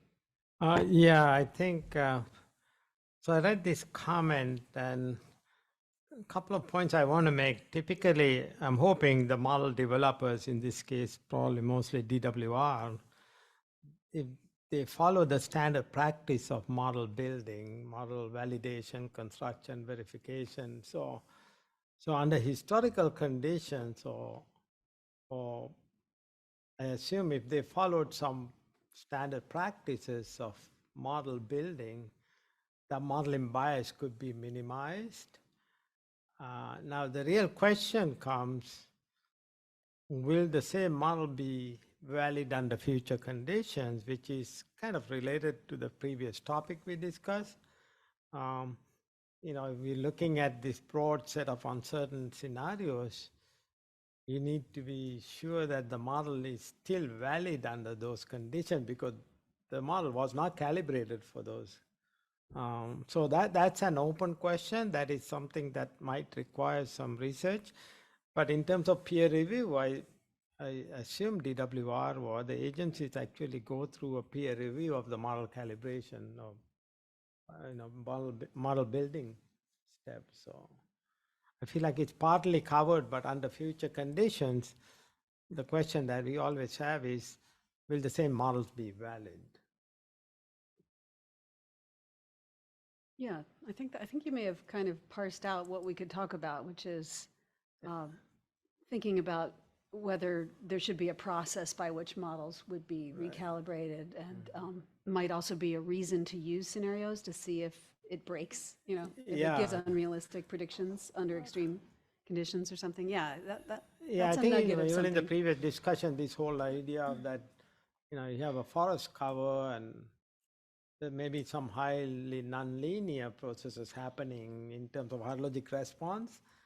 Is the model able to capture some of those new maybe nonlinearity in physical processes in the model? I think those are important points in looking at future conditions, I would think. Mm-hmm. Mm-hmm. Yeah. Steve, and then Bob. Yeah, I don't know if this if this is the right place to bring this up, but Andrew brought it up that it seemed like when he read the prospectus, it seemed like the focus was on low probability, high consequence events.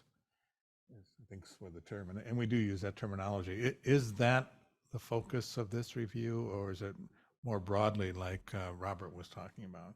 You might have an event that is like climate change. It's very probable, you know what's going to happen, but you're deeply uncertain as to the timeline, for example. So the probability of the event is there, and but you can't answer this question. That bugs me, bugged me a lot, early on when we were putting together the prospectus.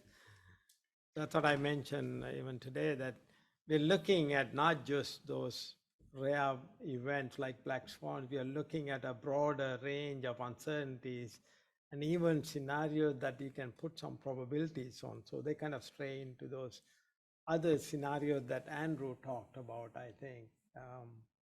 And maybe other issue that we didn't discuss was, what if you have two smaller back-to-back storms that would have a bigger impact, or back-to-back droughts that would have a bigger impact on water supply. So there are lesser extremes that could have, because of the compounding effects, could have more implications for the system itself. So it doesn't necessarily have to have low probability or high consequence Right. in order to do. Yeah. DMDU. They're part of the big suite of things, but Yeah. we. I think Tanya wants to answer this too. I think we were using some of that language when we were writing the motivation for this, just to give people something to understand and to connect with. And I don't think that was the intention, to limit our focus to those types of events for DMDU. I think the scope of what we're doing with the seminars and which will feed into the report is broad enough that I think we're covered on that. Yeah, I don't even think we worded it that way. So it Yeah. just, it was a salient example. Yeah. Yeah. Well, I have what I think is probably going to be a very naive question, since I know so little about DMDU. And it's a question I wanted to ask Robert and Andrew, but never really got a chance to. I should have been more aggressive about it. But anyway, this is my question.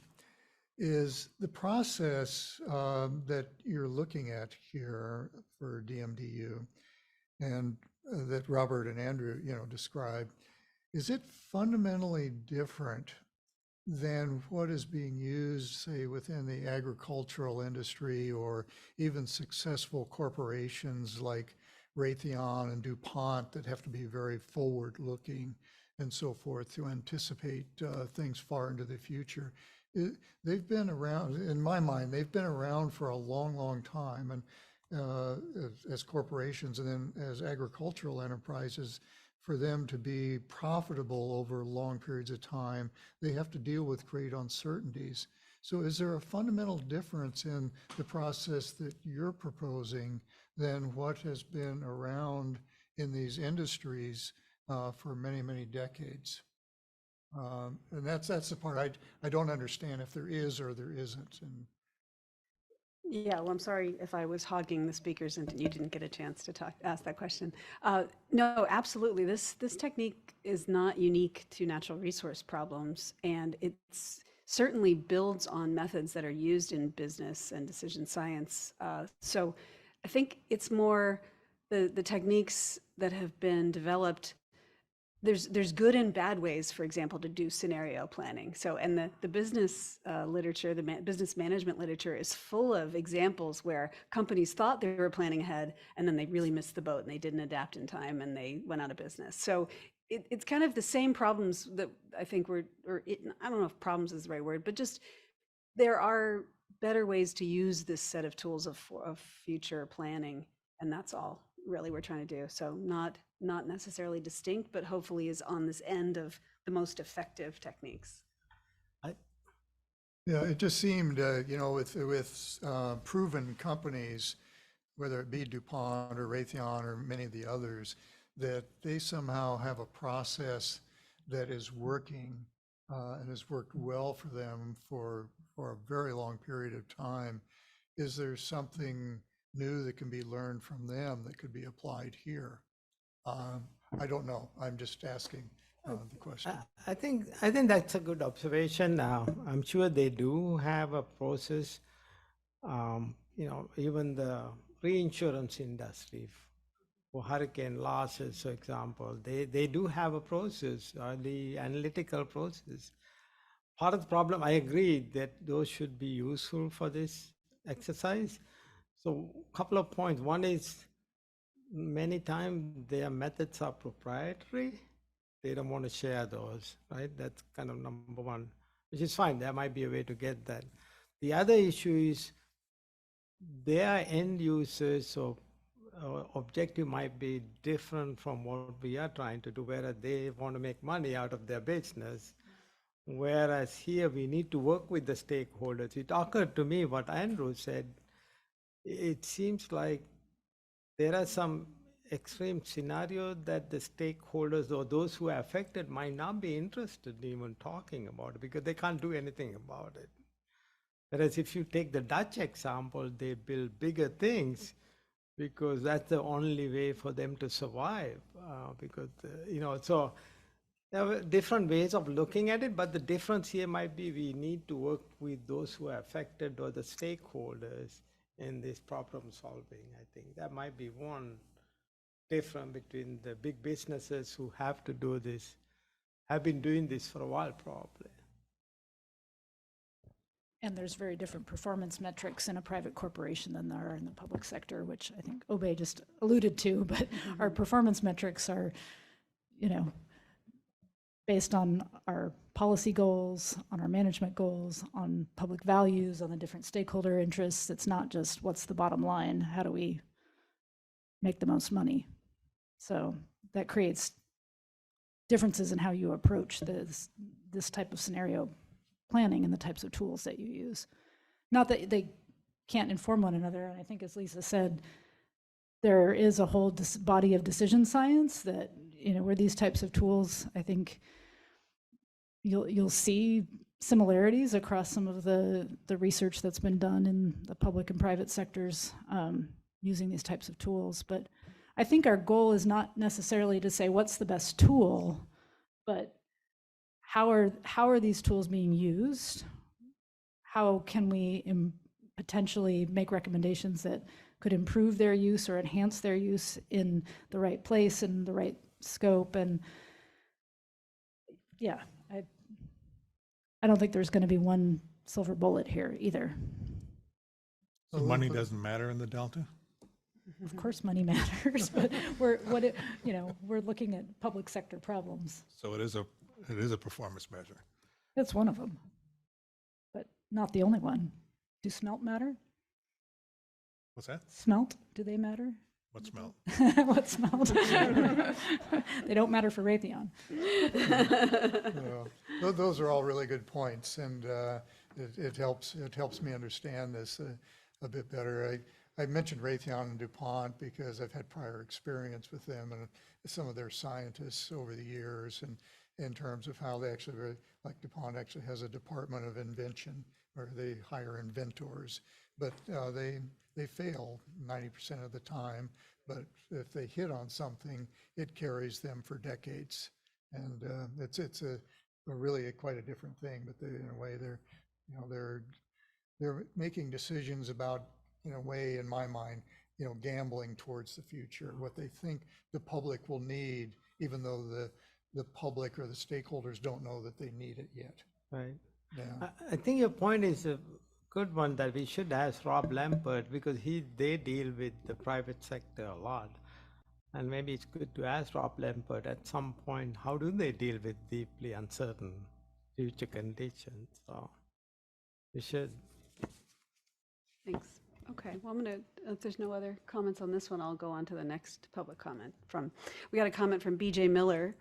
Also really appreciated these comments. He's worked on and taught about management of water in California for many years. And he was very supportive of the idea that evaluating whether decisions are consistent with potential plausible futures would be useful. And it really, his letter, if you read it, it really offers a nice summary of how DMDU can be used. And I think I liked this. I think this is a quote. You're looking for a short-term decision that is flexible enough to accommodate each plausible future.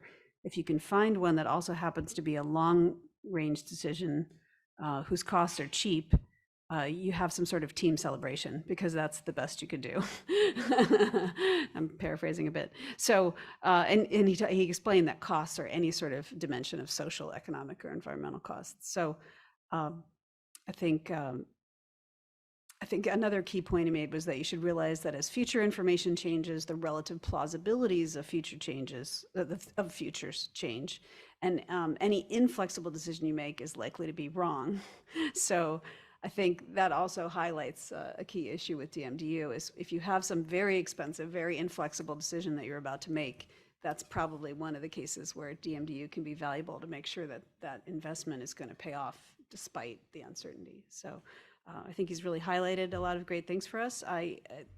Yes, I don't know that there's any changes we have to make in response to this. Obey, did you have? Yeah, I think he made like 5 points. Those are very good comments, and I think we appreciate that. So on, I don't know if you all probably don't have it in front of you. He's saying, we had to identify a range of future conditions. So our approach in the prospectus, allows us to identify ranges of future changes. And his point number 3 is we need to, and I think this is a useful one. We need to carry along the rankings of those scenarios along with the decision-making process. In other words, if we have the probabilities, we could probably carry along these as a low probability, high probability, and medium probability, and so on. The other thing, I think it's in number 4 and 5, I think it's alluding to something like the dynamic adaptive pathway. In other words, the short-term strategies that is flexible enough to accommodate plausible future. That's like that subway map we saw, in other words, So I think we are covered for most part, but I think these are useful comments that we should keep in mind, particularly the ranking idea here. Any questions, concerns, comments? Okay. Well, this is not actually we have no action item yet because the public comment period is still open for this prospectus. So we will actually revisit this in the next meeting. So I think we'll close the conversation. Oh, go ahead, Tom. I have a question. It sort of came up when we did our DWR presentation. We talked about, we were calling them surprises. And it was a rather long list of surprises that could have impacted the California water supply system. And then I read this the evening after, and it occurred to me, it reads like it's sort of focused on climate, but it never really says it is. What other surprises do you plan to include in this, other than climate-related ones? Well, that's really not up to us. So, one thing we're doing with the scenario survey that these folks to your right are all helping us carry out is looking at what surprises other people included. So that's the question we're asking. What surprises are people including? Are they leaving out any surprises? In the Delta. Yeah. So we'll probably be looking at if you want to give us your list of surprises, we can be looking for those. We were looking at primarily in terms of categories. Like, for example, one is technology. What it could do to a modern water system, if it got taken over by AI or something like that. Yeah, well, I'll be adding AI running amok in our new future. I think maybe one thing we discussed that, and maybe in the survey we will find out, we looked at the climate, but we also have these potential socioeconomic changes, like if suddenly people out of, these agricultural areas are moving out because there's too many droughts, or crops are now viable, for example, right? Those are like socioeconomic changes that might be a surprise that needs to be looked at. I think from the survey we'll find out what are those other types, non-climatic type surprises. Yeah. Well, yeah, I guess it'd be sort of a word of caution. If you don't get anything other than climate, then probably the title needs to have climate in it. Because what I found when I read it after the presenting surprises was I was a little confused as to what it was actually going to cover. Mm-hmm. Well, that brings up some questions maybe we should ask our seminar speakers about, what other elements. And also you alluded to the other thing that we think gets ignored is the sequencing or the combinations. What if you get wildfires and atmospheric rivers in quick succession? Yeah. So I think that these are just things that we've thought of, but we're hoping to bring out through the Or a seminar. drought and- and a flood next to each other. Yeah, exactly. Yeah, that would never happen. Yeah. Sorry, Diana's a question. Are earthquakes also in the mix here? Yeah, I think everything's in the mix. Yeah. I mean, we're not defining, we're saying, what are people looking at? Then I suppose we could have a conversation about what's missing, would be very interesting. So yeah, good comment. Okay, now I really will close any public comments. Yeah, we have one from Deirdre Desjardins. Deirdre, you have the ability to unmute your microphone. Thank you. So I actually am an expert on the history of state water project operations and how the calcium model ties in with that. And what happened is the state water project they were originally going to build a dam on the Dos Rios Dam on the Eel River, and they were going to augment the water supply in the Sacramento River by 900,000 acre feet a year. And all of the state water project permits rely on that. And the Department of Water Resources has been doing a fast tap dance about we really have the water supply for our permits ever since then. And then the peripheral canal in 1982 was going to be built, and there was a referendum put on the ballot, and it was rejected. And after that, the state water contractors said, we're just going to have to push the system more. So they decided to change operations and asked to just aggressively take deliveries. And that was there was an estimate that a 6-year drought would only occur 1 in every 400 years. And even though shortly afterward, this is around 85, they went into a 6-year drought, they never really changed the reservoir operations back. And so the calcium model, they never validated the objective function that models the reservoir operations. And the reason is the calcium model assumes a fixed carryover storage target. But in fact, that's what came out, and Chris Schutz of California Sports Fishing Protection Alliance and myself brought it out on cross-examination in the water fix hearing. It was that non-transparent and hidden of the chief operator, John Lehi, and it came out that yes, the reservoir carryover storage target had been lowered for Oroville, and it was part of the reason the reservoir was drained so severely in the 2012 to 2016 drought. And the carryover storage target has been increased slightly, but as you saw, the reservoirs were still drained almost to dead pool. And DWR's own chief of Bay Delta modeling in 2010 said,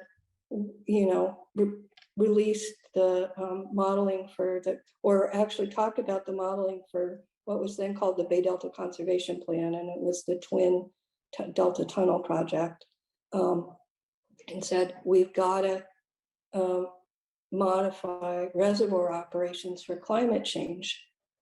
And there was a huge amount of testimony and controversy about this in the water fix hearing. Walter Borey, who's one of the most experienced modelers, testified for the Sac Valley and a whole bunch of the Delta and north of Delta water agencies, East Bay Mud and Contra Costa Water District, that you really could do a better job of modeling drought.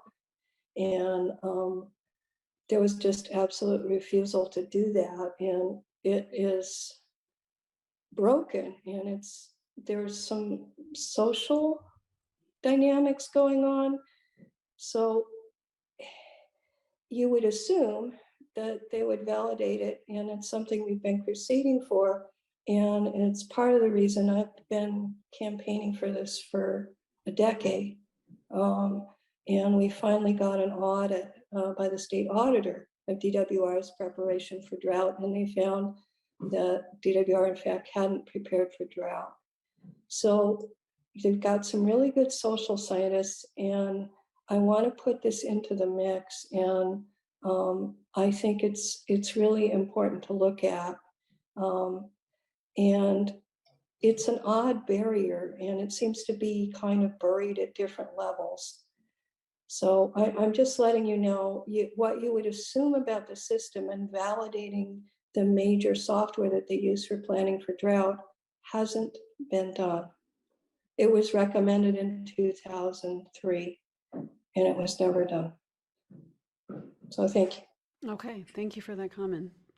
Okay, so I'll just round out this topic by mentioning that the public comments are due on June 26th at 5 p.m. So if folks have any other comments, anyone listening, please email those to the Delta Council email in the meeting notice.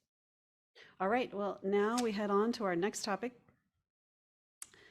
the discussion and potential action item of the subsidence prospectus. So I'll hand it over to Tom to facilitate.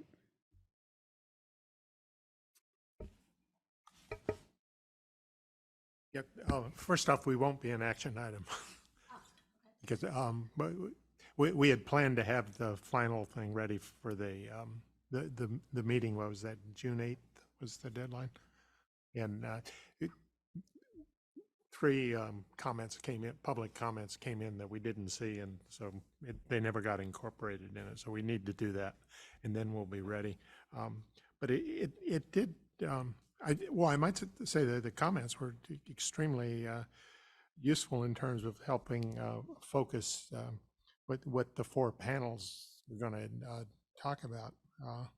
And Louise Conrad had an interesting thing. I had never thought about it, but she suggested we consider putting economic value on the water that's used to re-wet the delta. So anyway, we have things to talk about.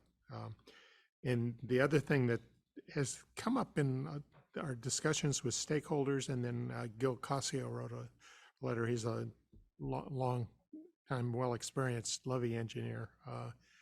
And there are questions about the levees that might be worth focusing on more than we proposed to do. So anyway, we're going to be meeting on Friday, and we'll be addressing these issues and try to the prospectus is fattened up a little bit as we kept tweaking it.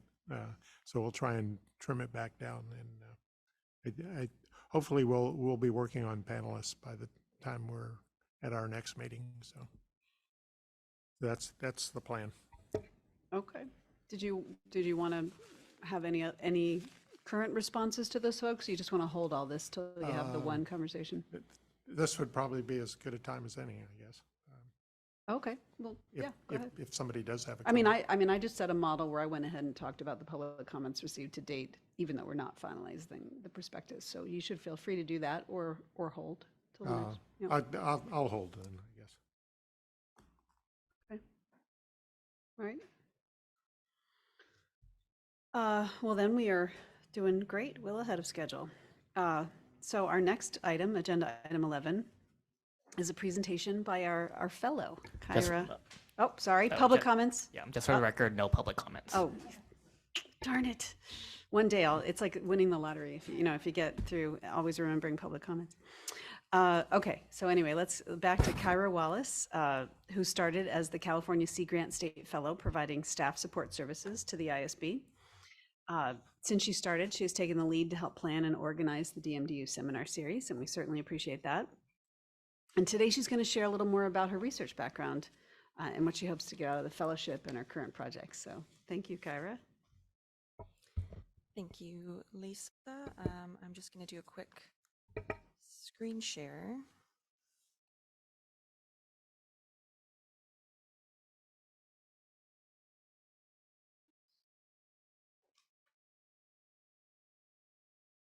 Okay, there we go.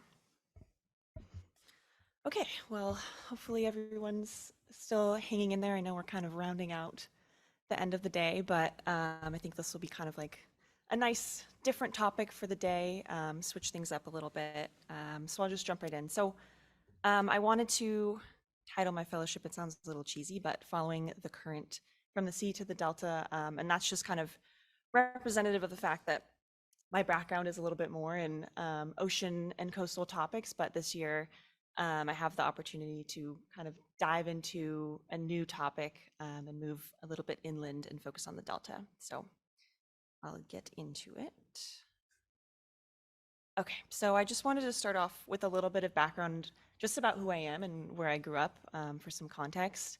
I'm from Half Moon Bay, which is in the Bay Area. It's about 30 minutes south or so, San Francisco, so not too far from where we are in Sacramento. And it has, you know, some amazing coastlines. I felt very lucky to grow up there. And that image on the left is of Montara State Beach, and that's, you know, just a few minutes from my house. And so I spent a lot of time as a kid, you know, playing at the beach, playing in the water, sifting through the tide pools. The image on the right is of little me in my wetsuit playing in the sand dunes at the beach. So all of these experiences definitely were early influences on my interests and definitely carried into what I wanted to focus on later in life.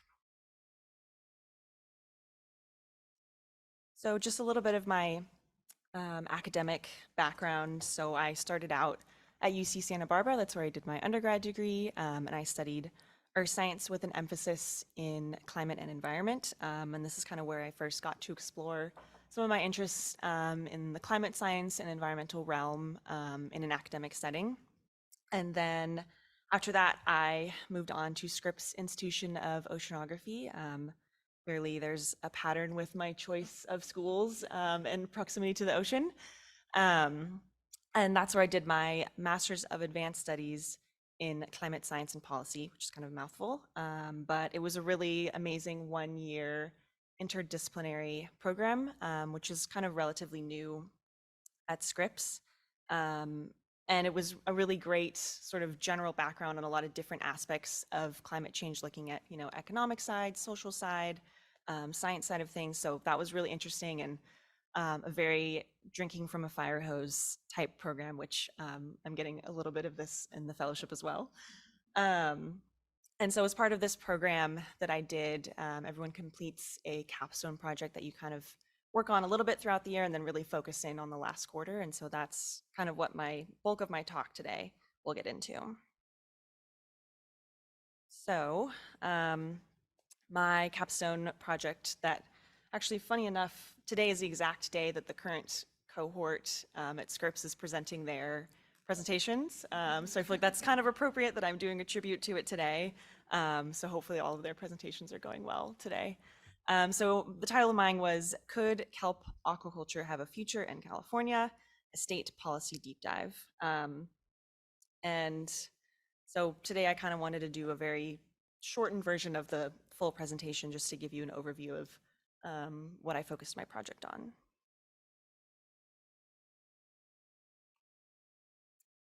Okay, so starting off with the question of what does seaweed have to do with climate science and policy? Why did I want to focus my project on this topic? So seaweed aquaculture, which is defined as the cultivation and harvesting of macroalgae in all types of water environments, is being recognized increasingly as a powerful tool for climate resiliency, ecosystem protection, and sustainability. And it's actually the fastest growing aquaculture industry in the US currently. So there's definitely a lot of interest in it. And so a lot of companies and investors and researchers are looking to seaweed as a possible solution for a lot of different environmental problems that we're being faced with currently. And seaweed's a very versatile material. It can be obviously used in food products, but it's also in fertilizers, in cosmetics. It's being researched to be used in bioplastics and biofuels. So there's a lot of different applications. And it's a very complicated policy issue in the US as a whole, but specifically in California. So there's a lot of different moving pieces that was really interesting to me to focus on.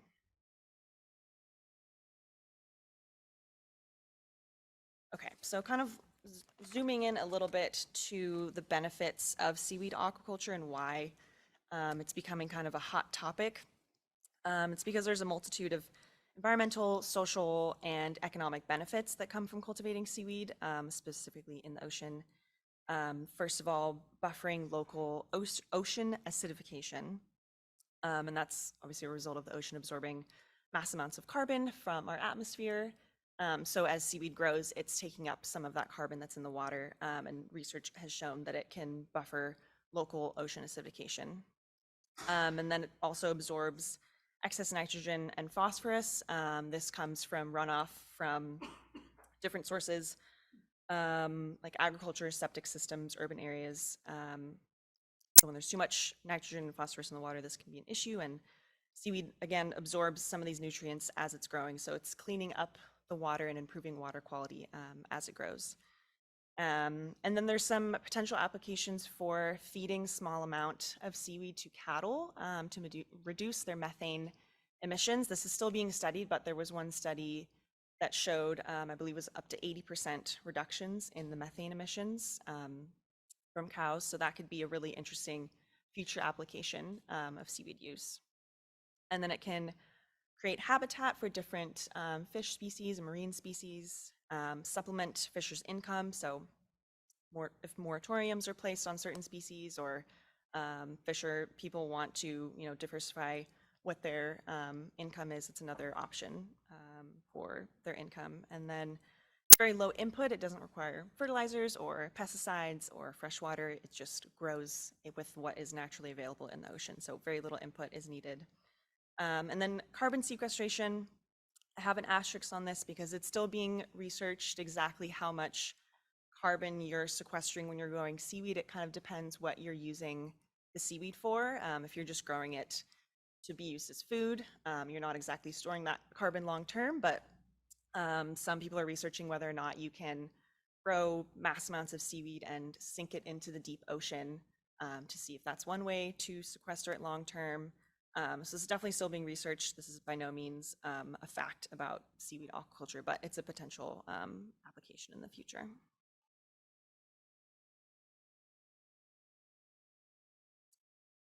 So this is just a bit of an overview of what the industry looks like in the US currently. There's been a lot of progress in the last 10 years and a lot of interest on the East Coast in Alaska. So Maine is kind of the original hotspot. They have over 200 sites permitted to grow and had a harvest in 2019 of over 300,000 pounds. I'm sure that number has increased since 2019.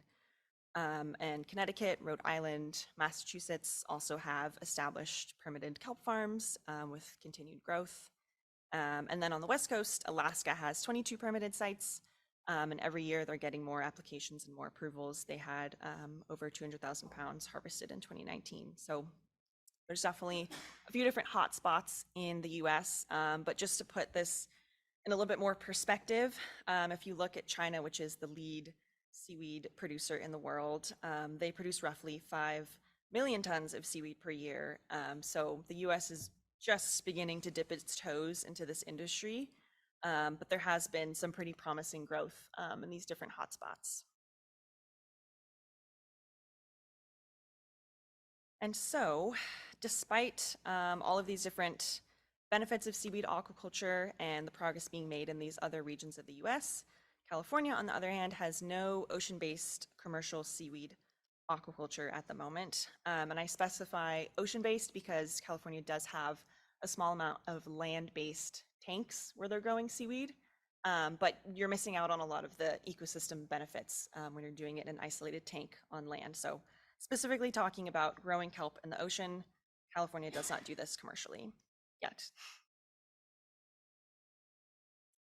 And so this is just an overview looking at what my actual capstone presentation was focused on and what I created. So some of the main questions that I was really interested in are what obstacles currently face the seaweed aquaculture industry in California. I was really curious as to why it's being grown in Maine, it's being grown in Alaska. Why is it not being grown in California?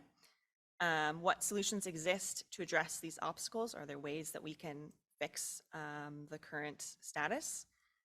What benefits could come of expanding seaweed aquaculture in California? And then what does the future of California's seaweed aquaculture look like? Is there a future? And so based on those questions, I kind of came up with 2 deliverables in mind.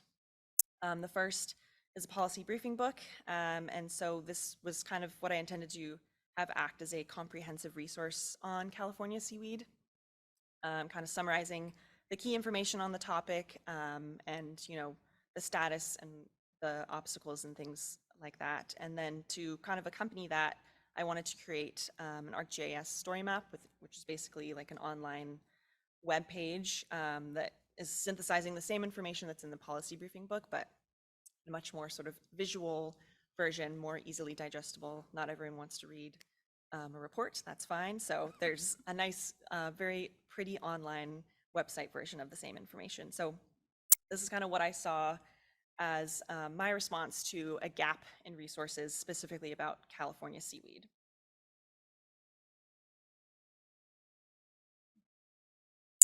Okay, so now kind of getting into what I found in my project. So based on my literature review, interviews with different stakeholders, and a whole lot of online research, I found roughly 6 main roadblocks to the industry. There are more than this, but these were kind of the main ones that I heard over and over from different people I interviewed and read a lot from different papers. And so first of all, difficult permitting process. This is a huge one for California. We're obviously very protective of our coastlines. We have a lot of stringent regulations, which is good. That also makes it really difficult to permit aquaculture, and specifically kelp. There is no kelp specific permit. Farmers, or potential farmers or growers, I could call them, are navigating a system that I believe was made for shellfish aquaculture. So the process itself is lengthy, it's time consuming, there's a lot of different agencies involved, it's not the most transparent process. So that's kind of one of the key roadblocks that a lot of people don't even want to try to get a permit in California because they know how difficult it is. There's also marine spatial planning roadblocks, because there's obviously a lot of competing uses for our coastline and the waters. And so knowing exactly, where we can put a potential seaweed farm is really key before even starting the permitting process. So knowing that we have that space available. And then cost competitiveness. So like I spoke earlier, the Asian seaweed industry, especially in China, is massive. They have huge farms. They just can do things with a lower cost. So it's unlikely that seaweed grown in the US is ever going to meet that cost competitiveness. So alternatively, US seaweed would have to be put into higher value products or used in different products entirely different than what the seaweed grown in Asia would be used for. And then expanding local markets and products. So basically we need to increase demand for seaweed beyond just specialty products, beyond just eating it in the occasional sushi meal or using it as sprinkled flakes as flavoring. So there definitely needs to be an expansion of what seaweed can be used for. And there's a lot of progress and some really interesting companies that are experimenting with new products to incorporate seaweed in new ways. So that's one part of it. And then processing capabilities. So essentially right now there aren't any large scale processing plants for seaweed at the moment. So most of the seaweed that's being grown in the US is sold fresh to restaurants or markets or things like that. So if we do want to increase the amount of seaweed that's eaten sort of more broadly in the US, it can't just be strictly fresh. It's going to need to be processed and used in other products. So that's another obstacle. And then finally, social license to operate. So essentially that's, community buy-in and approval for projects like this. A lot of times kelp gets sort of grouped into general aquaculture misinformation. Sometimes people, there's not a lot of information about kelp farms. There are none in California to look at, so that can kind of scare people occasionally. If you don't have community buy-in, then your project is not going to get off the ground. So that's kind of the main obstacles that I found. There are more than this, but the key ones. And so kind of moving into the opposite side, which is proposed solutions. These were, things that I heard from the stakeholders that I interviewed, or again, found in papers, or just things that I talked through with various people on the project. So the first being funding research on seaweed farm benefits and impacts. This is really important. Just the more research we have on the exact ecosystem benefits and the potential risks and things like that, the easier it will be to get regulation and community buy-in and all things like that. So more research is always going to be a good thing. Streamlining the permitting system. In an ideal world, there would be a kelp-specific permit to kind of remove that current bottleneck that's in the system, and definitely sort of reorganize and demystify the current process, because that's a huge obstacle that, you know, many people, again, don't even want to try and touch a permit for aquaculture just because it's become so complicated. And then investing in marine spatial planning. So that's going to be key to basically avoiding any conflicts of use in our coastal waters and protecting critical ecosystems. So that's a big part of it, is making sure that we can find appropriate space for a seaweed farm. And then promotion of seaweed foods and developing the market. Like I was speaking on before, we just need to increase demand for these products. The more demand we have for seaweed, the more motivation there is to try and remove some of these roadblocks and get more kelp farms up and running. And then education. Again, there's a lot of misinformation or just general lack of information on seaweed farming, especially in California. And so opposition to farms can often be because of bias against aquaculture as a whole. And so just increasing education to local communities or policymakers or decision makers will definitely increase the social license to operate, which is essential. And then finally, a seaweed subsidy. Essentially, seaweed farmers are not being compensated for the ecosystem services that their farms are providing, and that's in the form of the nitrogen and phosphate removal, ocean acidification, buffering, potentially this carbon sequestration aspect pending further research. So if we were to you know, compensate these farmers with some form of a subsidy, would basically compensate them for the positive externalities that their farms are creating. And this has actually been kind of experimented with a little bit on the East Coast with an organization called Green Wave. They were kind of testing out, they're calling it, I believe, their Kelp Climate Subsidy. So this is more of a privately funded subsidy as opposed to something from the government. So a form of this is being tested at the moment, and it could be kind of an interesting way to get more motivation to increase these farms. So just some general conclusions from the project as a whole. So there are a lot of roadblocks, but there also are a lot of solutions. There are things that, you know, can be pursued to make the industry more likely to flourish in California. There's things that can be done. We don't just have to say, oh, it's never going to happen. But that being said, California would need to prioritize the seaweed aquaculture sector, which in the past has kind of been forgotten about, or people just don't know what to do with it. So there definitely would need to be a shift in prioritization in the aquaculture sector. And a myriad of benefits would come from supporting the industry. It's unclear if it's going to happen on a large scale like we're seeing, you know, say in Alaska or Maine, where we're really seeing the hotspots. I don't doubt that we will see some pop up, but it's really hard to say the actual scale that will happen, just because California is such a specific case with our really strict coastal regulations, which are needed, but also, you know, might suppress an industry like this. Okay, so that was kind of a super fast whirlwind tour of my capstone project. I think it's just so great that there's currently people in San Diego doing their capstone projects live. So that was kind of a quick run through. I'm always happy to talk more seaweed topics later. I think it's just so interesting.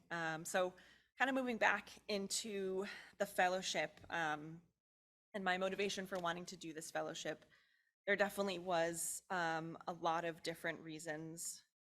There we go. Sorry, this little box was in my way. A lot of different reasons that I wanted to do this fellowship and that it really stood out to me. The first being bridging the gap kind of between my academic experience and my career goals. So this is sort of acting as that bridge between taking what I've learned in my educational background and then being able to learn skills and translate that into a career. The next one being gain tangible skills. So I've already had so many opportunities working on some really great projects. and learning all kinds of things that I've never done before, especially not in my academic experience. So all throughout this year is definitely going to be skill building, and being open to kind of jumping into projects that I don't have any experience in, but I'm happy to kind of, learn some new skills on the way. So that's a big part of it. And then learning about a new field. It's been really great to be, working within a state agency and seeing what it's like, being in a state agency, how they function, what it's like day to day. And then also just learning about the Delta. I knew almost nothing about the Delta before this fellowship, and I was a little nervous about that. And I've been learning so much so far, and I have so much more to learn, but it's been really interesting to jump into a totally new topic that I don't have any background in. So I think that's been really good for me to sort of, expand my background a little bit with this fellowship. And then this has definitely been, I could say, a launching point or maybe a relaunching point for me, because for the 7 or 8 months prior to this fellowship, I was working at a surf and yoga retreat in Costa Rica, completely different, and it looked a bit like this. Lots of amazing wildlife. I spent so much time in the ocean. I met so many amazing women that I was teaching to surf at this retreat. So it was a great experience and a much needed change of scenery after grad school. So it was, a great experience. I'm glad I did it. And now this fellowship is kind of bringing me back to some of my other interests and sort of relaunching me onto my career path. So I'm definitely grateful for that. And then it's also an opportunity to refine my interests and passions. It's a great opportunity for me to continue to work on finding, what fulfills me, what parts of this job do I thrive at and do I really like, maybe what parts do I not like as much. So it's definitely good for me to get a sense of, what really makes me happy in the workplace. And again, refining what my interests are long-term. And then of course, networking opportunities is a huge part of this fellowship. I've already gotten to meet all of you on the board, which is amazing. A lot of people at the Delta Stewardship Council and beyond and other agencies. So it's definitely been great to just learn from a variety of people and get to meet so many different people from different backgrounds is really, really valuable to me. So that's just a handful of my motivations for wanting to be a fellow. And then I wanted to just kind of broadly go over what are some of the projects that I'm working on throughout this fellowship and what are some of the duties that I'm responsible for. So on the ISB side of things, obviously I'm part of the staff support, so co-meeting clerk for meetings like this, and then staff lead for the DMDU review. So I've been helping to organize the seminar series, which was really amazing. We got to hear from today, Andrew and Robert, and then also been working on the seminar series summary synthesis. I should have maybe worded that differently because that's too many S's, but I'll kind of be working on that. It's too many. I'll be working on that throughout the year and kind of creating a final product after all of the seminars are finished. And then I've been assisting in the scenario analysis research project with Christine and Lillian, which has been really awesome to learn some qualitative coding. Again, something I've never done before, but a new skill that I was very happy to kind of jump in with both of them and learn together. So that's been really great. And then assist with other Delta ISB reviews as well. And then on the Delta Science program side, I'm in the adaptive management unit. And so most recently I've been helping with the planning of the adaptive management forum. So we had day 1 back in early May, and then day 2, which is the workshop portion of the forum, which will be later this month on the 27th. So helping to plan that has actually been really great for me just to see how much work goes into planning events like these. It's pretty amazing. So hats off to Dylan Chappell and Stephen Elser, who have been sort of the key planners on the project that I've been working with. And then in addition to that, I've been helping Dylan Chappell with the restoration synthesis GIS work. And so that's kind of bringing together all of the current information on Delta restoration projects and organizing it by their project status, environment type, things like that. And that's part of a broader project that's synthesizing current understanding on ecosystem restoration in the Delta. Again, that's with Dylan Chappell. And so that's been really interesting and lets me do a little bit of GIS work. I took a course on that during grad school, so it's nice to kind of flex that muscle and try not to forget how to use GIS. And then also assisting with the salinity management workshop. I've mostly just been attending meetings, doing some note taking, but I'd imagine work for that will kind of ramp up throughout the year as we get closer to the workshop. Okay, and then in addition to those responsibilities and duties, I've just recently joined a couple of Sea Grant extension projects, which I'm really excited about. The first one is with the National Seaweed Hub, which is a collaboration between all of the Sea Grant programs nationally, and it's to create informational resources to meet needs identified by U.S. seaweed growers. And so within that project, I'm going to be contributing specifically to a project on demystifying seaweed, identifying culinary applications of fresh seaweed to grow demand, which I think is going to be a really interesting project. And I was especially excited about it because the image on the left is a screenshot from my capstone presentation. It's one of the solutions that I found and presented. And promotion of kelp foods and developing the market, which is exactly what this Sea Grant extension project is focused on. So I was really excited to see this connection between my capstone work and then actually being able to apply that into a project. So I'm excited about that. I'll be kind of starting to work on that in the next couple of weeks and work on it throughout the rest of the fellowship. And then I've also joined a project on the ocean litter prevention strategy, and that's a joint project between NOAA and the Ocean Protection Council. That one I'm kind of taking more of a secondary role in, mostly just attending the different meetings and the different work groups and learning about progress in the strategy. But again, I was really drawn to this project as well because the topic really resonates with me as someone who spends a lot of time in the ocean. So I was very excited to join this as well.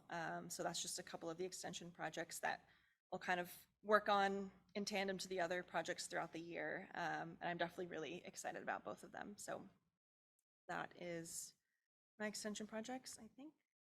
Okay, that's it. I'll take any questions. Oh, I realized hopefully I wasn't too far from this microphone the whole time. Sorry to anyone online who actually did not hear any of that. Forget that there was a microphone up here. But yeah, I'll take questions. Thank you, Kyra. That was wonderful to learn about that past. And does this mean you're going to be doing demonstrations and feeding us seaweed at some point? I would love to feed you all some seaweed. We'll have a tasting party. We'll look for that. Tom has a question. Actually, a couple of questions. What seaweed tastes best? Oh, that's hard because a lot of them taste really different. I can't say that I've tried a ton of varieties. I've only tried a few. Dulce is a really interesting one. Dulce. It's a red seaweed. But I don't know. There's so many different kinds that taste vastly different, and I really would love to try more of them. So. Okay. Well, when you find a good one, let me know. I'll let you know. I was curious about the permitting, and also I assume it's the Coastal Commission that does the permitting. But are there things in the Coastal Commission Act that create barriers to seaweed development on the coast? Yeah, so the Coastal Commission is definitely one of the agencies involved. They're actually not the lead agency in terms of the permit itself. They are involved in the process. I believe it's the Fish and Game Commission that actually grant the water bottom lease. But again, Coastal Commission is involved, Fish and Game Commission, Department of Fish and Wildlife. There's a lot of different people who have their hands in the permit itself. I think the Coastal Commission is definitely one piece of the puzzle in terms of, they're very particular, they're very strict, as they should be. I don't know if there's a specific part of their legislation that's creating a barrier. I think it's more of the structure as a whole being very complicated with all of the different agencies kind of taking one part of the permit, but they're definitely a piece of the puzzle. Thank you. Great talk. Thank you. So I told you I was going to ask this question. What are your longer term career aspirations? Where do you see yourself, or where do you want to be in 10 years, or how can we help you get there? I remember you threatening to ask this question. 10 years, seems like a lifetime away. I don't think I have an exact plan of where I want to be. I think I have an idea of what interests me most and what direction I might want to go. My heart is definitely interested in the ocean. That's, one of my favorite places in the world to be is in the ocean. So I'm definitely interested in ocean and marine topics. I clearly have an affinity for seaweed. So, maybe there's some future for me working on getting the seaweed industry boosted in the US. I think that would be fascinating. But I think more generally, just interested in ocean and marine topics, ocean protection, ocean litter, seaweed, coastal resiliency, topics like that. And I don't think I have a specific, I want to work for this state agency and be in this position in 10 years, but I definitely, now that I have had some experience being in a state agency, I'm much more open to following that path after this. I'm really interested in the Ocean Protection Council's work, NOAA's work, but then beyond that in some nonprofit world, Surfrider is really interesting to me. All of those different agencies definitely have aspects that I would love to be a part of in the future. But in terms of 10 years from now, I don't know if I can give you an exact where I'll be, but I have an idea of what I'd like to focus on. Yes, Steve, we're healed. So more working with weeds than people? Maybe both. Maybe we can incorporate both. Get more people interested in the seaweeds. Great. I think Bob has a question. Well, I thought that was a fabulous presentation. My question, which I now have forgotten, late in the day.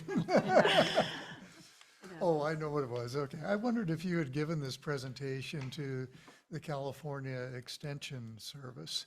It just seems like it would just be perfect in terms of like new initiatives for the extension program. Have you thought about, or have you done it or thought about that? I haven't done it. I definitely would be interested, and I feel like once I finished this project and I presented at my symposium, a couple weeks later, I left for Costa Rica and I kind of put it out of my brain. I needed a break from it. So now I feel like I'm maybe at a point where I'm ready to kind of revisit the project, and it would be really cool to look for different places where I could present my findings, and that would definitely be a really interesting one to present to. Oh, I think it would be really interesting. I think you would find that a lot of folks would show a real tangible interest in it too. Because one of the things you said really surprised me, and if I understood it correctly, is that there are no demonstration sites in California. Is that true in saltwater? There are some pilot projects. There's one in San Diego, I believe in the San Diego Harbor. Sunken Seaweeds, I believe is the name of it. So they've got a pilot project going on, and then there's one as well up in Humboldt. But both of those, oh my God, that's the alarm for me to pay for my parking meter. Deal with that later. And there's one in Humboldt as well. They have a research project going as well. Neither one of them have gotten to the stage of being able to scale up commercially. And both of them are not in state jurisdiction. They're in a special harbor jurisdiction. So they're kind of in their own permit situation. So there are a couple of small pilot projects, but nothing that's scaled up significantly yet. Okay, yeah. In other areas where small startups have shown a profit, there's nothing like that, like a profit to get everyone to come in and join. And if they can somehow show a profit, however they do it, you got a winner. Yeah, that'd be huge. Okay, okay. Do you need to do your parking? Oh no, that's just, I can do it in 20 minutes. Okay, good. I doubt they're going to be on it right away. Okay. I'll make it quick. I was curious, observed that all the hotspots are in the northern latitudes. Does it have anything, does the latitude have anything to do with because I didn't see any in the southern parts of the US. That's interesting actually to think about the fact that those are sort of more northern areas. I think Maine has kind of been the original launching point for seaweed aquaculture. There's an organization, Green Wave, which I mentioned earlier. They kind of started in Maine, and they've been really pivotal at getting these seaweed farms started and supporting different growers and creating a lot of resources that I think have helped kind of boost the industry in that specific area. And then as far as Alaska goes, they're way up there. And I think part of that is they have a little bit less competing uses of their coastline up there and a little bit more space, obviously, than, you know, maybe we do in California.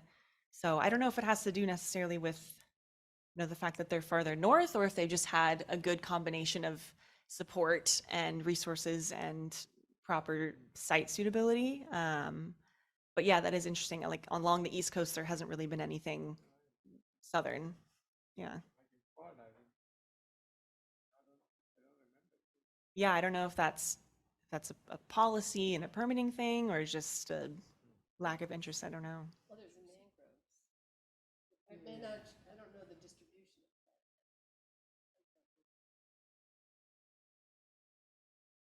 All right, any other? Lillian has a question. Let's try this mic thing out. Hi, Kyra, really awesome presentation. So I have both kind of a comment and a question, hopefully kind of stemming from Bob's question. So I know that NOAA has recently identified these aquaculture opportunity areas all around the US, and of areas where they basically think that there's a lot of, given the environmental conditions and the social conditions, areas where there's a lot more promise for aquaculture. So Southern California and other areas of California have been identified as promising areas. So I was wondering, from your talk, it seems like a lot of the state regulations are issues, but I was wondering whether you think that some of that federal interest will maybe loosen up some of the state regulations and make it more attractive to the state to develop. Yeah, that's definitely interesting, kind of the different attitudes between federal and state. It's interesting because there was, I think it's called NWP 55, that was from the US Army Corps of Engineers, basically created like this streamlined version of a permitting system for kelp, but that's applying to federal waters. So that's over 3 miles offshore, I believe. So there definitely has been actually a lot more progress and a better attitude towards kelp aquaculture from the federal side of things. So it would be interesting, you know, maybe in Southern California, if someone wanted to try and pursue one of these federal permits and just did something farther offshore, if that would maybe motivate the state somehow to make more progress, or, you know, push them a little bit in that direction. But there definitely seems to be a little bit more interest federally, which is complicated because most people, when they want to do seaweed farms, they don't want to go 3 miles offshore. They would rather do it close to shore because it's much more easily accessible to monitor the farm. So it'll be kind of interesting to see how that develops, but I definitely see the federal government as maybe like, you know, paving the way in that direction a little bit, or setting the example as to maybe how it can be done. And then, you know, best case scenario, the state is like, oh, that's what we can do. Let's just do what the, you know, federal government has started to do. Any other comments or questions for Kyra? I have a question. Is the process itself labor intensive? Of farming the seaweed? Farming seaweed in terms of planting, how do you plant, I don't know, but harvesting, is that a constraint? So it's not hugely labor intensive. It's mainly just setting the buoy lines. So you kind of have 2 long line anchored buoy type things that are vertical, and then you have, this is just like one general setup, but you have a line that goes in between them, and then you basically seed that line with the little seaweed seedlings, and they grow from there.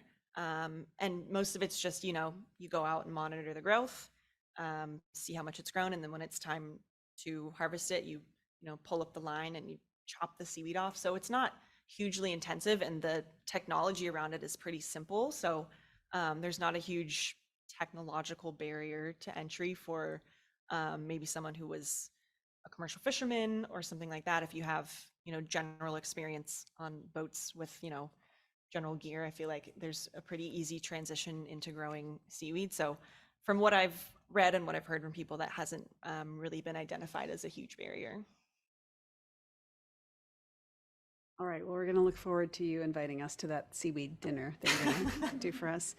Thank you, Cairo. We'll move on to our next item now, item 12, which is preparation. Oh, are there public comments?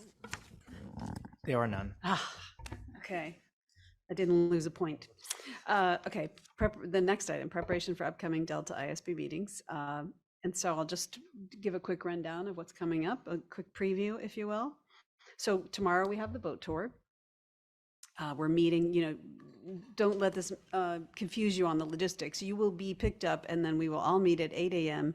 at the USGS West Sacramento office. We will do a pre-tour presentation and then head to Rio Vista for a tour. And the meeting notice has more details if any of the public is interested in joining. Goals of the tour: understand hydrology, hydraulics, the flow of water, view of the Central Delta, understand how water quality works, connection of contaminants and nutrients with the flow of water. So that's an issue that we had been talking about a bit with the voluntary agreements, and so there's some overlap there. Understand how Frank's Tract works. Did I misspeak, Edmund? The public, if they wanted to come, they probably should have already said something to you, right? Yes, we still have 2 spots available if anyone wants to email me in advance before tomorrow. Yeah, but because of the boat, we have pretty limited availability. Yeah. So yeah, didn't want to set unrealistic expectations there. Okay, and then we do have the Delta ISB will meet again on Friday morning. There are some working sessions, and we're trying something new because we want to have more work on the reviews that we can do together as a group, but also engage the public. And so we'll have some meetings for DMDU and subsidence. These working sessions will begin at 7:30 a.m. and will occur outdoors. And so we'll. The subsidence one is 9:45. Oh, yeah, right. So the DMDU is at 7:30. The subsidence is at 9:45. Okay, and then yeah, our next 2 meetings after that in July and August will be virtual. And I just want to give a heads up that we now that the food webs have freed up the spot, we are planning a DMDU seminar on cognitive biases in scenario development, or just more generally how folks develop these scenarios to be effective decision support tools. And that's going to be at the August virtual meeting. So I think that covers that. And so I think yeah, Rob. Do you know the dates for the July and August meetings so we can get them on the calendar? Yeah, that's an Edmund question. And also I was going to hand it to Edmund anyway for a review of follow-up items. So yeah, July 14th and then August 17th for the virtual meetings. Sorry, July 14th and August 17th. We currently have 9 to 3 p.m. blocked, but as we finalize the agenda, we'll update the time frame. And there are no public comments for preparation for future meetings. Okay, great. Oh, Same as Bob's. Oh, okay. All right, and then I'll hand it off to you, Edmund, to review the items for follow-up. Yes, so staff will update the disclosures page based off Dr. Michalak's disclosure of our affiliation with Google now. We'll also, for the Delta ISB's food webs prospectus, today a motion was made by Tanya with a second from Bob to finalize the prospectus as is. So pretty much after the meeting, we will remove the revised and draft labels on it, and it'll be final. Any questions on that? Based off the feedback from the open forum, the review leads for the food webs will consider the feedback from the open forum to help them scope out the workshop. So more on that in the future. For DMDU, the leads are waiting for the public comment period to close on June 26th, and then start revising the prospectus based off the comments received. For subsidence, the public comment period has closed, and the review leads are working to revise the prospectus, and we'll have a working session on Friday to debrief on next steps on revising the prospectus. So that's it for follow-up items, unless anyone has anything to add.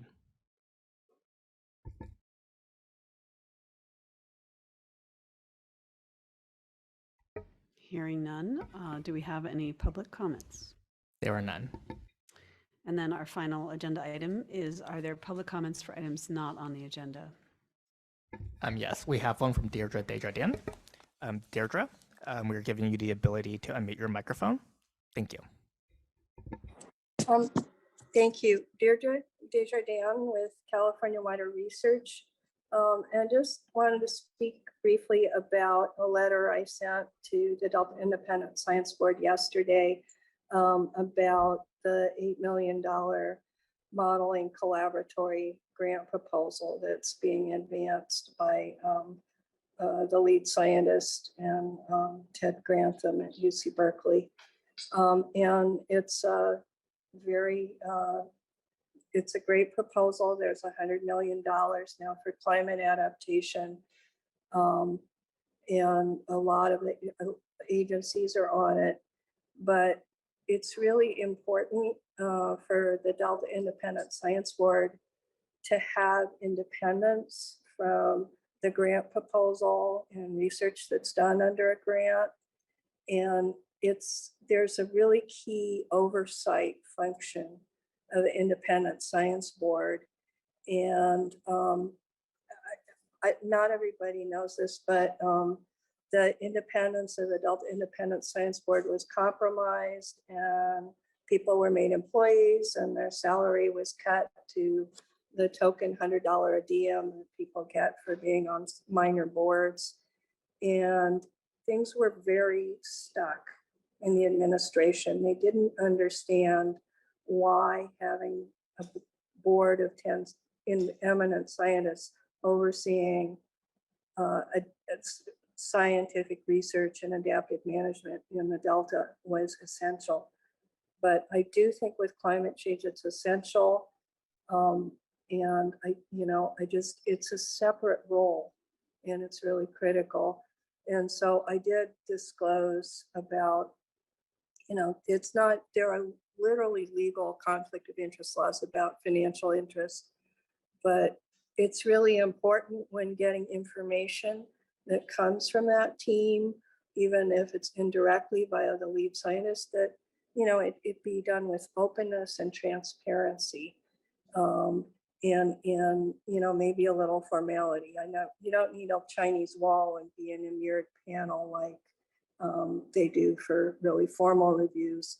Obviously, that doesn't work, but it's really important, and particularly there's a lot of politics around climate adaptation in the Delta right now, and whether you can meet water quality standards, for example. What are the stressors for fish? So that's your role, and it's a critically important role. And I just thank all of you, the people who hung on for, I think it was over a year. You're all just amazing scientists and wonderful human beings.